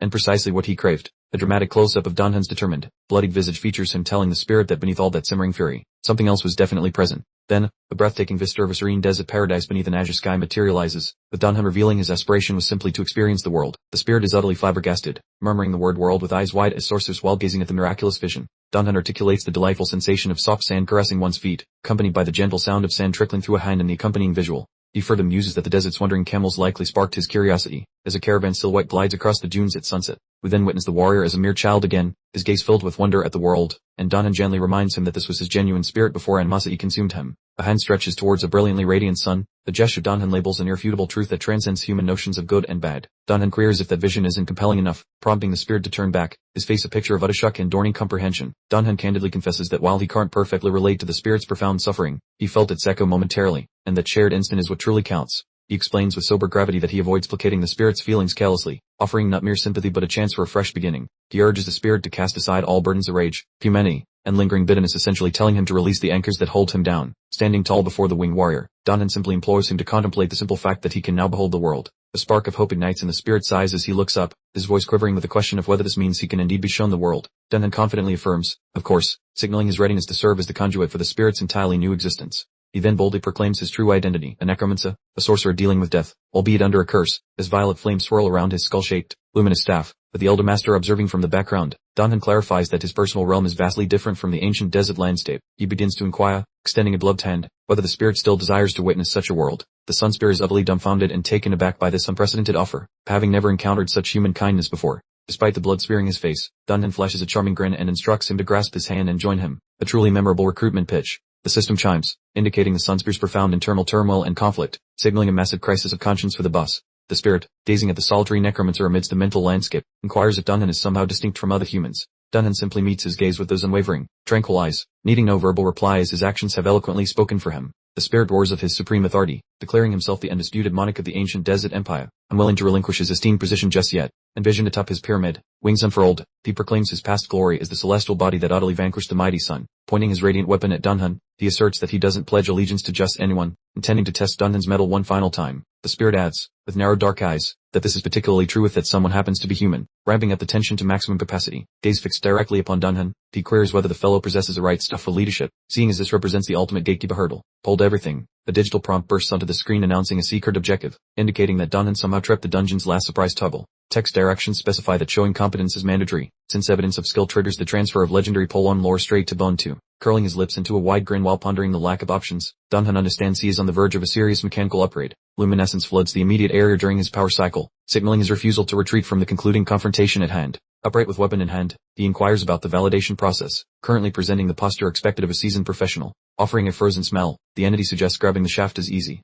questioning if the mortal can withstand solar intensity rather than old embers. Clasping the weapon firmly, Dunhan readies himself for incoming projectiles or strikes launched by the historical combatant. That solar staff zips forward so quickly that the ground fractures underfoot, generating a pressure wave during this final offensive lunge, plummeting through the atmosphere with appendages extended and point directed at the protagonist. The scenario reaches a peak dramatic crescendo. Roaring loudly as solar radiation emits from his form, the entity initiates the peak combat encounter while our summoner's future remains uncertain. Amber light washes over urban skyscrapers while chatter regarding a specific companion found during American travel circulates, suggesting elite social ties are being forged. Observe the fair-haired man in formal evening wear chuckling loudly, expressing an eager desire to introduce Soul to his mysterious upper-class associate. Soul stands motionless with arms folded as the dapper fellow offers an introduction, attempting to bribe her with promises of high-end rare beverages. Focus on Soul's expression, which indicates zero enthusiasm as he emits a doubtful noise, signaling no desire for the suggested elite gathering. Wall-mounted timepieces indicate the passing seconds as Soul declares her imminent departure, stating that she has superior places to occupy herself. Tuxedo Man acts surprised because the Gauler is just gaining momentum, yet Soul dismisses his concerns by citing a previously scheduled engagement. Offering a curt acknowledgement of gratitude, Soul moves toward the doors, leaving the host empty-handed as his grand cooperative strategy disintegrates. Exit stage left, Soul strides away with clicking footwear, appearing significantly more relaxed to be departing than she was during the event. Tuxedo's features shift to a frown once she is distanced, labeling her troublesome while questioning the inherent value of her professional status. Pressing his jaw tight to reveal intense envy, he signals that he will likely persist with his schemes rather than quitting. Noting whispers regarding a secret romantic partner, he accepts the gossip as fact and starts strategizing a plan to acquire blackmail material. Whispering about future investigations, he seems poised for surveillance, likely to react poorly if he discovers her association with a low-tier player. Vibrant azure radiance flares from the dimensional gateway when Ding Hoon steps out from his isolated trial, completing a very timely sequence. Passing through the luminous threshold, his shape appears defined against the sparkles, confirming that the B-rank individual mission has concluded. Breathing out heavily as if a weight was removed, Ding Hoon exhibits signs of extreme fatigue yet clearly looks quite glad to be done. Dropping onto the greenery with a distinct noise, his bony weapon hits the soil as he releases air, completely drained from recent events. Laying limbs wide on the turf, he confesses to fearing for his lifespan, acknowledging that the middle-tier challenge was quite arduous indeed. Observing the dimming horizon, he remarks on the lingering daylight, enjoying the deep woodland silence after spending countless hours surrounded by chaotic battlefield audio. Recalling Anjay's estimate of a 6-hour excursion, he verifies the clock and speculates that her arrival should happen shortly. A notification chime signals victory, as Bone 1 begins a makeover, showing that the post-dungeon loot is finally reaching his skeletal interns. Watching his entire bony squad from 2 to 5 undergo a sudden transformation, Dunhan realizes his calcium-rich militia is about to become absolutely terrifying. His jaw drops upon seeing the numbers, noting that every grunt gained muscle and endurance, while the skills surge toward the 8th and 9th tiers. All eyes shift to the spear-wielding skeleton, whose profile now displays the title Solar Spear along with a remarkably healthy health pool of 100. Grinning like a proud father, he observes that this lucky bag of bones inherited to Bus's legacy, essentially becoming the dead king's personality reincarnated. Shimmering in a radiant yellow glow, the undead warrior looks much scarier, rebranded simply as Solar to reflect its newfound status as a mythical unit. Wide-eyed and shocked, Dunhan discovers his favorite servant now possesses all 3 signature moves from the dungeon boss, which is a total game-changing buff. Previewing the moveset, he spots the Solar Combo, the Raging Deserts, and a Dusty Whirlwind attack, making this minion a pocket-sized version of the boss. The Soul Flame ability even accelerates its agility and striking pace, leaving Dunhan staring at a singular skeletal soldier that functions like an entire battalion. He celebrates the sheer competence of his revamped death squad, yet he pours his mitch out, remembering there is still one lingering chore on his to-do list. Deciding that Boney is a bit too generic, he officially picks Sola, which sounds slightly detached but certainly beats being referred to as generic skeleton too. Whispering that the party is just getting started, he interacts with the interface once more, eager to see what other goodies the dungeon left behind. The display confirms his victory over an impossibly difficult floor, congratulating him on a historic feat while the legendary loot begins its delivery process. A shimmering golden mystery crate manifests in his palms, a pop-up announcing his acquisition of an S-rank prize, signaling that he truly won the lottery. He gapes at the fancy container, his chin practically hitting the floor, as he fumbles for words while struggling to process the reality of his luck. Reflecting on his days as a bottom-tier loser who never found anything valuable, he realizes this moment might finally help him pay his overdue rent. Yet here he stands, clutching a high-tier artifact as if it were a fragile egg, still completely dazed by the sheer absurdity of his situation. When the interface inquires if he wants to reveal the contents of the golden chest, Dunhan manages a shaky command, begging the thing to open. A massive, excited smile spreads across his face as the lid creaks, and one can almost imagine the triumphant fanfare playing to mark the occasion. A vertical beam of blinding white and gold radiance erupts from the container, creating a cinematic spectacle for the powerful relic hidden within the glow. The light fades to reveal a majestic, pulsating wizard's rod, as a second notification confirms he has successfully added an S-rank tool to his inventory. Snatching the staff out of the air, he finally looks like a proper sorcerer, holding a legendary relic rather than just some fancy working stick. Witness the Flame Dragon Staff, the top-tier weapon granting a huge vitality boost, a 20% cooldown reduction, and doubling his total magical destructive power. He spots the 100-point health buff and tries to play it cool, though his heart is racing because even a basic S-rank item is totally ridiculous.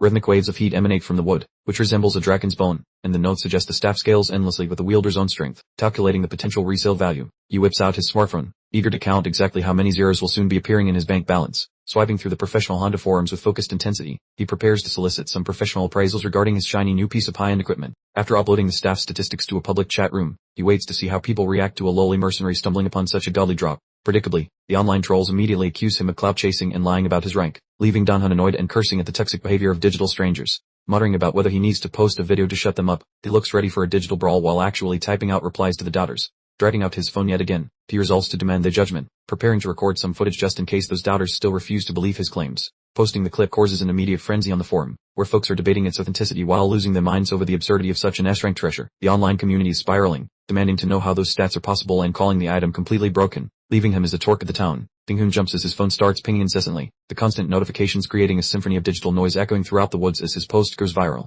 He stares in confusion at the main page, realizing he has accidentally propelled himself to the top of the national trending charts without even trying. Scrolling through the feed reveals headlines about a mysterious S-rank artifact appearing on the news ticker, making him wonder why his little update is generating such national hype. Breaking into a cold sweat, he prays that the Honda site's security is actually robust enough to keep his identity hidden from the prying eyes of the public. Glancing at his inbox brings a wave of nausea, as 78 messages have already piled up, making him weep over his sudden lack of digital privacy. Clicking the delete button, he decides to scrap his plans to sell the item immediately, terrified that he is nowhere near ready for this kind of intense spotlight. Inhaling deeply to stabilize his racing heart, he freezes as a sudden realization dawns on him. He stares at the staff, pondering that no lore dictates he must wield it right now, so hiding it in his inventory seems like the safest way to avoid unwanted attention. Since his energy is back to full, he decides to examine the deer, gripping the rod tightly while anticipating the raw destructive potential of a genuine S-rank relic. The weapon ignites with a dazzling blaze as if it has gained a heartbeat, and the magical vibrations rattling through the menu interface feel absolutely legendary. With a system chime, the summoning of his skeleton is finalized, so he burns 10 vitality points to drag Bone 5 out for a quick demonstration. The skeleton mage manifests amid a swirl of cerulean and violet light, prompting Ding-Hoon to beckon him closer with a serious expression. He thrusts the dragon staff toward his minion, casually handing over a priceless relic as if he were just tossing a cheap chew toy to a stray dog.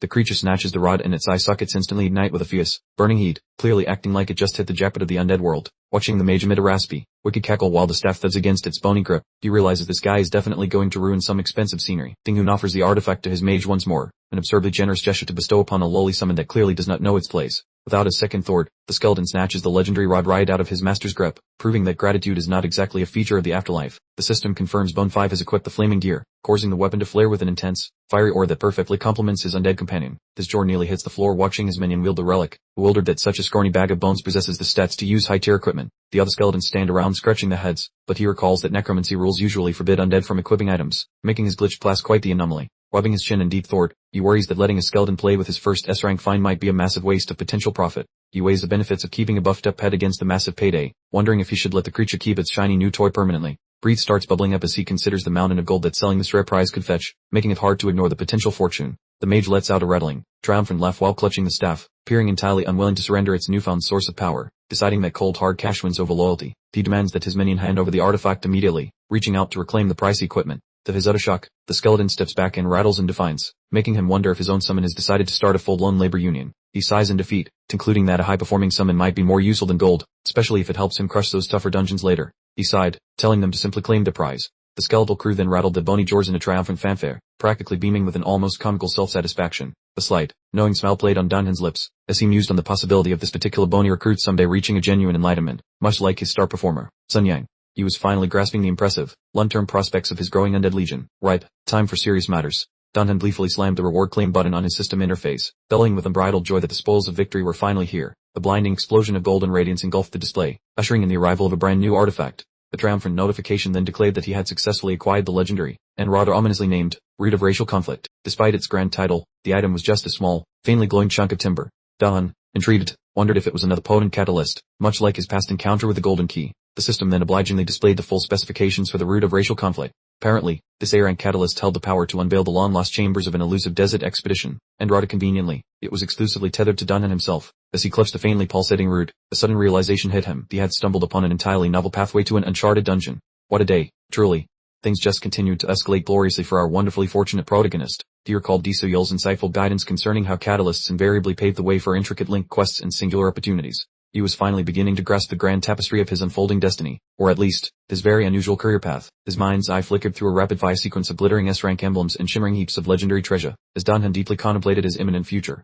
He was utterly resolute. He would ascend to S-rank and carve his name as an undeniable luminary in the Hunter realm. His thoughts drifted back to a striking mental image of Sun Yang, that formidable winged warrior boss. He mused aloud, or at least to himself, whether this freshly discovered dungeon might somehow connect to other illustrious skeletal figures, perhaps mirroring his exceptional spearmen. A daunting mental picture materialized, an immense phalanx of supremely capable skeletal warriors. He then posed a rather unsettling question to himself, pondering the mind-bubbling scenario wherein all 10 of his bony companions evolved into ultimate entities from their individual planes of existence. A broad, somewhat unsettling smirk stretched across his face as he speculated if such an outcome would render his chosen profession utterly, gloriously over the top. He was finally, truly beginning to grasp the frankly apocalyptic capabilities inherent in his notoriously cursed class. Gazing dramatically skyward, he demanded answers, wondering what cosmic joke had led to this extraordinary situation. He couldn't shake the question of why this enigmatic system favored him so unbelievably much. He summoned his status window once more, meticulously examining his rather grim-sounding Necromancer title and the ever-expanding compendium of his abilities. It remained an utterly surreal experience, as if he were trapped in a fantastic slumber from which he had yet to emerge. He let out a frustrated roar, raking his fingers through his hair,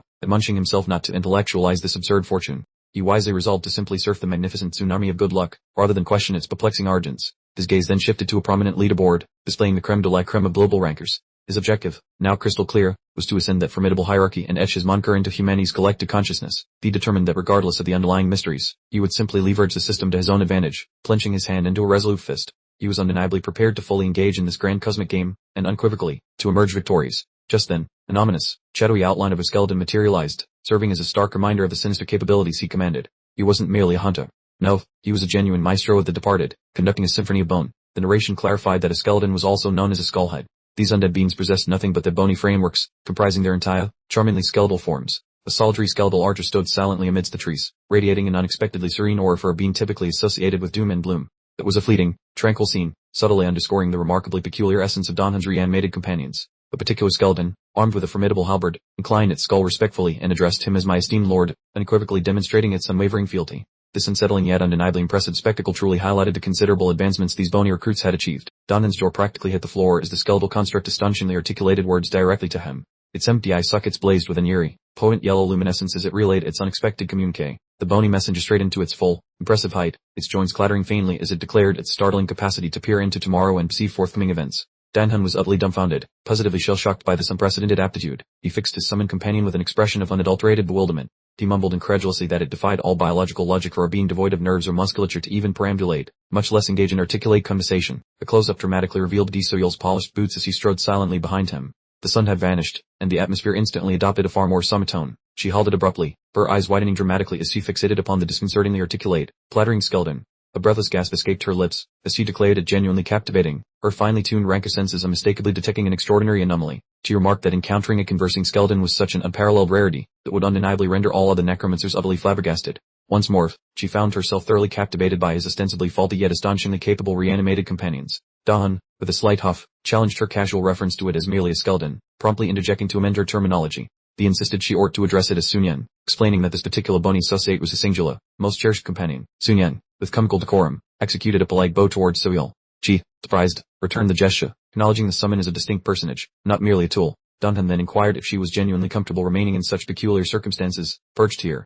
He expressed a touch of understandable trepidation regarding the presence of a supremely powerful, top-tier ranker casually loitering atop his humble dwelling. With a grin radiating absolute confidence, she tells him to stop worrying, promising to shield him until he finally masters his own abilities. Holding up one finger, she bargains that her babysitting duties end once he hits a rank, which is quite the steal for premium protection. She strolls toward the roof ledge as the breeze plays with her hair, mentioning that his rapid progress makes joining a top build inevitable. Dunhan looks skeptical, muttering that a rank seems a lifetime away when his current D-rank status feels like a permanent anchor. While checking his status menu, he grumbles about being a mere D rank, yet her knowing smirk suggests she possesses some hidden intel. She admits being truly baffled, recalling how he was basically just a professional back carrier when they first met, but things have changed. Glancing at So-Yang, she notes the skeleton already rivals a B rank, confirming that Dan-hoon is leveling up at a truly absurd velocity. He realizes he is right, acknowledging that his bony companion could reclaim its former world-conquering might if given the proper chance. So-Yang turns toward his master, insisting that he requires no personal supervision, as he clearly understands his lord knows best. The skeleton pledges to refine its spear work to honor its lord, which is a surprisingly touching speech for a working heap of calcium. Dan-hoon nods, giving the go-ahead for solo training,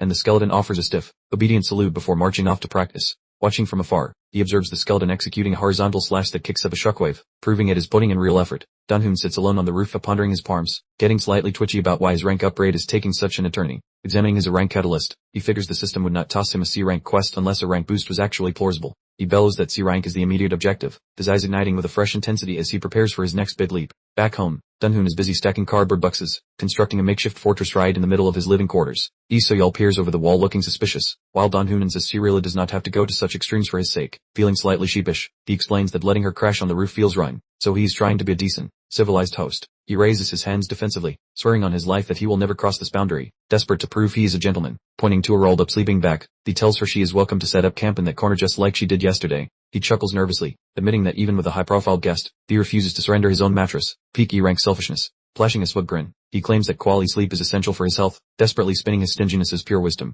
So-yeol stares at him with a deadpan expression, clearly unimpressed and questioning why she is currently guarding such a bizarre human. Dan-hoon gestures toward the box barrier and asks what her problem is, insisting that clear boundaries are vital for domestic harmony. He mentions that as a low-tier hunter, the thought of her brother finding out they are living together makes him sweat bullets. A mental image of her brother, the terrifying blue-billed leader, manifests with glowing eyes and a menacing aura strong enough to kill. Slamming his hand down, he insists the cardboard wall is the only thing standing between him and a very grisly, painful demise. So-yeol sighs in defeat, realizing she cannot win this debate against her odd housemate, and wonders how her life became so complicated. Dan-hoon seems totally blindsided by her sudden intensity, barely noticing the metaphorical danger flags flapping wildly in the wind behind him. Looming over the cardboard divider, she looks lethal while warning him that if she wanted to bypass this wall, it would vanish instantly. She claims his head is about to roll, her silhouette looming ominously across the floorboards. The neon blue glow surrounding her suggests this is definitely not a playful jab. Dan-hoon is drenched in a cold sweat, squeaking out a nervous affirmative. He finally grasps that stacking boxes hardly balances the case of bunking with a lethal mercenary. Her features suddenly relax into a playful grin, clarifying the comment was just hollow banter, and her intense aura flickers out like a dying light bulb.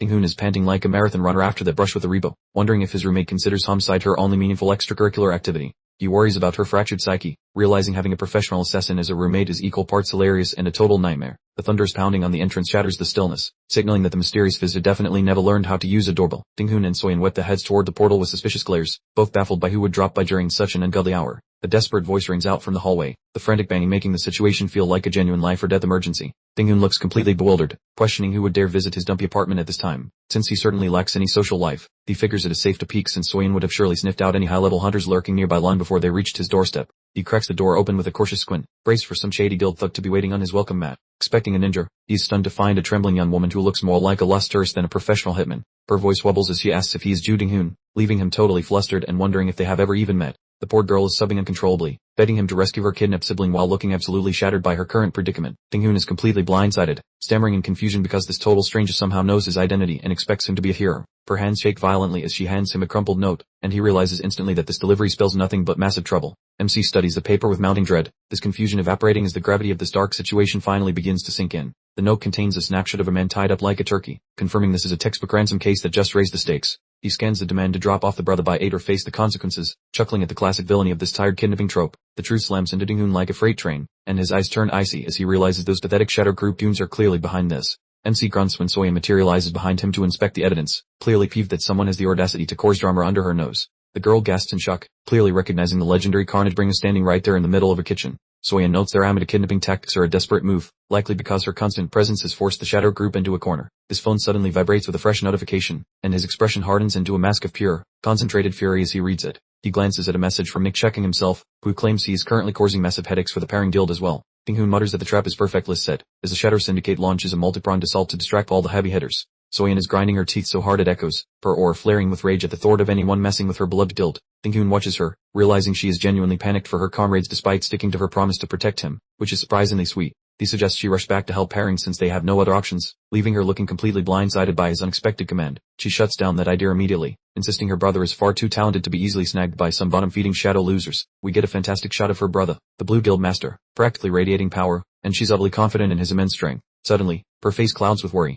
and she points out that by comparison, he's all by his lonesome. She frets about what might befall him once she's gone, taking her bodyguard duties quite seriously. Bless her heart. Dong-hoon lets out a sigh, agreeing that the peril is real, but he queries if the primary objective shouldn't be rescuing the poor soul who's been nabbed, revealing his inner hero. He makes a salient point, noting the note's explicit demand for him to show up solo, which screams of an obvious setup, the trap everyone can see coming a mile off. Dong-hoon's eyes narrow in agreement. He's suddenly aware that Hellhound has already cleverly orchestrated his isolation from his usual backup. To your mind, sir, he's no longer a pushover, boasting about the Elder and the Sunster backing him up, essentially assembling his own dream team of legends. He then asks, with a dramatic harsh-shadowed visage, if she recalls a particular pearl of wisdom she once shared with him. He quotes her, musing that existence is a grand expedition, beginning and ultimately concluding with the bonds we forge, truly absorbing her sage advice.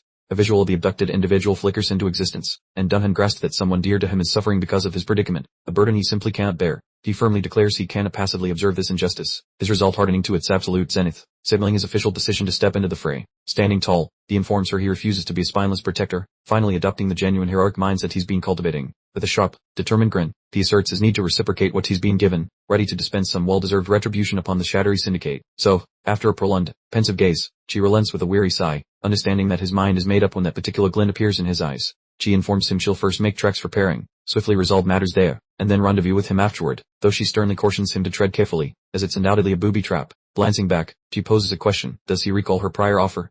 She reminds him she was prepared to introduce him to a veritable Rolodex of contacts. She adds with an enigmatic smile that it appears that particular opportunity might be materializing rather sooner than anticipated, hinting that help is indeed on the way. With a flash of incredible speed, she vanishes, leaving behind only a swirling cloud of dust, leaving Dong-hoon alone in his apartment, realizing the true battle is about to commence. The young woman stammers, utterly flabbergasted by the S-rank hunter's abrupt departure. The MC stands in his chamber, his gaze fixed on the empty spot where Soyal had just been, murmuring about the abundance of connections, the meaning of her words finally sinking in. The scene shifts to a summer pier at the dead of night, the warder appearing frigid and unwelcoming, the quintessential haunt for ne'er-do-wells. We see a close-up of sturdy tactical boots striking the weathered wooden planks. The villainous collective has officially reached the pre-arranged meeting spot. The captive brother is slumped on the ground, bound and visibly trembling, looking utterly terrified as the menacing figures tower over him. The ringleader, sporting a rather unsettling spider mask, consults his timepiece, exuding an air of patient anticipation. The plan is coming together perfectly kind of vibe. His watch indicates they have mere minutes until the ultimatum expires, and the atmosphere is so thick with suspense you could practically slice it. The masked individual mutters that his guests will arrive shortly, his gaze fixed on the inky blackness, radiating absolute certainty that Dong-hoon will appear.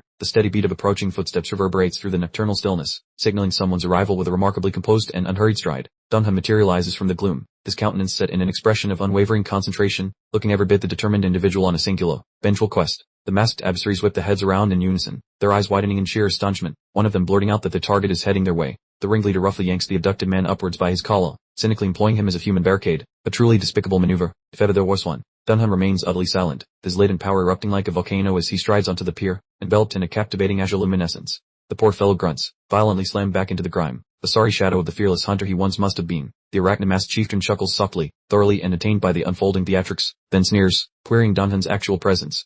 Another scoundrel challenges Dong-hoon's bravery, eyeing his summoned skeletal companion before scuffing him off as a mere low-tier necromancer, a truly grand misjudgment. Dong-hoon mentally surveys the assembly, realizing the leading hunters are all A-rank powerhouses, with probably a whole roster of B-ranks strategically scattered across the entire pier, quite the warm welcome committee. The spider-faced commander unsheathes a glowing tactical blade, his gaze blazing with malice, then questions if Dong-hoon shouldn't already understand his summons, his eyes proclaiming negotiations are officially off the table. A sweeping shot captures the nighttime pier, where Dong-hoon confronts three assassins, while a tied-up hostage lies prone amidst the chaos, the blue tinge day thick with a prelude to serious bargaining. The lead assassin, cloaked in his spider mask, visibly loses his composure, clutching his tactical knife tighter and demanding if Dong-hoon has finally deduced the actual purpose of this clandestine rendezvous. Dong-hoon maintains an utterly chill demeanor, perfectly embodying a clueless delivery person, insisting his only motivation for showing up was the note he received, his poker face absolutely unshakable. He extends a digit toward the captive, pointedly reminding the ruffians of their original bargain, claiming his arrival should instantly trigger the poor fellow's release, as if they'd ever play fair. The chief isn't buying this charade for a second, stepping right into Dong-hoon's space, inquiring if he truly intends to maintain this pretense of ignorance when everyone clearly knows better. The tight shop reveals Dong-hoon's hand, where something definitely stirs within the creeping shadows, our protagonist merely biding his time for the flawless moment to unleash his master plan. The leader hoists the captive skyward by his collar, the unfortunate soul screams muffled by his gag, then insists Dong-hoon immediately divulge every single detail of the opportunity he supposedly discovered. The glinting blade presses directly against the hostage's neck, truly escalating a very bad day, the assassin unequivocally stating that if Dong-hoon doesn't spill the secrets, this poor chap is toast. Ding-hoon performs an acting clinic, days lowered, sweat beading, professing his hands are trembling uncontrollably, and humble reminding them he's merely an insignificant ear anchor with 5 thoroughly inadequate skeletons. He conjures a faint wisp of violet energy, feigning utter defeat, pondering aloud what possible course of action he could take, as the mystical energy spirals around a spectral floating skull. The skull emanates an unsettling, spectral glow, and Ding-hoon briefly drops his act, privately conceding that his elusive opportunity isn't precisely something he could simply hand over, even if he desired to. He raises his gaze once more, seemingly capitulating, announcing he'll reveal absolutely everything, prompting the leader to smirk, convinced he has finally shattered the young man's resolve. The leader lets out a patronizing chuckle, informing Ding-hoon this is precisely how he ought to have conducted himself from the outset, believing victory is his, assuming Ding-hoon genuinely values his continued existence. A wide view shows the tension visibly easing, the leader taunting Ding-hoon for his verbose confession, but our cunning hero remains utterly modest, feigning immense gratitude for simply being allowed to live. Ding-hoon's countenance settles into a neutral mask as he readies himself to spin his tale, commencing by declaring his profound secret is actually quite remarkably straightforward. He conjures an image of his venerated master, the venerable old sage, poised majestically atop a celestial mountain of clouds, disclosing the existence of a mentor, signaling a glorious exposition of legendary lore. The assassin immediately leans forward, utterly captivated, asking if this is indeed the very same master Ken Jaehyo once spoke of, the enigmatic figure even D-Soul struggled to contend with. Danhan delivers a resolute nod, clarifying that his master is so unbelievably formidable, even the Dark Emperor himself launched dozens of challenges, only to be utterly trounced each and every time. The leader is utterly dumbfounded by this revelation, finding it nearly impossible to fathom such a monstrosity truly existing, yet he remains deeply suspicious, wondering why he can't observe this master himself. He glances around the deserted pier, dismissively labeling the master as utterly worthless if he's exclusively perceptible to Danhan, a colossal blunder. My friend. Danhan allows a subtle smirk to play on his lips, inviting them into a whispered confidence, mentioning there exists a rather unique technique to render his esteemed master visible to others. He leans in conspiratorially, a smug grin plastered across his face, informing the assassins he can actually share his master with every last one of them, expertly luring them into a blatant trap they're eagerly devouring. The secondary assassin is completely hooked, breathlessly asking if they truly can perceive the master, and if he might even offer them instruction. As avarice proves to be an incredibly potent intoxicant, Danhan delivers a confident, of course, claiming that's precisely the reason the Dark Emperor stubbornly lingered, desperate to acquire that very same forbidden knowledge. The leader shoves his face directly into Danhan's, aggressively demanding that Danhan transfer that invaluable wisdom onto them this very instant, practically salivating at the mere prospect of enhanced power. Danhan offers a polite smile while promising an instant transfer, though his elaborate 30-minute chanting ritual is clearly just a hilarious ploy to stall for time. The clock is ticking down, and that impatient assassin boss looms in the shadows while watching Danhan perform his supposed mystical preparation routine. While he chants away, Danhan sneaks a peek at his mobile device, proving he is scrolling through private messages rather than praying to any gods. Soyeol sends a text urging him to stay safe and avoid reckless brawling, proving that she is watching over him even from her remote location. Danhan notices a fresh notification pop up on his screen, hoping it brings vital news because his precious countdown is nearly at an end. Soyeol mentions those useful allies he noted earlier, promising that they will rush over to provide backup the moment she gives him the signal. The simple objective remains holding the ground for 30 minutes, as every piece of his elaborate plan finally clicks into the correct position. Standing alone on the wooden pier, Danhan stares at his phone and sighs, realizing he is about to endure the longest half hour in history. The assassin leader preps his dunes for the incoming transfer, completely falling for the trick and convinced he is about to receive supreme power. A tense close-up shows the masked leader waiting in total silence, the atmosphere thick with dread as the deadline approaches its inevitable conclusion. Danhan flashes a wicked grin, fully aware that his gamble on their insatiable greed has blinded them to his obvious trail of deceitful lies. He understands that they chose to swallow his bait hook, line, and sinker, and regardless of the outcome, the gears are already turning. Heavy tactical boots stomp against the worn floorboards as the impatient killers narrow the gap, clearly itching to finish this tedious business quickly. Danhan sits cross-legged with eyes shut, faking a chant while his observant enemies note that 30 minutes have officially ticked off the clock. The leader starts feeling suspicious, recalling how Danhan previously used a barrage of useless chatter as a clever tactic to delay the confrontation. A shadow falls over the leader as he connects the dots, sensing that despite the changing circumstances, his opponent is definitely plotting something devious. The leader shouts a harsh command, jarring Danhan from his meditation, but our hero just responds with a casual noise like he was napping. Fuming with incandescent rage behind that mask, the leader demands an end to this farce, finally realizing he is being played like a fiddle. Danhan plays the fragile mage card perfectly, warning that any further interruptions will break his concentration and force a complete restart. What a legend. He offers a small and mischievous smirk, daring to inquire if his confidence is starting to unnerve them just a tiny little bit. He mucks the leader for showing signs of nerves, pulling a brilliant power move by turning the tables on the armed thug surrounding him. Doubling down, Danhan suggests the coward should just retreat, making the veins on the assassin forehead bulge with pure and unadulterated frustration. The leader reaches his breaking point, drawing a dark blade while his mask radiates intense fury at being pushed around by a mage. He grabs the terrified hostage once more, brandishing the sharp metal as the poor victim struggles and muffles pleas for his own survival. Danhan pretends to look stunned, asking what on earth they think they are doing, fully embracing the performance of her genuinely betrayed ally. The leader notes that the 30 minutes have passed, deciding that since the promise was broken, the hostage must pay the ultimate price. Danhan turns icy cold, telling them not to blame him for their own foolish choices, just as the long-awaited backup finally arrives. The deafening blast echoes through the area as an explosion of blinding light erupts behind the confused assassins, catching them totally off guard.